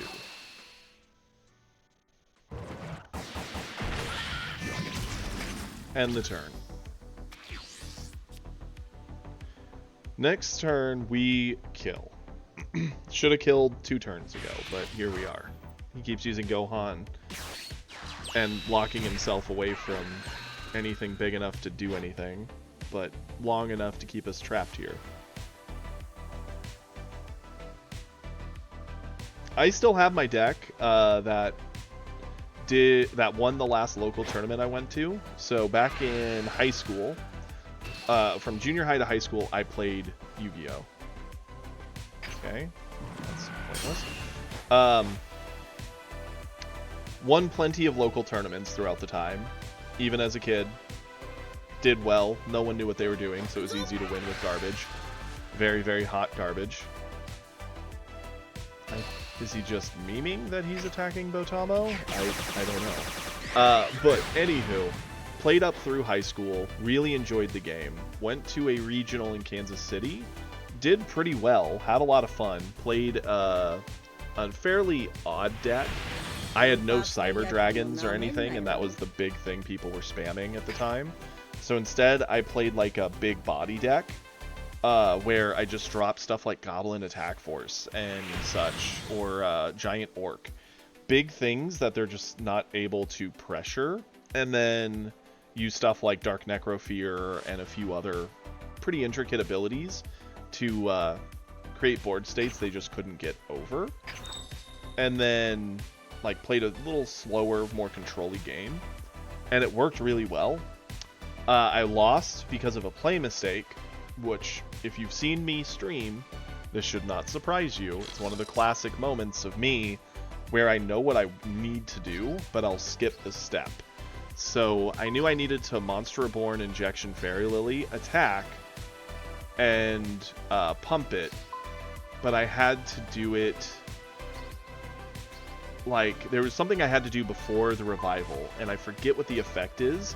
I just remember I didn't do it and played the Monster Reborn like an idiot. And as soon as I put, because it's a classic rule of once your hand goes down, it's there. And I couldn't take it back, lost because of that. Very upset. Stopped playing after that. That was the last big thing I did. Came home, didn't play for the next like half a year or something. And my buddy, who I taught how to play, showed up. And he was like, hey, I'm going to go to a local tournament. It's the last one before I leave for college. Like, do you want to go with me? And I was like, I don't know, dude. I haven't played for the last like half a year. I have no new cards. He's like, that's fine. Here's my binder. Because as a player, he himself spent all the money. He had everything. He's like, I don't care what you want to play. Just build it and come. And you can keep it if you win, because I don't care. And I'm like, okay, sure. We'll do an afternoon together. I went with him. And I wasn't planning on doing well. I just kind of threw together something that seemed fun. I like this hand. Ended up winning first place with a Phoenix of, and I'm probably going to mess up the last name, Nefertiti, something like that. Oh, I'm sorry to hear that, S. What color are you playing?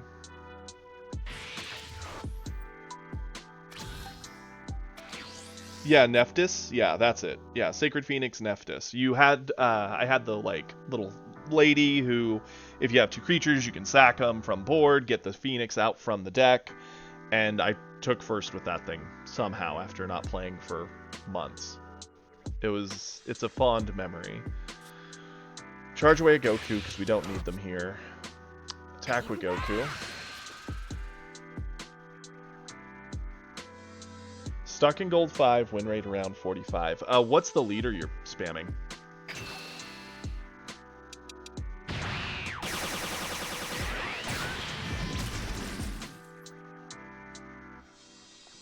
Now, here's an interesting thing with our options. We could go into a early hit, pressure, and speed the game up.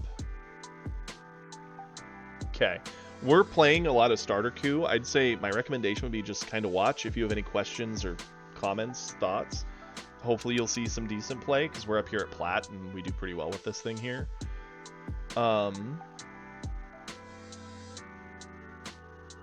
Elemental heroes are really cool.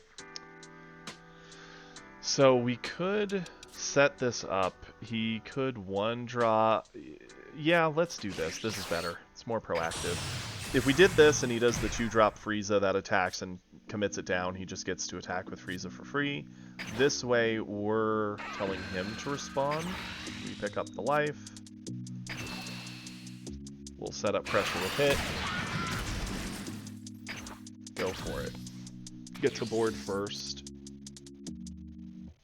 We can kind of pressure him down to 4 before he can set up a wide board. And then if he does set up a wide board, he has to kind of reactively use it to fight us off. That feels good. The thing that I loved... Okay. Just stacking there for his card draw, that's fair. About Yu-Gi-Oh! Was the boss monster gimmick. It always felt good to be like, yeah, this is my boss monster. This is the thing I'm known for. Interesting that he just played it, didn't try and get a card out of our hand for it. We're keeping this as an option for Cooler. It's incredible at clearing him. This is obviously a good kill card. I don't know if we're going to need Krillin at this point. Charge Krillin. Attack with Goku.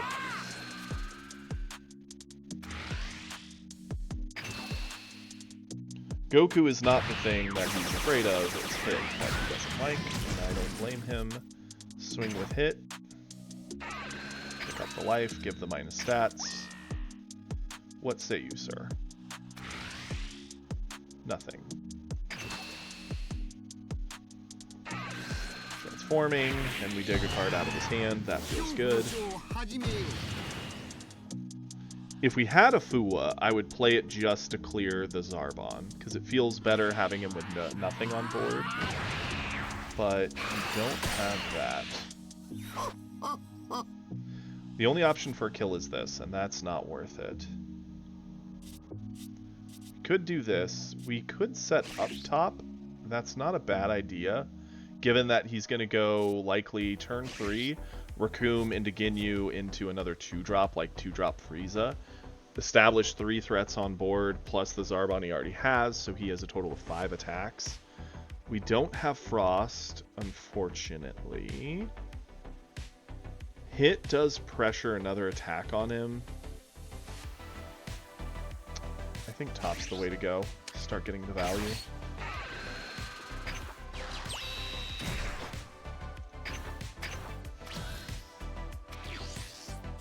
His best option would still be the Raccoon to Ginyu to some other 2-drop of his choice. He charged a Raccoon.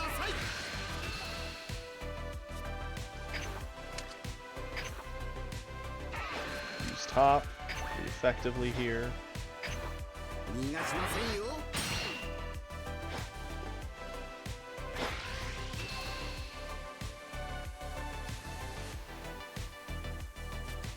Combo this.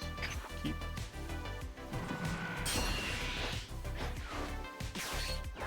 Yep, there's the Raccoon. We expected it. Raccoon into SR Ginyu. Yep. Give him 2 energy back. Weird. And then the 2 energy into the 2-drop Frieza. Oh. We don't get to see yet. We have to wait. The sad thing here is the more we spend, the more gas we get, and we have to debate how much value we're getting out of the hit. If we keep the hit on board, we have guaranteed awakening next turn between these two, which is good, and in attacking, we'll get a card out of his hand. Yeah, I think we keep him. Problem is, we are getting very low on combo cards, and our hand is living a bit on a hope and a prayer.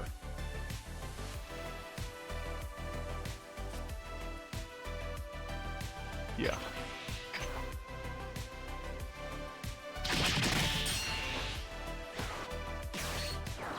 Yep, 2-drop Frieza. God, I'm good. Now here's where it gets awkward.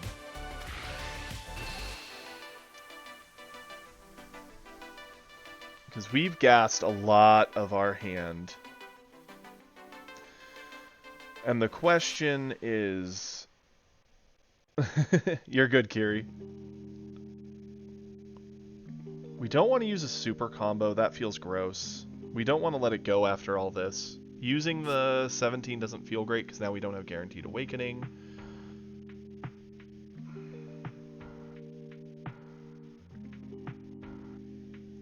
Yeah, gotta do it. Doesn't feel good though. He's gonna restand the blocker and the Frieza. They're the best 2 there. That was a very good card to pull. Charge this away because it's dead anyway. Drop him. Pick up the life. Attack with him. Give them, add the life. Give them -5 here.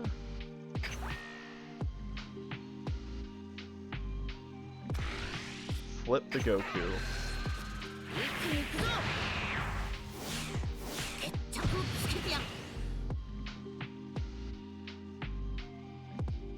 Catch.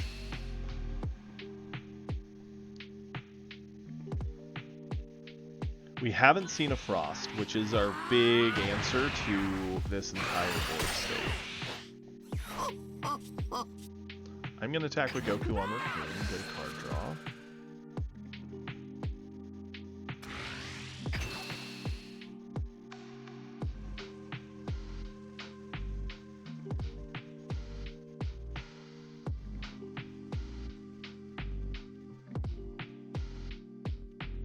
We are falling heavily behind him without either a Beerus play or a Frost play to kind of negate out what he just did for a board.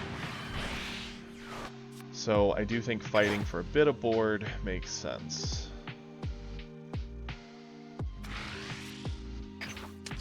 Goku, got this. save top for a defensive save. And he did save it. That's fine.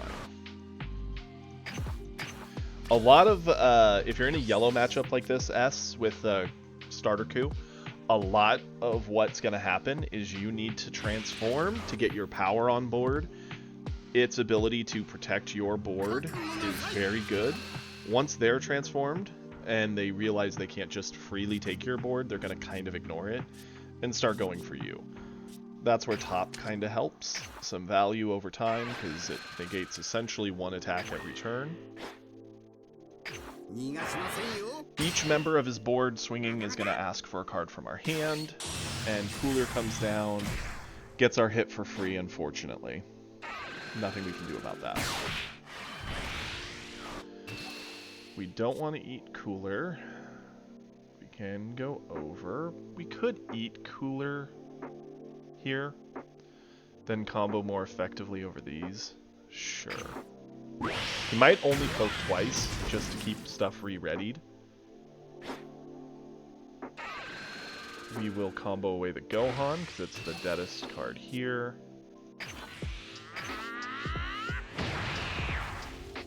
We're never going to slow down to play a 4-drop, he just gives -10. Roshi for this one.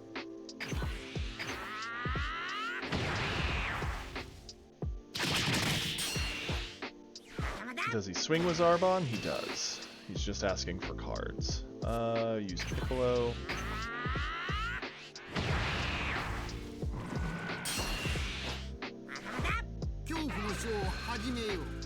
That's fine.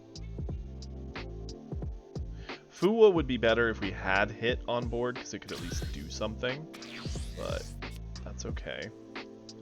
Charge away a Krillin. We're doing this. Goodbye, Cooler.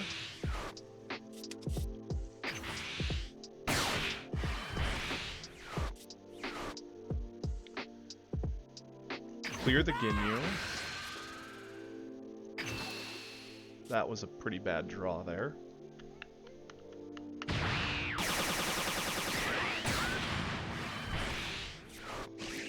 Krillin.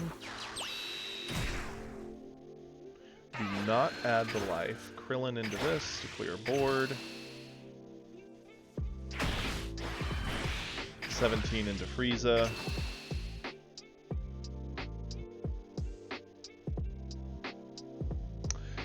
He's likely to drop Golden next turn.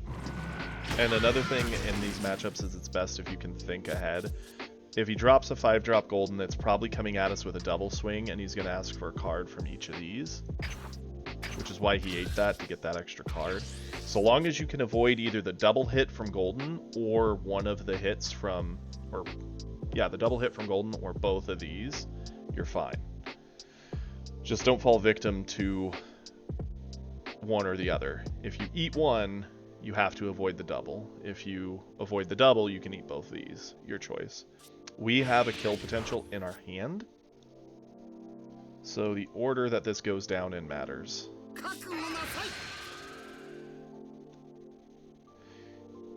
He's choosing to lead with his little attacks. That makes sense. A supernova.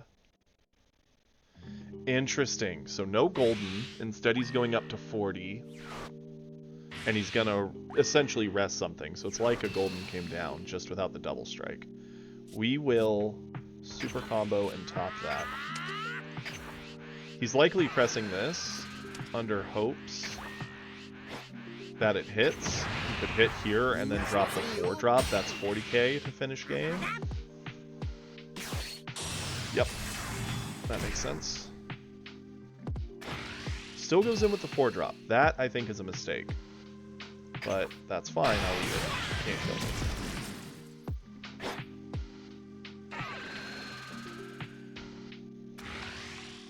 This is a very easy save. Use our power, get it to 20. Use the Gohan, combo efficiently. We're good. Oh, yeah. The 4-drop does do a lot more. When I first read it, I thought you had to clear the 1-drop to get the double swing. And I was like, why would you ever do this? Okay. Charge you.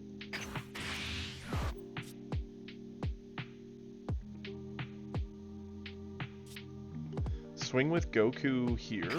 Get a card draw. Cool.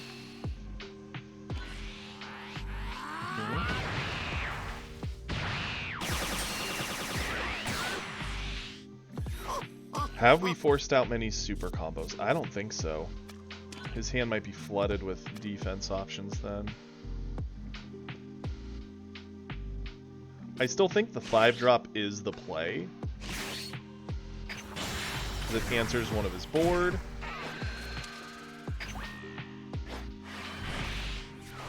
Krillin asks for a card.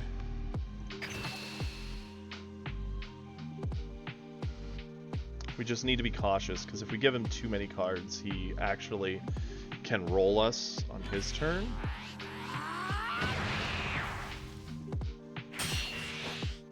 Okay. If we swing with our double striker, we give him 2 cards. He could use those 2 cards in to try and kill us, because we don't have the combo to safely guarantee we get over this next turn. He will attack, we can get over that, we're eating this, and that means double strike Frieza could come down. And he'd have 2 plus the 2 from this hit, so instead we're just going to end our turn.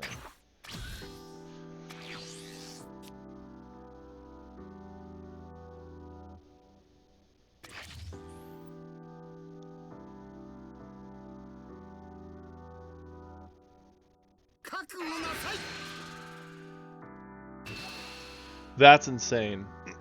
Yeah, it's crazy value. It really, really is. Use our skill to get over this from top. And this is a good example where top's great.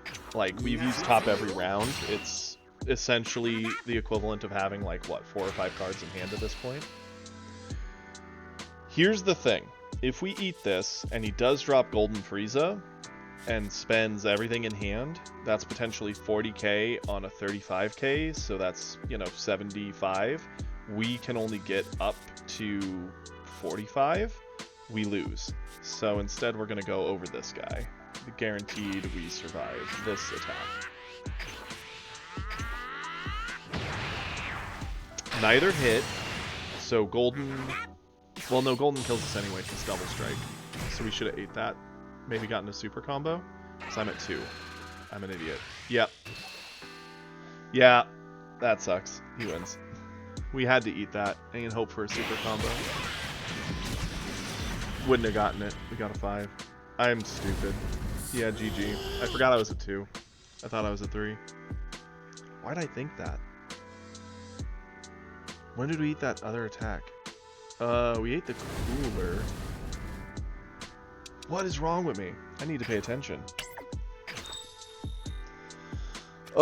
This always happens at the end of the day. At the end of the day, I start making stupid mistakes. I don't know if it's because I just haven't ate, or if it's because I'm tired, or just distracted. Let's refocus. Come on. We already fell enough today. We don't want to throw games we should have won. Yeah, staying on 3 is the best option. It requires them to have the double striker and for it to hit you. Yeah, we ate the 40k the turn before. That's what put us to 2. Why did I... Ugh. Literally, it's right there in front of me. See, you can be as bad as me and still make it to plat. You can ask Kiri. He knows me well. I'm the king of being actually pretty good when I'm on point, but being garbage when I'm not. That's a good example of garbage when not.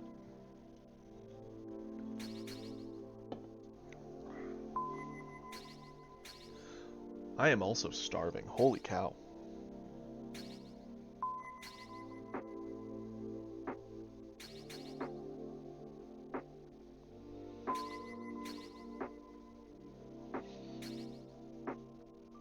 So yeah, in some matchups I deliberately like to keep my life a little higher. That way, yeah, I'm locking out my own ability and leaving myself at a lower life, but in matchups where an opponent can be overly aggressive and really do the 4 out of nowhere, it feels nice to have that extra 1 life buffer. It's kind of dangerous to play around because at the same time you're limiting your own abilities. A lot of the times I do it with decks where I have like a Guaranteed Awakener in hand. So I sit at 5 as like a safety net for myself. It gives me the option to eat a hit if I want to. It means they can't really push to all in on 5 because that's 4 cards they're going to feed you before they can even hit the 5th one. And it incentivizes them to fight for board. And that lets us focus our energy on either killing them or making the most out of what we have. There's plenty of games where I'll sit at like 5. They'll fight for board, we'll play a card, pick up the life, transform, and then push all in with all of our resources, because they'll drop to like 3 sometimes. And we're sitting on 5, and we're like, yeah, this is cool. And it depends on the matchup. Some matchups you really need your awakened form. We're the first player. We have a good hand for first player here with these. Man, what's with the play mistakes? I need to slow it down. Okay, Gohan is fine. Let's not charge this. We're gonna play it. Charge the Gohan. I would sometimes charge the Double Striker if I had 2 for sure. I only run 2 in the whole deck, so seeing 1 in an opening hand means if we get him to 2, it's a good option. We can charge it away early, but Gohans always feel a little slow, so use this, pick up the life, fun, go for it. The more you can kind of think what your opponent's going to do, the more you can kind of plan around it to find your path to winning.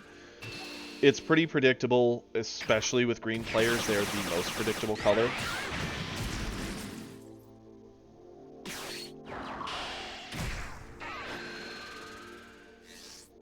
That's true. It depends on the matchup. There's times you really got to think how much your 5k is going to matter. In matchups with green, you giving 5k defensively does not matter. You giving 5k offensively certainly can. This is the card we do not care about here. Yeah. We're going to go into hit, because it's the perfect aggro card here. We'll attack, pick up a life, kill this. One step. 7. Attack here with Goku.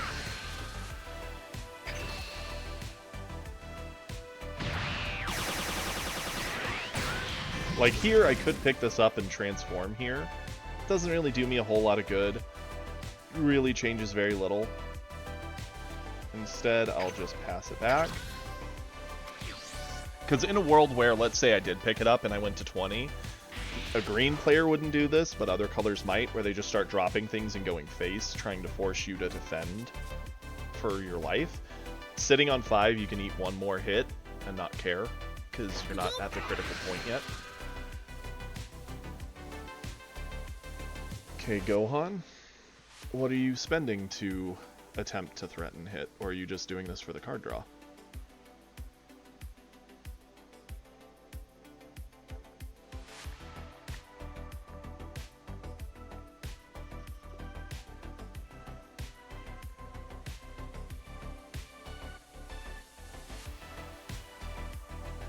Hit is very annoying for green players early, especially Gohans. Not so much for Broly's, because once they get to 25, hit has to get extra assistance to be a threat. Go up to 25, we will happily combo to 30.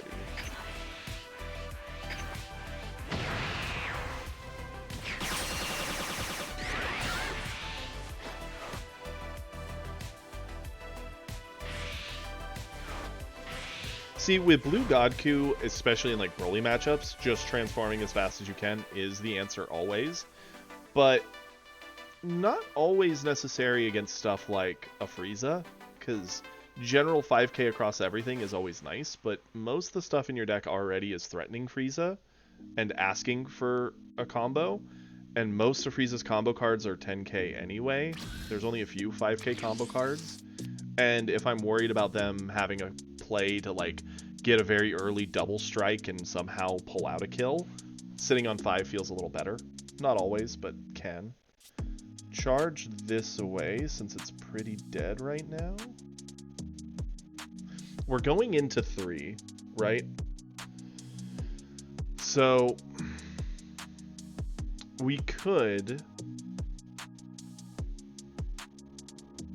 No, don't charge this away. We can set it up.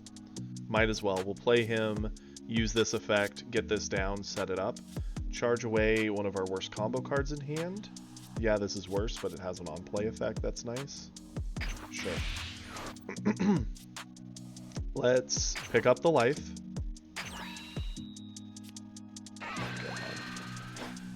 Set up top.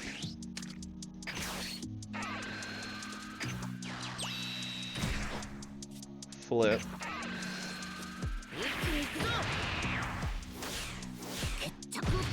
It's now live. 2-drop Goku. Swing with hit. Do not add the life.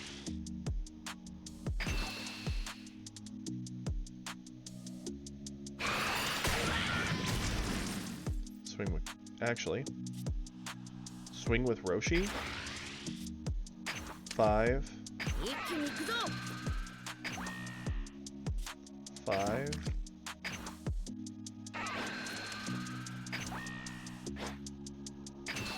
Eat Roshi's hands. He ate it. Awesome. Now we can threaten 2 attacks to bring him even lower.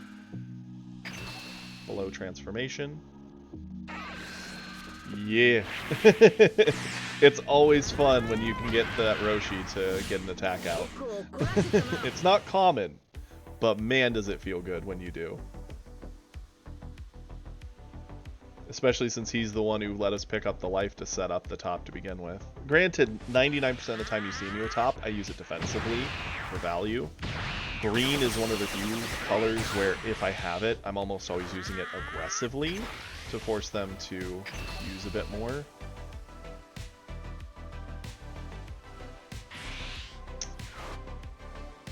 Okay, Meteor, that's fine.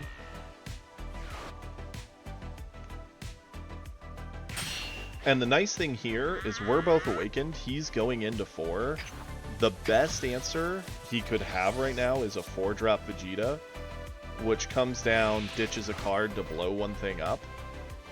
Yeah, he could attack in, will combo to save with like a Gohan that we don't care about. Gohan can attack in, but we have Goku. He would have been better off attacking us to at least get a card out of hand.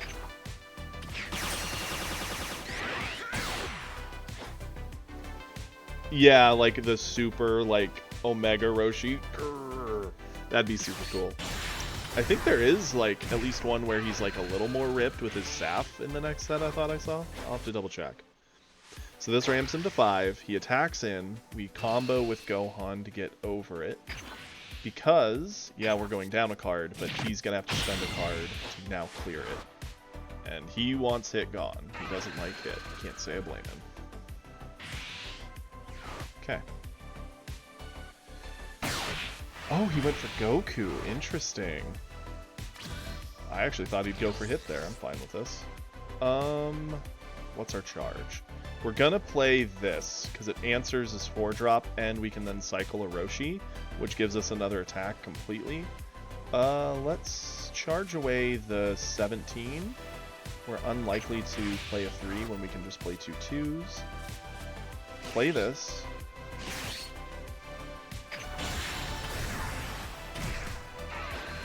Do not add the life. Do kill the Vegeta, so he still is boardless.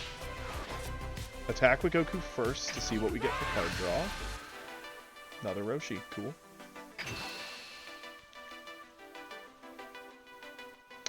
And this is a good example of where it's harder to be the Gohan than it is to be a Broly. Broly would have ramped up last turn. He'd be 25 base, so we'd have to use top to get Goku over. We'd have to sack the Roshi to get hit over, and then this over. But since it's a Gohan, we can just swing. We'll set up this Roshi, sack it to this Roshi, and we'll get another 4 attacks this turn, each asking for a card or taking a life.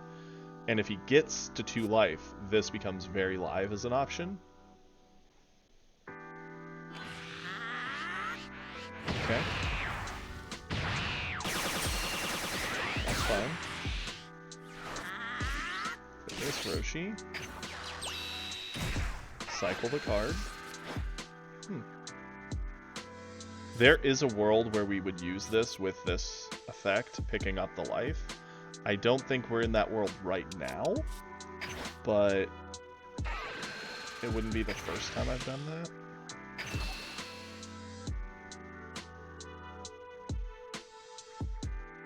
Hit would like a card, please.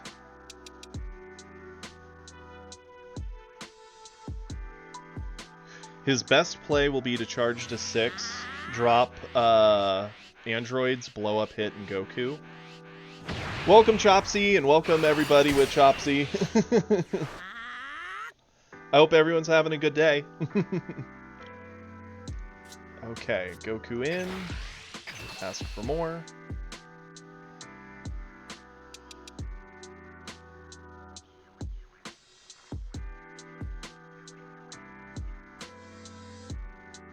Dude, I feel you there. I'm getting so hungry. Last game, I legitimately ate a double strike when I should have just saved everything. I don't know if it's me being hungry or after playing for, 5-6 hours, my brain's just static. Let's attack here. Use Goku. Roshi's about to throw hands, which is always exciting. It could be both. Probably doesn't help either way. There, 15, and then the Roshi we cycled anyway. Gohan, catch Roshi hands again. It's a very effective way to turn a card on board that's kind of past the point into a offensive tool still.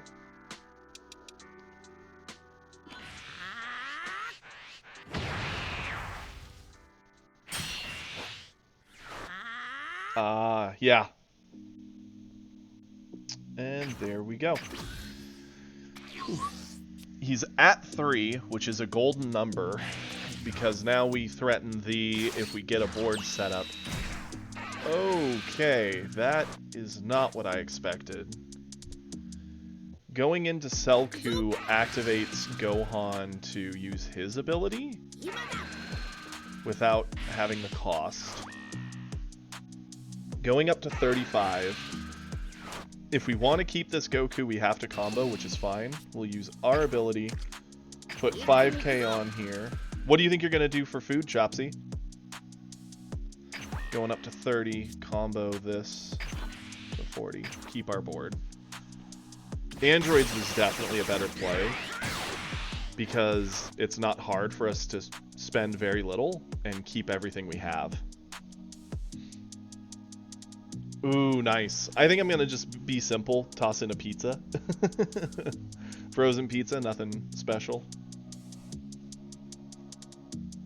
There you go. That's really smart.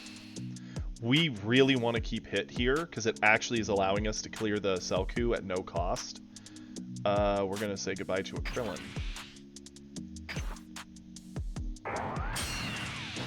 I'll commonly take like a cheese sauce, heat that up, mix in like some garlic powder, onion powder, and such, and then just dip tortilla chips in it. So good, especially if you take the time to brown off some hamburger. So good. We're gonna 5-drop Goku.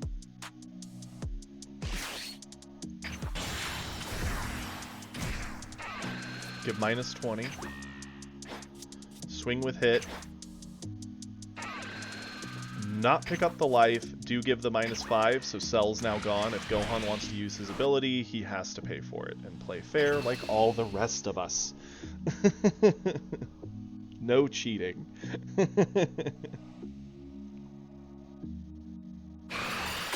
Yeah, I think I'll go with simple pizza, especially since when I'm done streaming, I've got a few chores to knock out and a bit of important adulting to do, so just take it easy, enjoy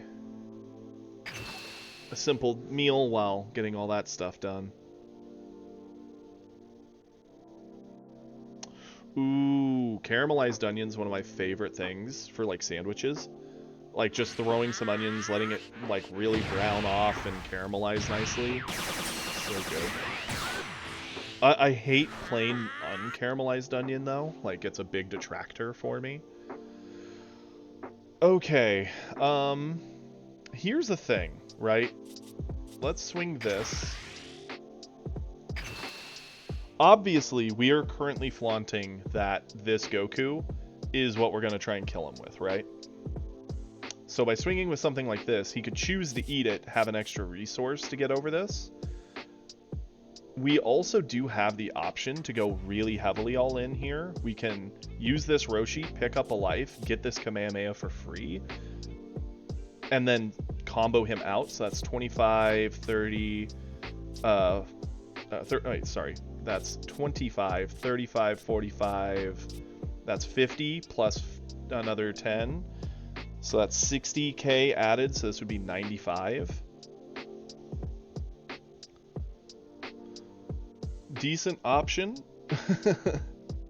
We can also still do his trick just to drop the Kamehameha on him to go for an extra card entirely, depending on how he does this. Okay. Cool. I'm willing to bet that if I swing with this, he has an energy, he likely has a meteor. His big play would be 8-drop Broly. I do need to be cautious because if I do pick up the life, I open the door for him to potentially kill me. We have a meteor there. No super combos. Androids.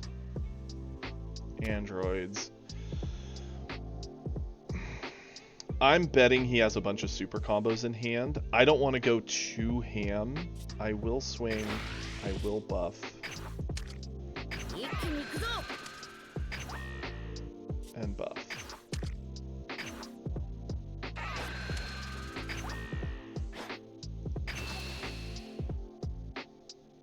I feel like our Roshi trick, while effective, could legitimately just be us playing ourselves and walking into death. 2 super combos? I'm down with that.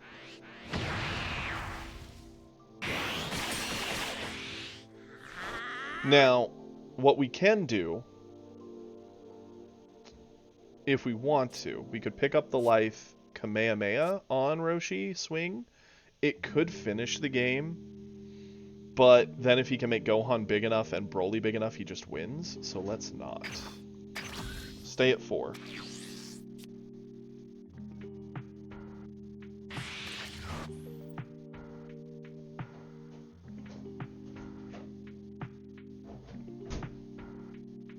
His best bet right now to not just lose this game is drop Broly, right? Broly will blow up our 5-drop. No, but he could do 3 if we did our effect here. Okay, that's easy to save. And by keeping these in hand, we are helping to insulate should he pump Gohan up and try to do some shenanigans to clear our board. Broly himself clears 1 card guaranteed, no matter what.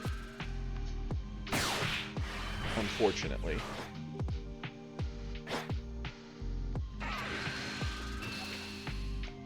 Too expensive to save this.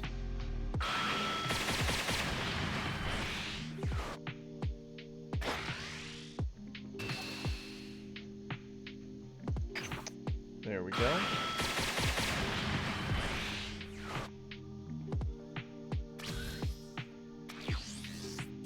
That sounds amazing, Chopsy. Okay. The God Kamehameha can't target him. We don't have the right cards to get him in range. If we found a Fuwa, we could do it. But That is a long shot. Charge it away. Attack with Goku. See what we draw. The Fuwa. Ugh, that hurts. Had we lived on the hope and prayer that we got the Fuwa card draw, we would have had the Broly answer. Oh, that hurts my feelings. End step the attack. Yeah. Okay, force the Gohan out. That's fair. Don't have to. We are trying to go for game, but he still has 6 cards in hand.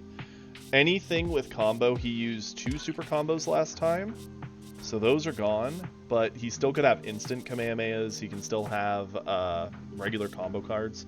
There's a lot of potential power sitting in there, and he just needs one answer for basically everything. Green's good at giving like big answer numbers, so I actually prefer killing them across multiple bodies. Speaking of which, Goku, go for it.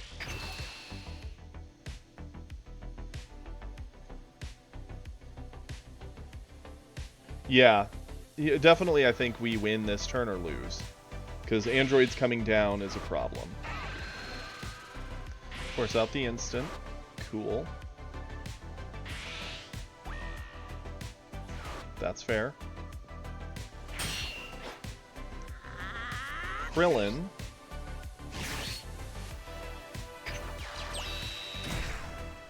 Pick up the life. Attack.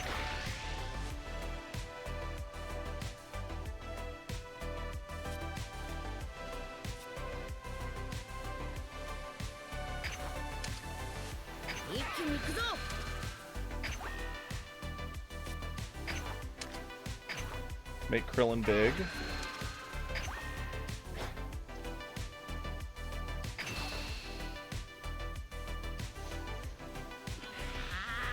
Okay. Big combo out there. Nice. That's his final one?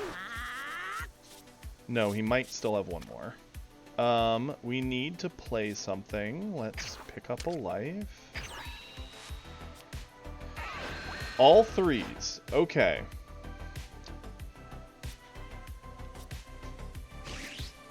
Fuwa.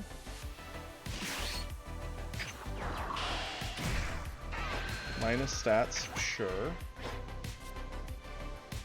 Fuwa attack. Combo. Combo? Catch.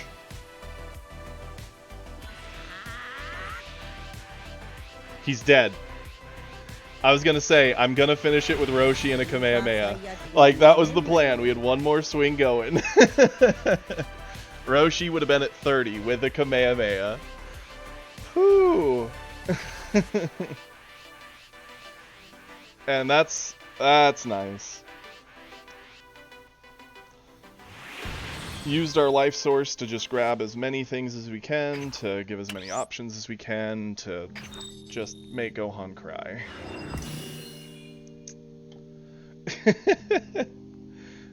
And Fuwa won. I'm a little sad. I wish I'd done it with Roshi. Roshi actually legitimately kept slapping Gohan a lot that game. It would have felt pretty hype to do it with Roshi. I just figured he had one more cooldown. Okay. Hey, you know what? Oh, that is actually a wonderful story that I don't know if I've shared with you guys yet. My first time ever, like, I had a friend who told me, oh, hey, Hobbytown has, Yu-Gi-Oh! Tournaments. And I was like, oh, we gotta go. And so we started going. My first time ever there, I get paired against a kid who is maybe 2 to 3 years younger than me at most. And again, I'm like, I think I was like 12, 10, like 11. This kid had to be like 10 or 9. And, Beerus. Sure. Beerus, or not Beerus, the kid sits down and we play Yu-Gi-Oh! And I roll them. Like, I win back to back very easily. It was pretty funny. Charge away the Gohan. And we're going to set up Whis. It kind of just tells him to not set any 1-drops of his own. He doesn't really get a great answer until Beerus himself, other than Fua.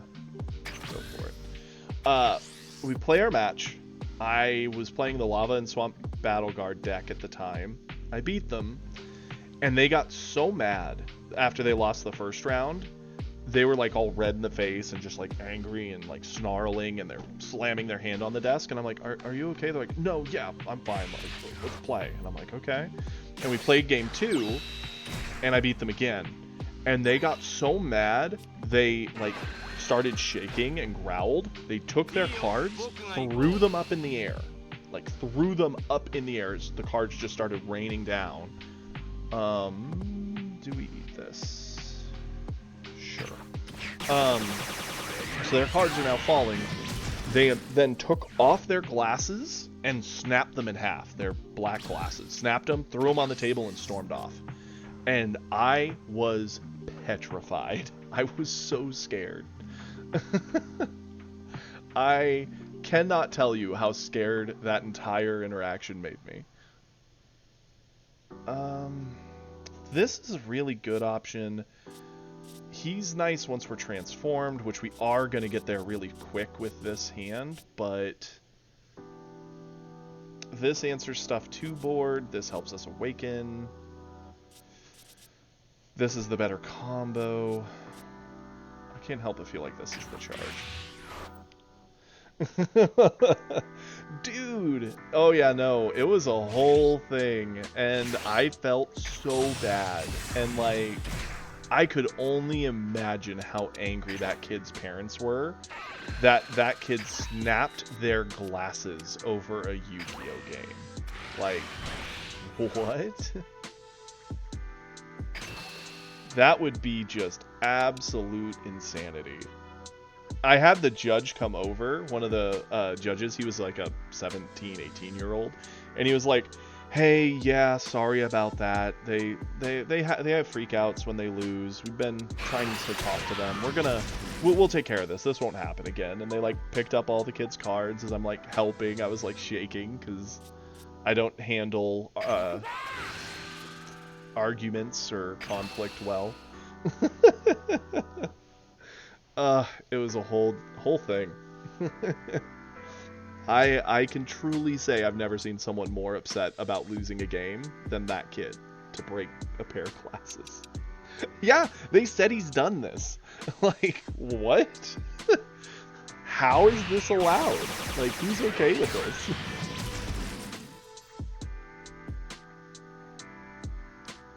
There you go, Sloth. That's awesome. Now, Beerus is almost guaranteed to awaken on his turn. That's okay. We might be a second behind awakening, but we currently have board control. I'm expecting a hit. Okay. I was expecting more like a 3-drop Goku to come down. The hit's fine.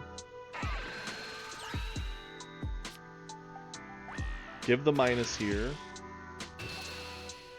Our Whis will not survive Beerus, so combo it off to save this. Force... Actually, no, I'm dead anyway. Doesn't matter. I don't know why I thought Whis was 10. Ugh, my focus. Yeah, I know, right? 4 extra sets of glasses. He just has a wall of glasses that he can go to when he's mad to break. Like, ugh. I'm a patient man, and I'm an understanding person.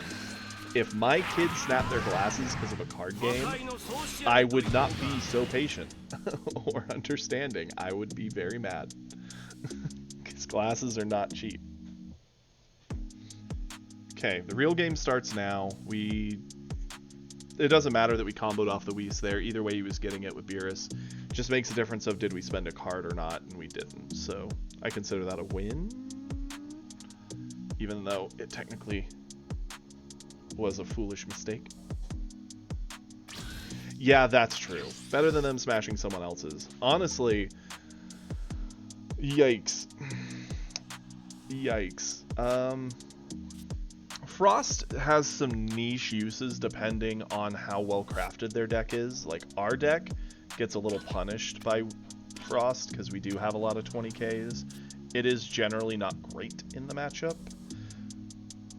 But 17 is just a Self-Awakener, and we're going to do that here anyway, so let's do this.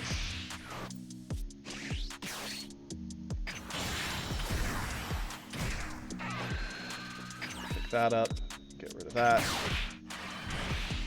flip.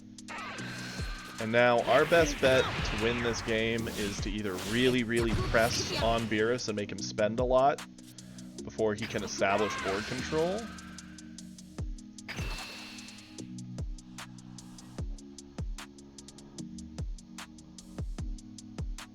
Dude, that's crazy. I mean, I've been mad at League of Legends before. I loved League. I played it addicted. Like, I was addicted to that game for years. Played it so much, but... And I'd be so mad, I would have to stop and, like, go on a walk to calm down some days. Not from losing games, actually. The funny thing is, like, me losing would upset me. I'd be kind of like I am in this, where I'm like, oh man, I made a mistake. And I'd be mad at myself, but... The thing that actually tilted me hard was the toxicity of people. That got me every time. Oof.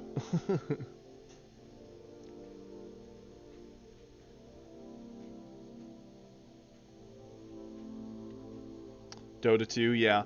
That's the thing, like, the toxic... people being toxic is far worse than me doing bad, and me doing bad will tilt me, but... The toxicity of the people around makes it 2-3 times worse for me.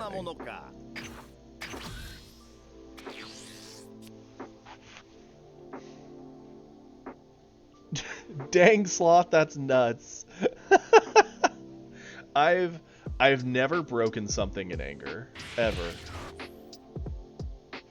See, I thought about doing that. I just feel bad because obviously it's a team coordination game, so hearing your teammates should be a thing, but yeah, I remember the game of League that tilted me the most. It was one of the last times I played a regular League match. I went back and started playing it when they came out with that new mode where you just kind of brawl in teams of 2.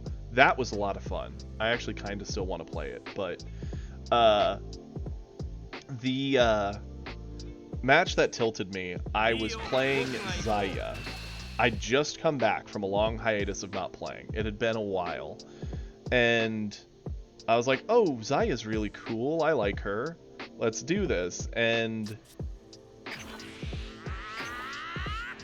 my opponent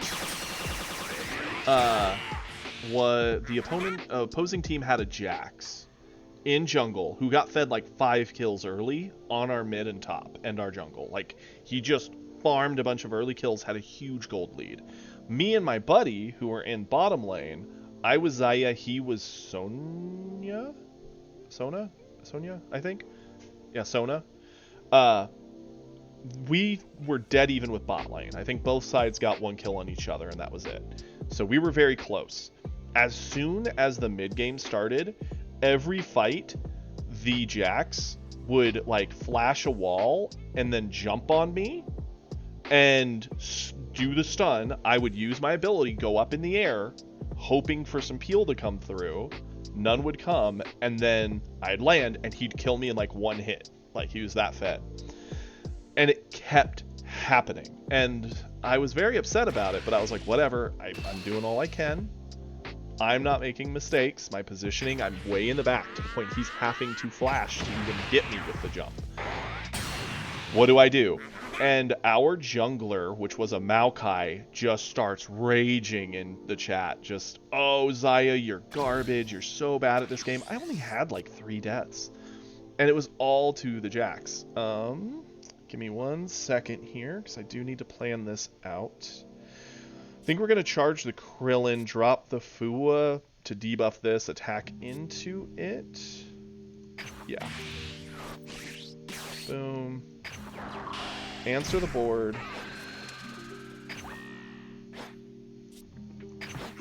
Attack, get a card draw. And this attack.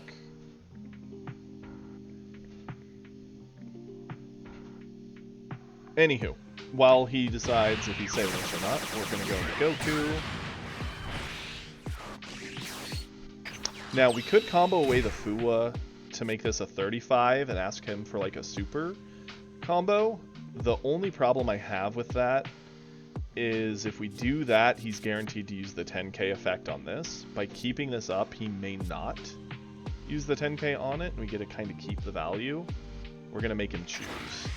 But we are going to do this. Actually, with the 5k, we're at 30. We force a super combo plus. I like that. We'll do that after all. There we go. Anywho, so the Jax starts just absolutely farming me.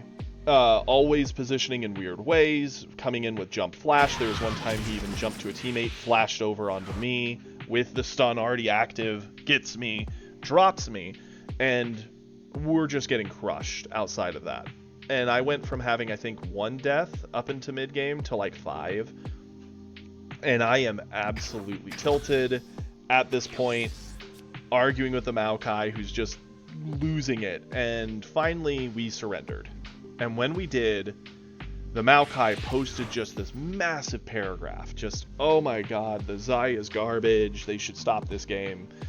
Bada bada ba. And the best feeling was when the enemy Jax defended me. He's like, are you kidding me? He's like, you're not even using your ult defensively. The Jax like, he used it every time. You're the one who never peeled me once off of him. What's he supposed to do? And I felt so happy and grateful to that Jax for being an amazing person. It gave me the little hope of light.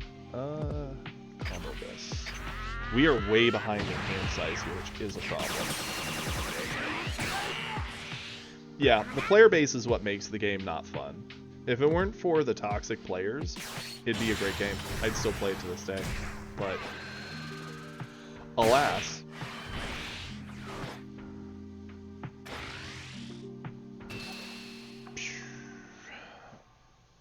we are so gassed.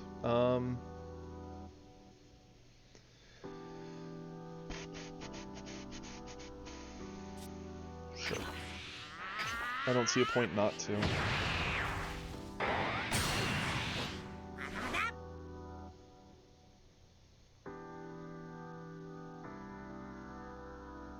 Yeah, it's weird how, like, that toxicity that's so rampant there can create that kind of a situation where the person just falls into it. It's kind of gross. We'll eat that.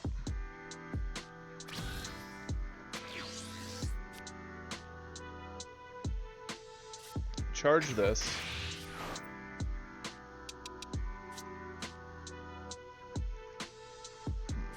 Attack with Goku here.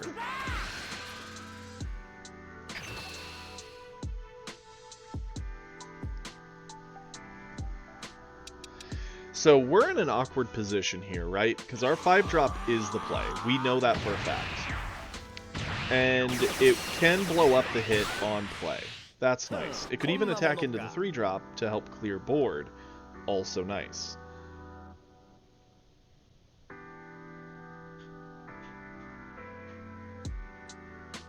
Now, the problem is, he has 6 cards in hand. He's going to give -10 to our double striker. We're pretty much dead if we don't fight back the board, but even if we do, we're probably dead anyway. I think the Beers just kind of played this better. He kind of just had beautiful 3-drop answers for everything we did, and never really had to spend a whole lot. Oh, we should have put our 5k buff. Wouldn't have mattered. Okay. At least we weren't punished for messing that up. I think we're dead, though, because if he comes in with a double striker, we are in a lot of trouble. Or a 4-drop Goku does a lot of work here, too, which we don't have.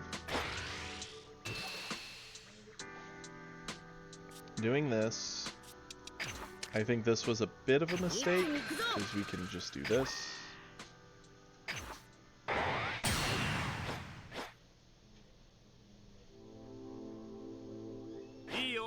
And yeah, for sure, Misery does love company.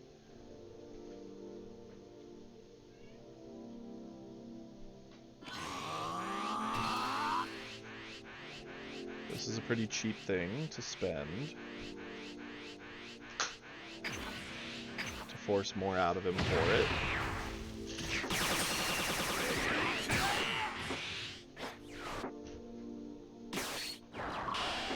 Doesn't have it.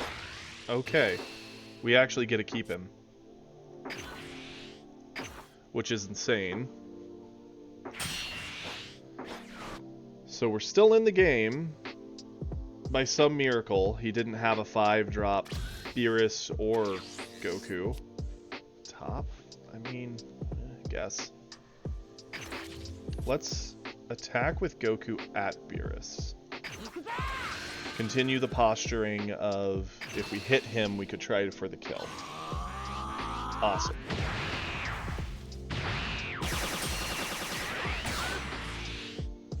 Roshi to cycle. Card draw. Top. Are you kidding me? This sucks. Okay, set up top. So now we have one dead card in hand. Attack here. Clear this. Use our buff.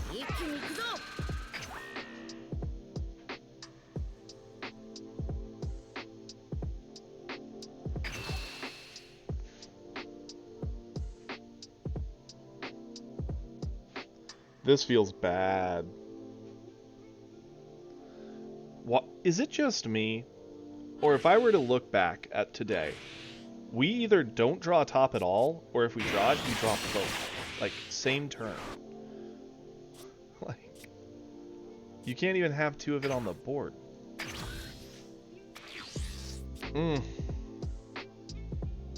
Feels bad, man. The good news is for him to use Beerus to give us the -10. Okay, Whis can clear the Roshi. Beerus can give -10 to the Goku, putting him to 25. And basically spend the turn just like last time, asking us for answers.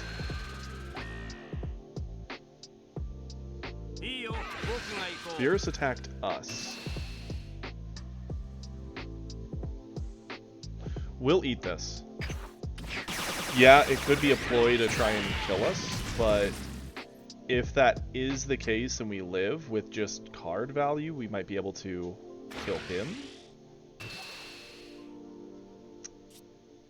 Top doesn't get over this. It's risky to go to 1, but I think it's the play.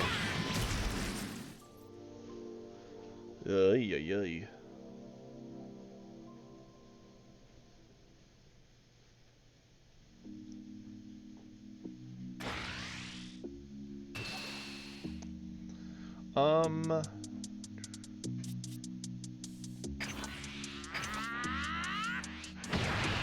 Okay.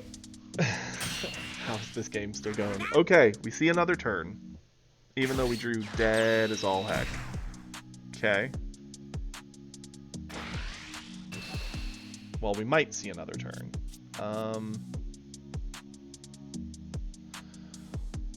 Is it worth the Kamehameha or the super combo defensively here? Probably super combo. Could be wrong, but Kamehameha plus top anyway is essentially super combo. And Kamehameha has more offensive options.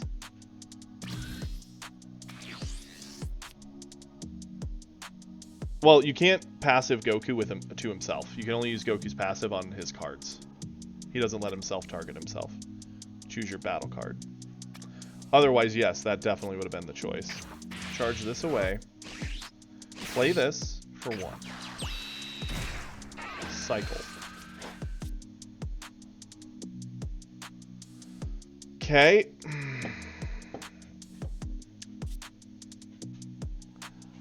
That is a very funny card. Attack with Goku on Beerus.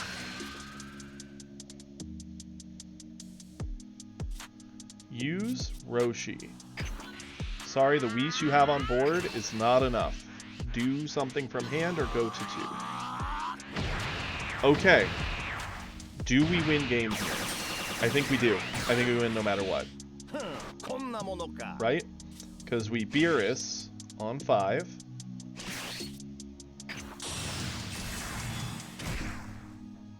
use his effect, ditch that, wipe that board. He has no answers. He's going to eat a crit into a double. Game.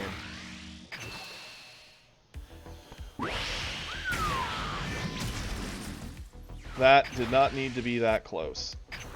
2 turns of us just passing it back, saying, please kill us, and he just couldn't. He didn't have the cards. Yeah, Beerus kills Beerus. Let's go. Boy howdy. And they were not a meta Beerus deck by any means, so that's nice. If they were, that game was so over. Oh. That was a game where one wrong choice early cost us in that late. But we made the right choices, kept the right combos, used the right things, lived to see another day. Smiles all around. It is. And it was a game where, had he played it differently, he might have had the win. Like, it could have gone either way multiple times. Each of us was just looking for a break point. Like that turn where I got the 2 tops, that was the turn. We could have just blown away Beerus there if we'd seen the right cards, but we didn't. And so we had to then play defensively against what he saw, and he used his stuff to the best of his ability, and we got in that awkward dance around each other. I love games like that. Whether I win or lose, they're just far more fulfilling because both players feel very in it.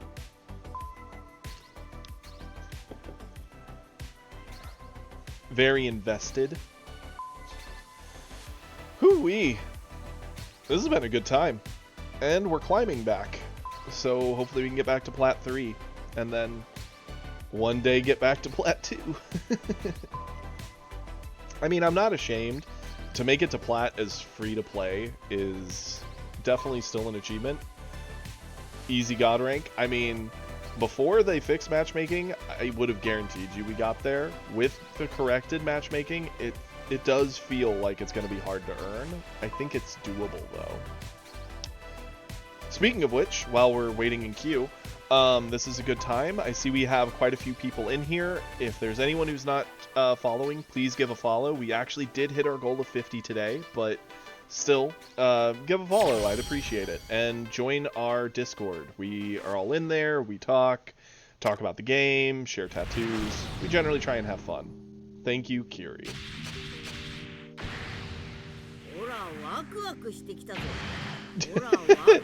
Yeah, Ash, I know that feeling. The thing with green is it is such a, for lack of a better term that I can think of right now, crapshoot. I guess I'll keep... This is our Awakener. We don't have a lot of options for Awakeners other than this, and we get to see his 1-drop first, which is kind of nice. U7 Goku and Saiyan Goku is actually a really fun matchup. Yeah, androids do something differently. I really like androids for that reason. And Gohan is different. Like, Broly does nothing until turn 4 plus. Or 4 energy plus, I should say. Gohan can actually run some 2s or 3s and has to play the early game because he can't just rely on that butt to keep him safe. Let's charge. We have a lot of options. I'm a fan of charging the 4-drop. We will attack to see a card. Cool, I like that card.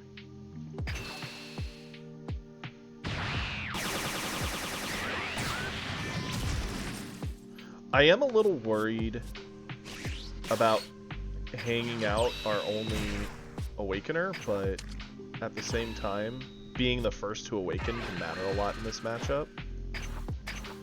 Either we want to be the first to awaken or keep our life pool very, very high. Either or. We don't have to do both. We pick. In this case, I'm thinking let's go. And yep, that's what I was afraid of. Perfect example of the problem. Okay, we have nothing to do about this. We'll eat the hit. Get the card draw. That's good, because now when he attacks with Goku, we'll go to 5, and then we awaken. Sure. Awesome. The Krillins were very good pulls here. Oh, it would have been nice to set up top. What do we charge? I don't know that we need this Goku in this matchup.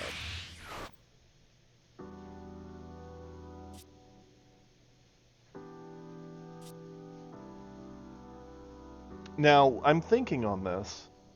What is it we're hoping to clear with this? In a red matchup, it's the 3-drop Goku is pretty good. The 4-drop Goku is very good. And obviously, with something like Whis, we could hit the 5-drop Goku also. So this is very flexible. We don't have to get rid of hit. Let's set up a Krillin. Pick up the life. That would have been nice. That would have answered hit even better.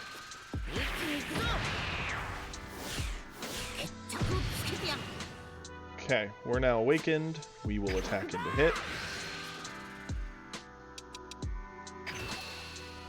Comes down to how much he wants the life. Doesn't. Krillin will not push then. We'll just leave Krillin. Yeah, he can drop a Goku and blow it up. That's fine. Keeping him off Awakening is effectively keeping our own combo power a little bit more secure, because now we won't be giving all the stats. He already charged away 1 3-drop, and he's got a Vegeta there.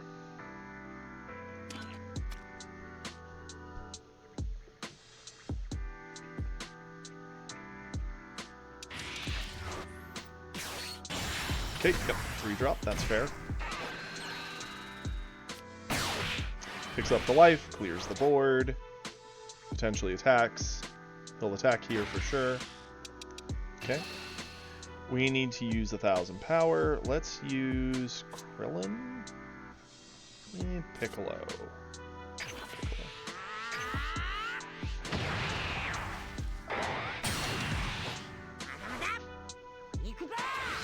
He's attacking for the card draw, that's fine.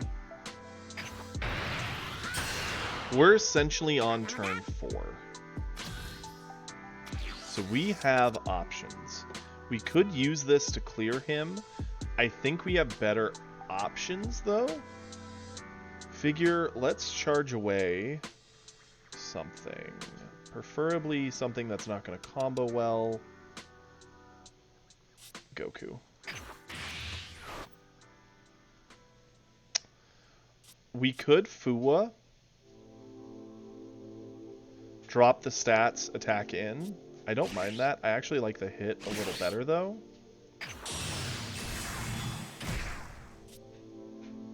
Attack in with hit. Do not add. Do drop the stats. End step. If he saves this, we attack with Goku and get our card draw. He is a little incentivized to let it die for that reason, because then he would deny us our card draw if we don't attack into Goku. But we are going to attack him with Goku. Okay.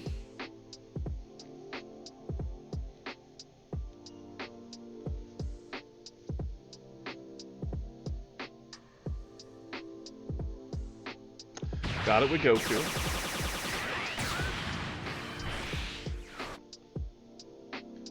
Let's set up top, right? We don't need to set up a whole board. Top does a good job here of creating us some value. We could have kept the extra energy to try a 5-drop next turn early, but this effectively protects our hand. It is weird how slow they've been doing it, but at the same time, it's kind of exciting.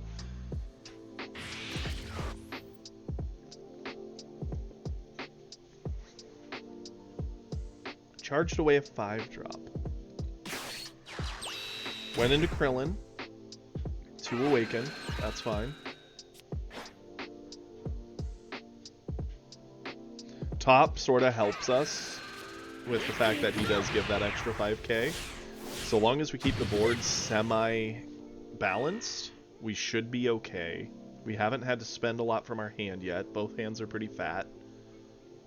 He's got to pick between board control or punishing our hand. He can't do both. Sure. This is pretty easy. We can top over this. Because the hit doesn't give the buff. Or get the buff.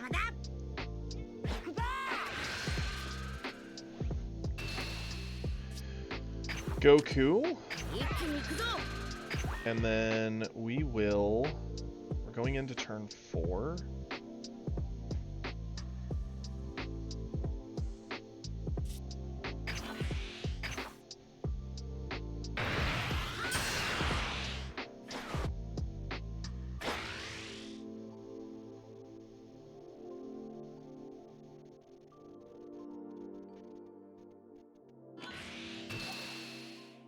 So he's a 35?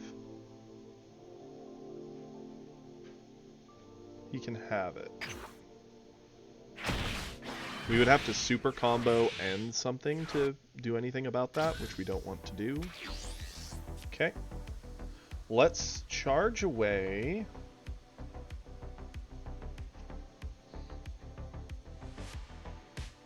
It's between Whis or Beerus in my mind.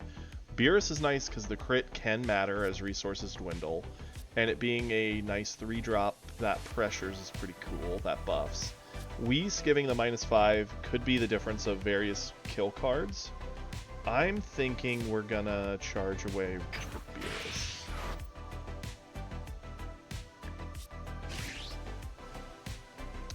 Fua for 2. Gets rid of the Krillin. Goku can go into hit.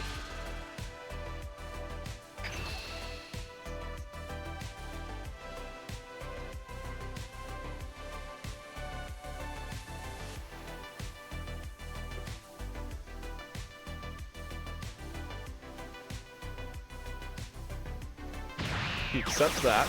Good. There is a world where keeping the Kamehameha active as an option is nice. He may try and go for like a 5-drop Goku here. And we do want to be careful of that. Cycle a Roshi.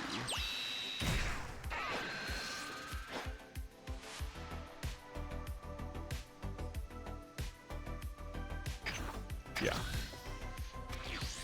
We're playing this kind of like how a Beerus would play it, where we're controlling the tempo of the board. If he does the 5-drop, we can answer with our 5-drop or a Whis with God Kamehameha. We're kind of just keeping our options open. Okay, the hit was a good play. He blows up that. That's fine. We'll combo this.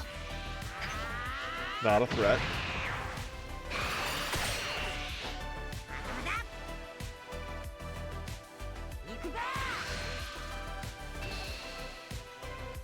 We'll use top for this.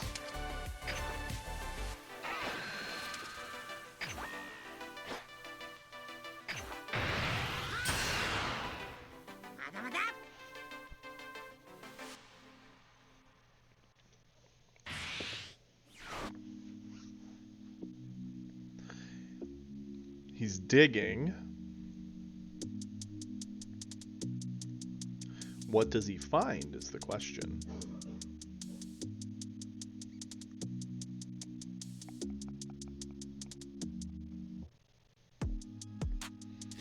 Another reason why they're probably going pretty slow with the reveals is they're also not wanting players to start already metagaming how the new set's going to affect everything. They're probably hoping to kind of slow play it, make players stay on edge hoping for certain things. Charge away the 17? Kamehameha is not a bad option to charge away here, or this. We're getting to the point where they're kind of greedy to be held on to, but if we keep this with this, that's a really good thing. And we have 2 super defenses. I feel safe doing this. Especially seeing as how we can clear board and start pressuring him to answer us. Attack, card draw, use something, or eat a hit.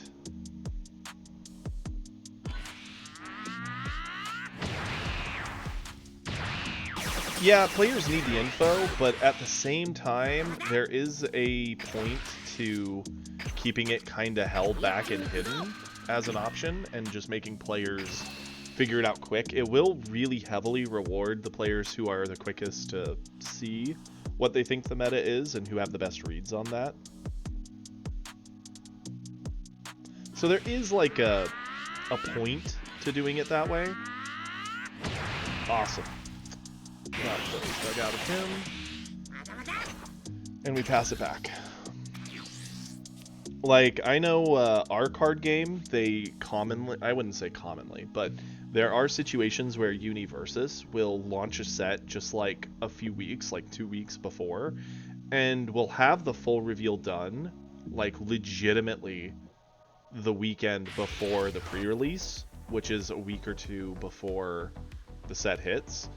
So people have like 2-3 weeks to theory craft and figure it out before the thing.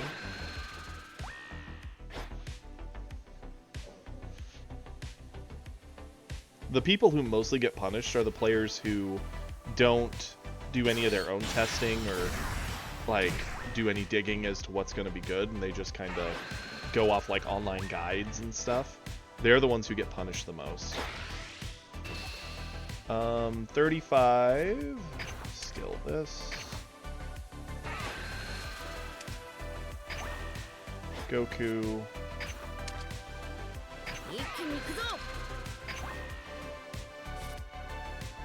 35 and combo you. Nope. Even with all those debuffs, no shot. 30? Oh, hey, I'm down with that. I think he should have kept it on board, but...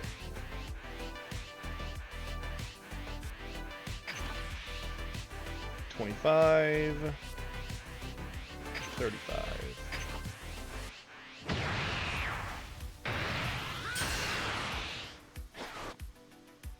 Because the Fuwa could have just asked me for a whole nother card, as is.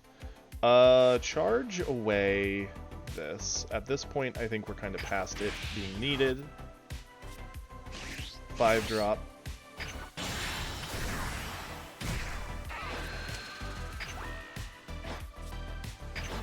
Clear it.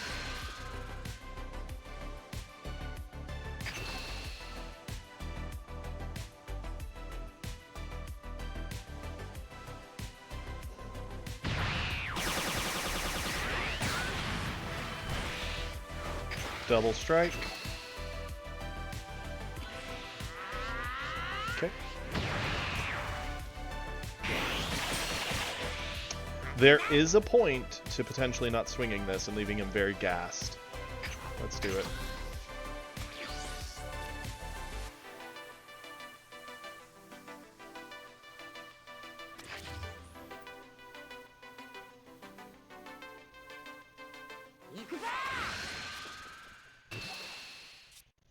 Top gets us over this.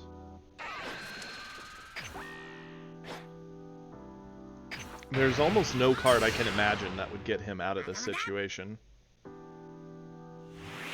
Yep. I was gonna say, next turn we have double Kamehamehas, we'll sack everything we draw, we won't charge anything. Hooey.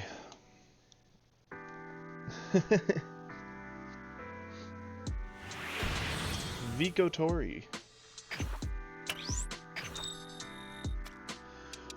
Okay, we're almost back to our home at Plat 3, which is officially where I'm going to say we live. Because we're going to get there right here and now. And then we'll probably wrap up stream there, hopefully.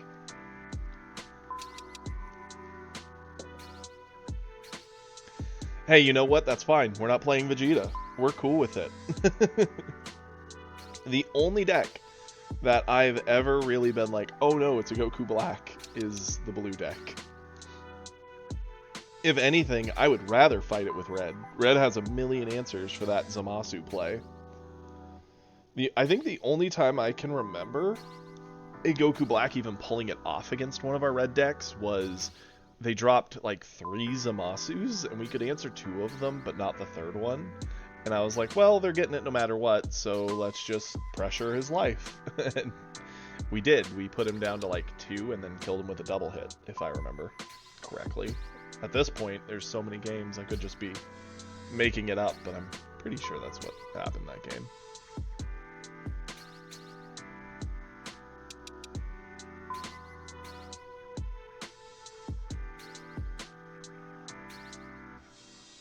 I think the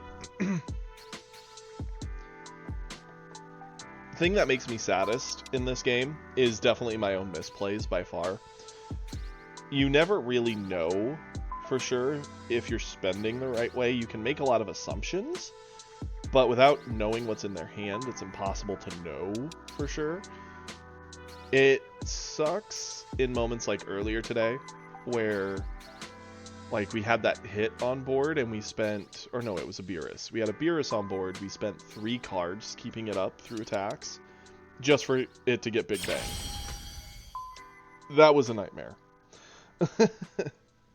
That was such crazy, crazy value for him.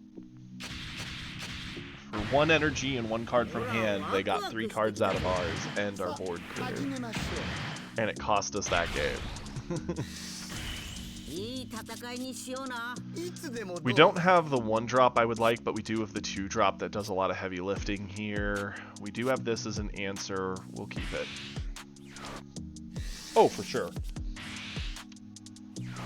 Next time in that situation, you just let it die because you assume, oh well, there could be a Big Bang and they're just baiting me. Charge away the Kamehameha. It's going to be a while before that becomes anything. Cycle the Roshi for value. Double hit. That's kind of nice. Does he have... Interesting. Okay. I wondered if there'd be like Tournament of Power as a keyword on this, hinting at the next set's Goku, but no, they did not do that. Which is a bit of a shame. That would have shown a lot of forethought. Hit is the perfect card here. Charge Gohan away. Play hit. Attack. Draw the life. Destroy that.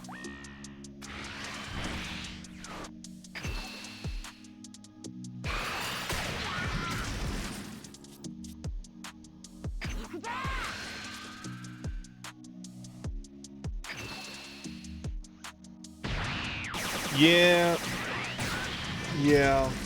I'm still just sad they pushed another Goku, but I'm over it at this point. I'm just excited for the other 3 leaders.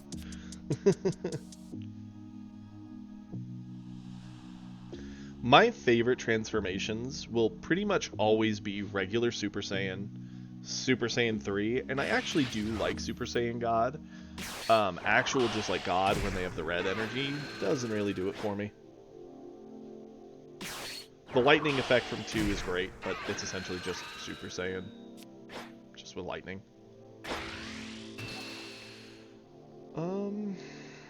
What do we value here? He's at 5, so attacks at him. We do value our hit. This is a decent card in this. He doesn't have a lot of ways to... Well, he is Cooler. Cooler pops it, so yeah, sure.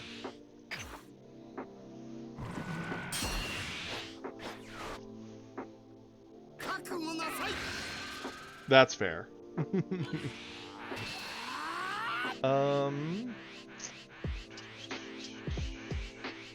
Let's do Krillin, because anytime we would do Krillin, hit's almost just better.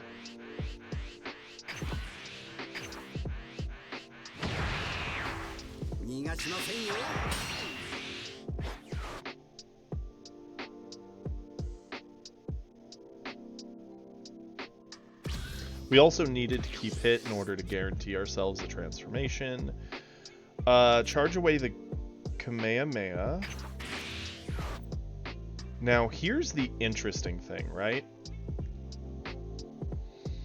I think we're going hit into this, because we can attack hit into here, pick up the life, give the debuff here.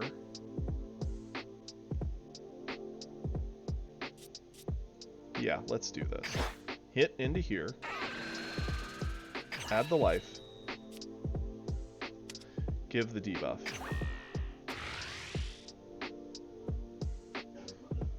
And stab. Cool. Now, we'll do hit 2-drop. Into here. Add the life. Kill that off completely. Flip.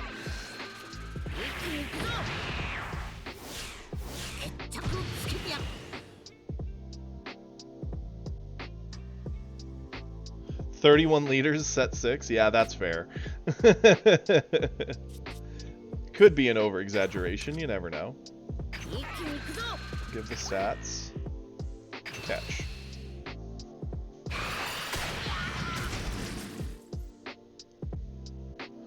I still don't know how I feel about that, honestly. The new Dragon Ball, putting them as kids again, and all that kind of stuff. Like, we've seen it before.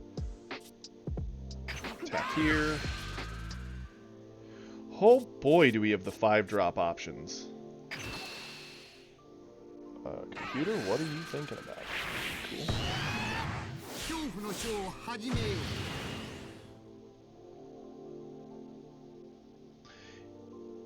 Yeah, that's true.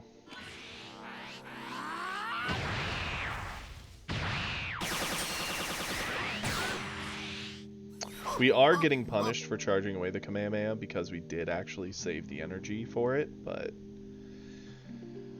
what do? We could do this, but it doesn't feel good just to put that on board for no reason. Feels better in the hand.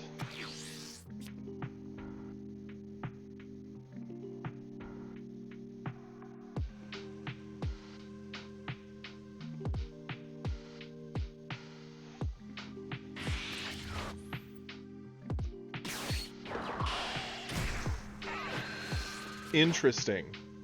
Into a 1-drop sorbet? What? Okay. Yep, gonna commit down our Roshi, that's fine. We'll use Goku. Attack that. Odd to see a Frieza that's fighting for board in such a way. Normally Friezas would just push on your life. Combo this away. Yeah.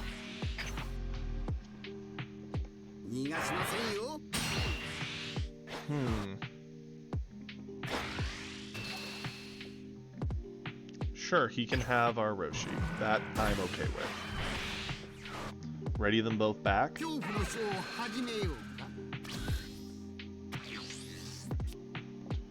Okay, what do we charge here? It kind of sucks having 4 dead cards in a hand of 8 that aren't doing anything. None of these are live till 5, and at most we'll drop 1, then go on 6 again.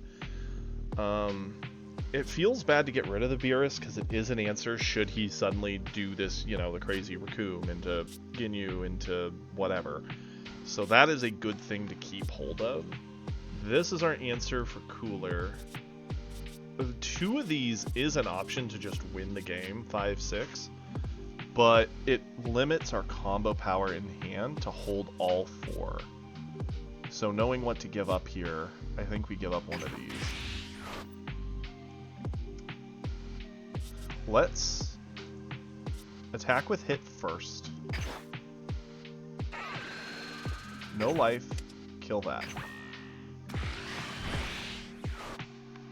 And step this attack.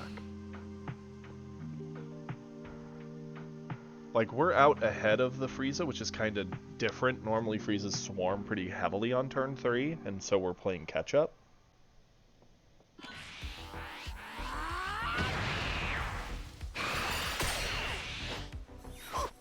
I totally agree with that, Drum. I wish and hope they make all leaders playable. They don't all have to be meta, but so long as they are all very playable and even close. Like, I never want, like, oh, it's just a Broly. Well, half the cast can't play the game.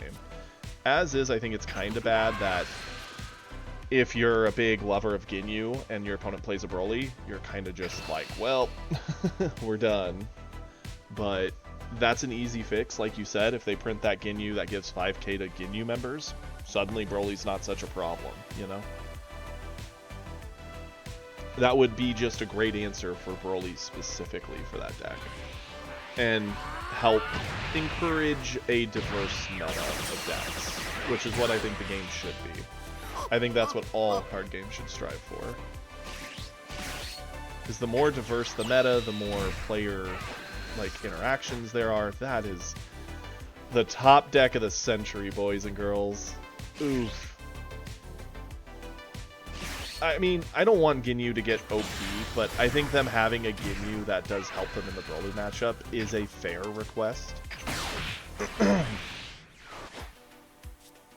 But outside of that, I don't think Ginyu needs a whole lot.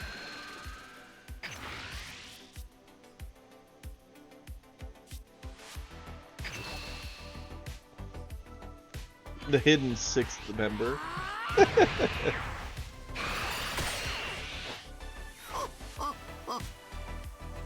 Like, it could even just be a Ginyu that says, if your leader's Ginyu, give the Ginyu squad 5k.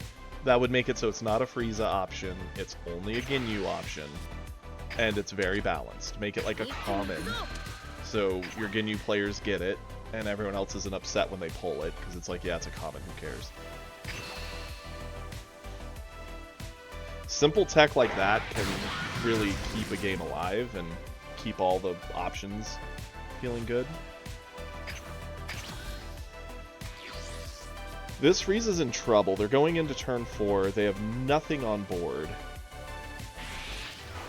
I do look forward to them doing a Golden Frieza. That will be cool.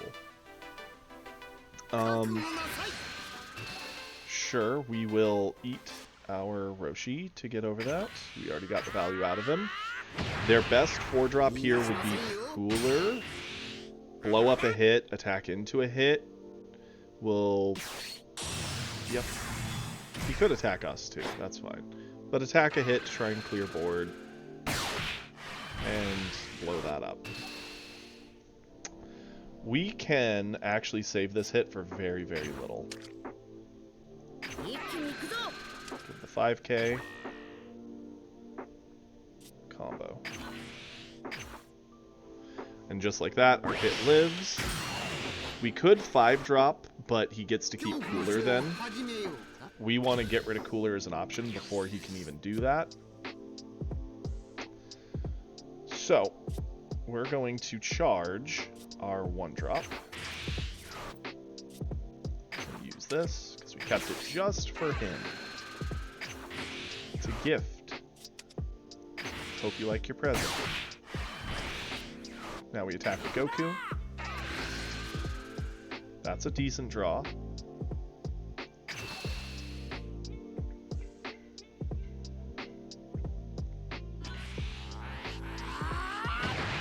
I wish we had a 2-drop in hand. If we did, we would play the Roshi. It's a little greedy to play the Roshi hoping to draw 2 and not establish another threat to the board. It's better to at least just get the 17 down.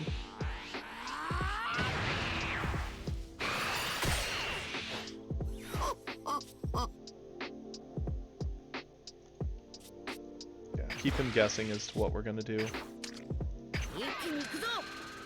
This Frieza's getting drained of their resources pretty quickly, which is good for us.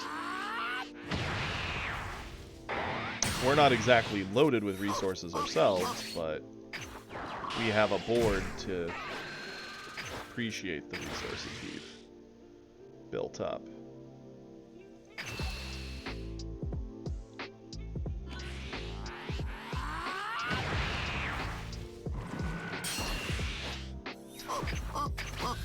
They are on 5. Golden Frieza doesn't feel great here. He could drop Golden, freeze our 3-drop.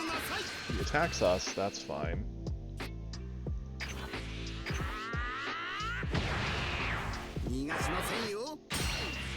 Interesting that he's not just trying to take the hit off the board with his attacks.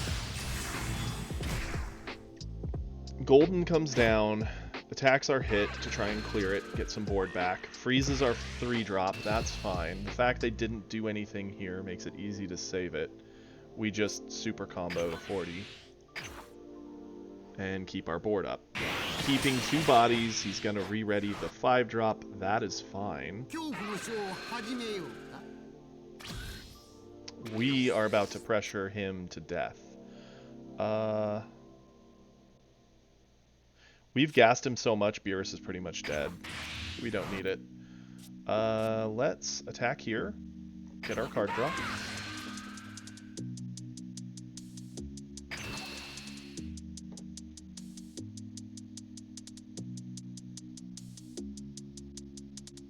Yeah, Roshi would have actually got the Krillin. That's a great point. We could have trusted the Roshi, got the Krillin. It would have worked out better. But that's okay.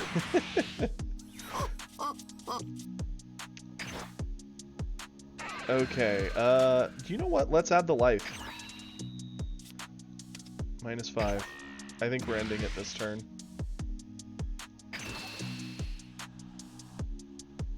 All it takes is 1 touch. And we have a lot of options for 1 touch.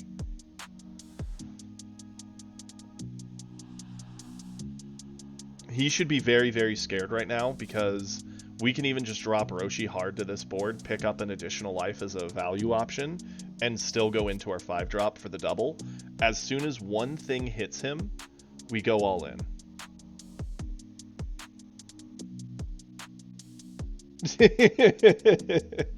For real though. Aw man, are we turning Roshi into like the mascot here? We better be cautious. Okay, we're gonna go into our 1-drop. We're gonna pick up the life.